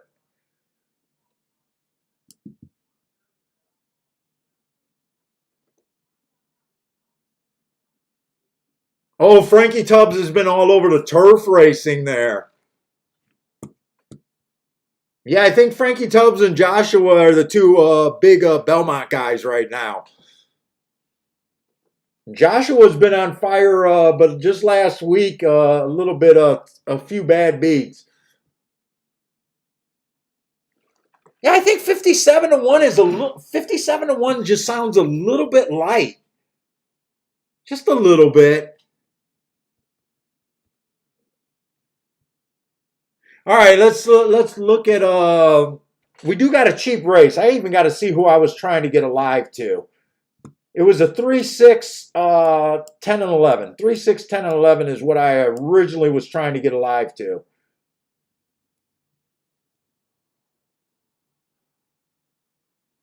Three is the favorite. I do think, like I said, I do think I'd like the tic-tac-toe board for the outside of the track today. But I do like the three.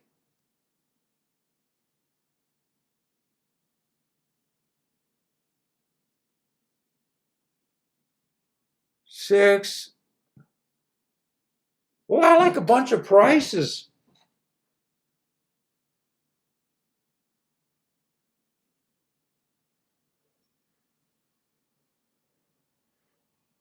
Let's see, why? Okay, so anyways, the one horse, bad rail, slow last race. Does look like he chased a slower pace of the day because he was pretty close to that pace. But I do think the rail might not be the best spot. I question the big drop here.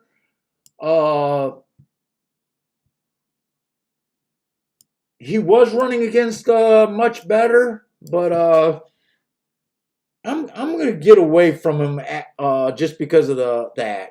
The two horse stepping up and well, yeah, he's coming out of conditions. I just think the inside of the track, if I'm right about that call, hurts him. I did like the three. I like the three stepping up to 32,000 last race. Went too fast to win, so he went too fast against better. But before that, he was just at 7,500. 2 races ago, it was a stalking day. He tried to go wire to wire. If he's as fast as that Hart, I think he's going to be on the inside and probably will have the rail here if he goes for the lead. Uh, and I'm just not sure how that rail's been today. I'm leaning towards it's not that good. So even though I like him and I was trying to use him in the doubles, I don't think I'll use him if I continue this bet. Yeah, Steve B, I was just going to say that. It looks like a lot of you, maybe it's not worth bitching about because, like you said, enough of you guys followed that where you guys took it down. It should have paid like $60 to $80, or I think like $70 to $80 maybe.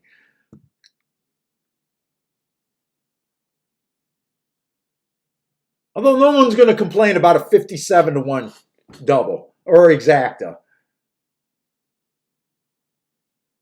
Let's say the 4 horse, I just don't like the 3 route races back to back to back. Sometimes I think that dulls his speed. Really hasn't done anything wrong that race. He won 2 of his last 3, came in second by 1. Does look like he get a good stalking race from the middle of the track, but I wasn't really into him. I did like the 6 horse. I think the 6 could be close enough for first run. I like his race 4 races ago where he went too fast to win, but he's due. He should have won within the next 3 after earning those hearts before I really give up on him. But he did run the next race. He ran another good race. Speed figure did go down, but he did match strides with the fastest winner today. 9 to 2. I've seen the 12 to 1. I like them better at 10 to 1 or higher. At 9 to 2, might slow me down on what I was thinking of doing. The 7 horse, he's just on the outside. He got the right running style. I'm not that crazy about him. And that's kind of how a lot of these horses looked. I got the same story about the 8, even though he had a couple of excuses. The 9, he just looks like he's in the race. He does have a couple of excuses. The 10 was one of the horses that I was interested on the far outside, and so was the 11. Let's see, I definitely don't want to screw up my day in the last 2 races. Let's see, and I lost my video for Gulfstream.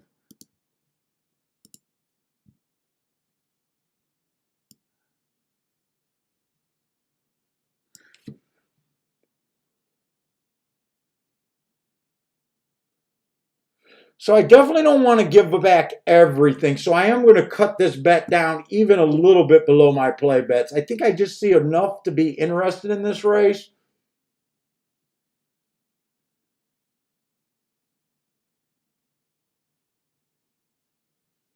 I think I'm going to box the 6, 10, 11 and Dutch the 10 and 11 to win. The 11's now the favorite. He's the favorite at 4 to 1. If he stays 4 to 1, I think I'm going to do that. And I think I'm cutting everything in half here. I definitely don't want to give back money in the last race.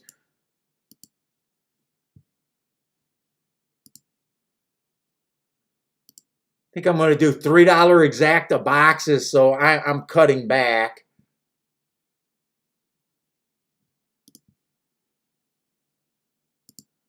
And then the win bet on the 10 and the 11. Can I still do the 11 or did he drop?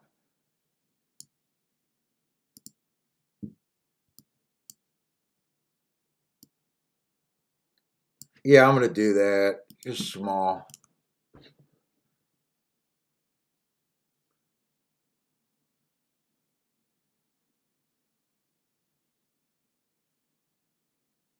Let's see, Marco Lou likes the 4 and the 7 at Gulfstream. Gulfstream is a race that if I'm going to bet a little bit more, it's going to be the Gulfstream race. It's going to be another mile 70 on the Tapeta. We did see another horse go wire to wire before the meet.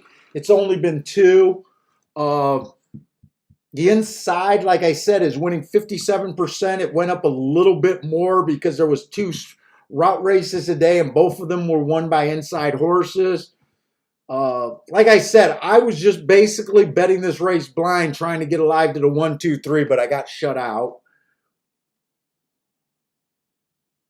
When I glanced at this race, and why I was doing it blind is I just wanted to play to the inside. But when I glanced at it, I thought it was pretty much a formless race where it's going to be hard to tell who gets the lead or anything. Uh, the one horse has just been slow, slow, slow. The asterisks that he got in the last 2 races have been, because it's been early pressing days, those days, he's been I don't even know if he could call him a closer because he hasn't really made up too much distance there in the running line. I think it's about time they try him on a route race because he does not look like a sprinter that's going to have much success. Can't really get to him. I would have liked to have that bet going, but I don't think I could get to him right now. The 2 horse, the running line is terrible. But it was a 5 furlong race. That might be enough for him to get the lead because I think this race is really weak. Wow, I was also trying to get alive to the 3 horse. Oh my God. You know what? Maybe I'm glad to say I got shut out of that bet. Because I really don't, the 3 horse, oh my God. I can't even believe that it was a blind bet, but I would not have liked him.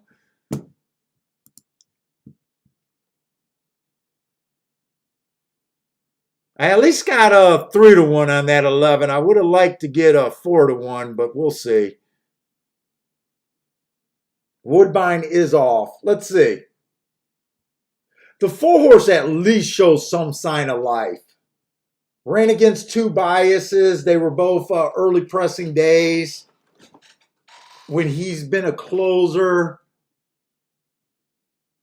I mean, at least he's ran a little bit and finished second. Come on, let's just win with this 11. I think I need the 6 or the 10 to get second, though.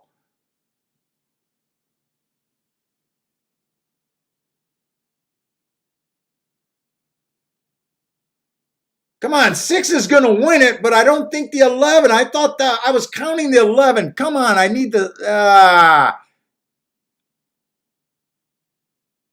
It comes in 6-5. So I boxed the 6, 10, 11, so... Ooh, 5's 49 to 1, so that exact is going to be decent.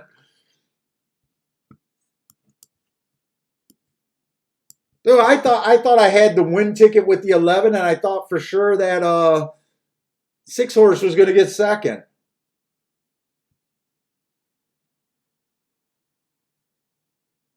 Yeah, 5 was just one of those horses that just had the outside. I do like the call for today. I do like the call saying I think it's the middle to the outside of the track, kind of off the pace. I definitely like that call. But the 5 was just another one of those horses on the outside. Yeah, if everything went his way, I could see him doing something. But wasn't really on my radar at that time for really trying to make something happen. Although nice exacta if you got it. Let's say the 5 horse at least looks like a racehorse. At least he tried. Stretching out for the first time. Got a couple of excuses. Ran on a bad rail his first time. I would look at this like this is his first time racing, and I could see him. But let's face it, I don't understand this race enough. I got a whole bunch of slow horses that have some excuses.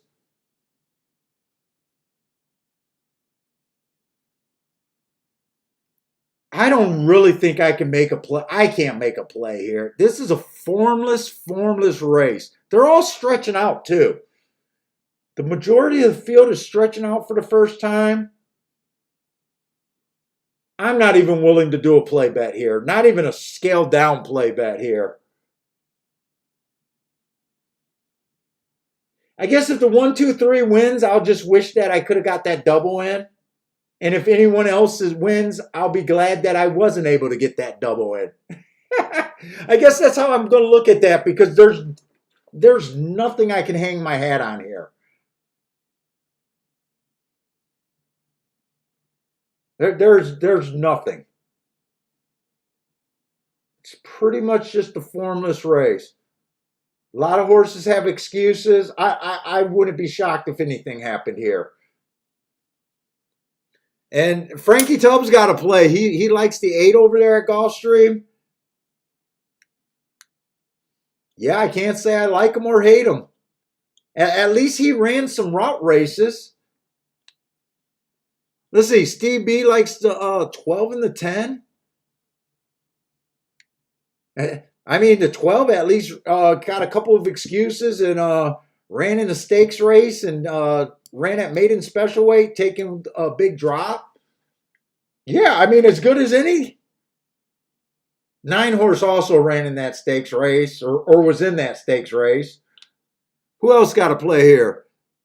Yeah, I'm more interested in just Elliot, just like you, just to see how this pace plays out. And I don't want to root for this 3, because if this 3 wins, I'm going to be just, why couldn't I get that blind ticket in?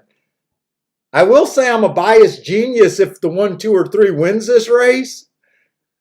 But you guys know when the race came down to being the race that I wasn't able to put my money on that bias.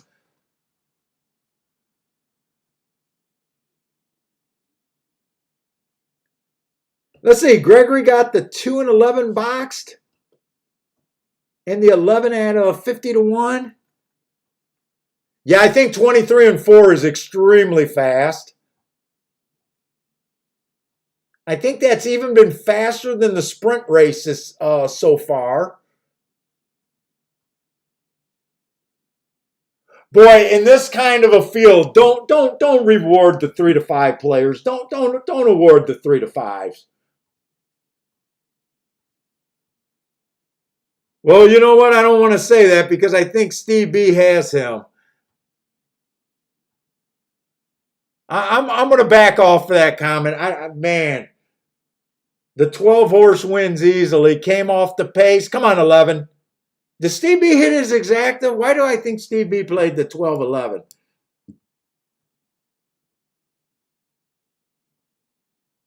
Oh, no. Steve B had the 12-10. 12-10.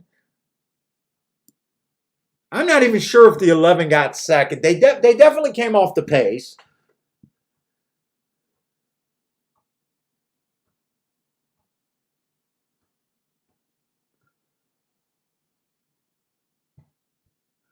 I think it was that bad of the race, and the class drop in that stakes race was enough. Now, if you could take 3 to 5, is a different story. Oh, it was Gregory's 11. I thought I seen someone had the 11 horse. Gregory, did you backdoor place bet at least, man?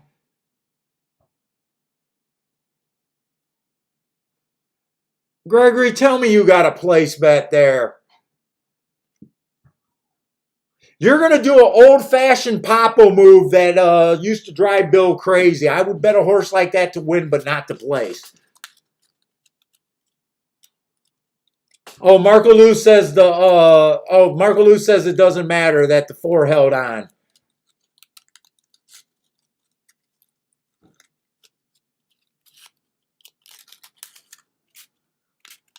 No shame in that, Gregory. To me, that's good handicapping. You spotted a 70 to 1 that got third and just missed second. Let's see, stretching out, did run against a couple biases, but so has everyone else. You know what? Actually, even my marks. See, it's all about the interpretation. First time out with no excuse, he runs a 58. 58 speed figure. And if you just believe in the asterisks running against the bias, you say, well, he did 58 on a fair track.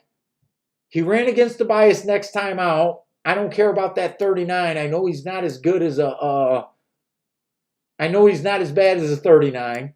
The next race, it was an inside track. He was in the 7 hole, and it was early pressing day, so he earned another. You know what? I can see believing in the excuses, and if he just runs back to that 58 today.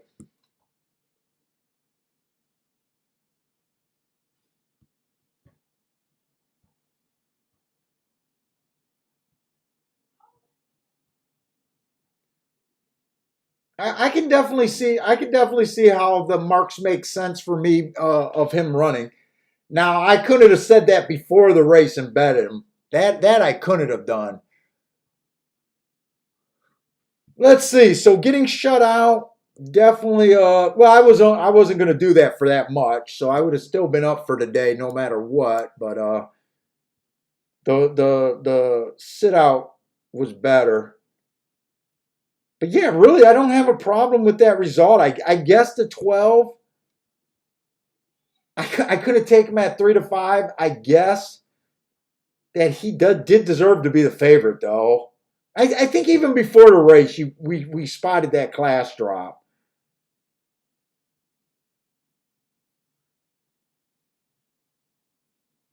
But yeah, just nothing to end the day out on. But anyways, guys, that's it for me today. I think tomorrow is just Gulfstream and Belmont. I don't like trying to add a third race, or third track. Hopefully, Belmont and Gulfstream are separated. Uh,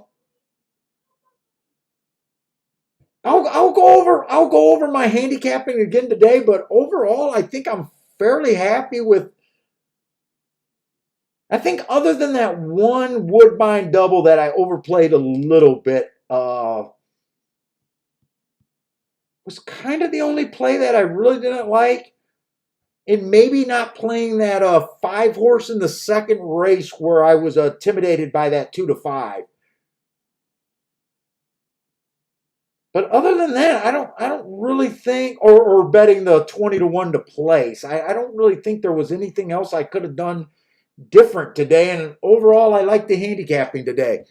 But Frankie Tubbs is still on fire. So congratulations, Frankie Tubbs. Giving out some fire. But anyways, guys, good luck if you guys are playing tonight. I'll be playing with Frankie Tubbs tomorrow at Belmont. So help me out at Belmont tomorrow, Frankie. We'll all be able to look at it together. I know I started marking that up. So definitely want to. Hey, Marco Lou, where's the... Okay.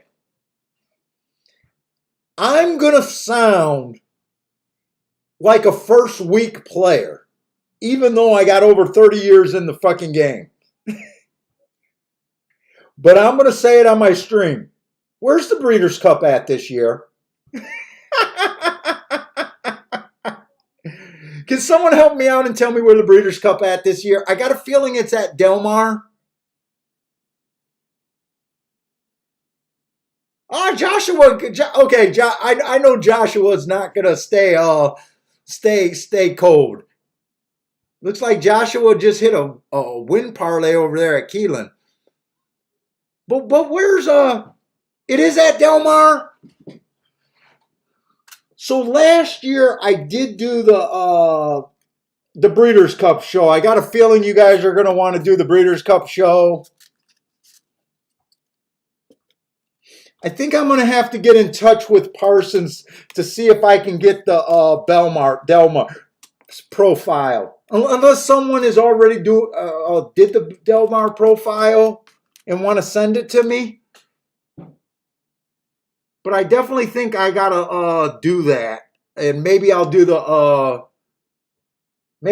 Breeders' Cup live.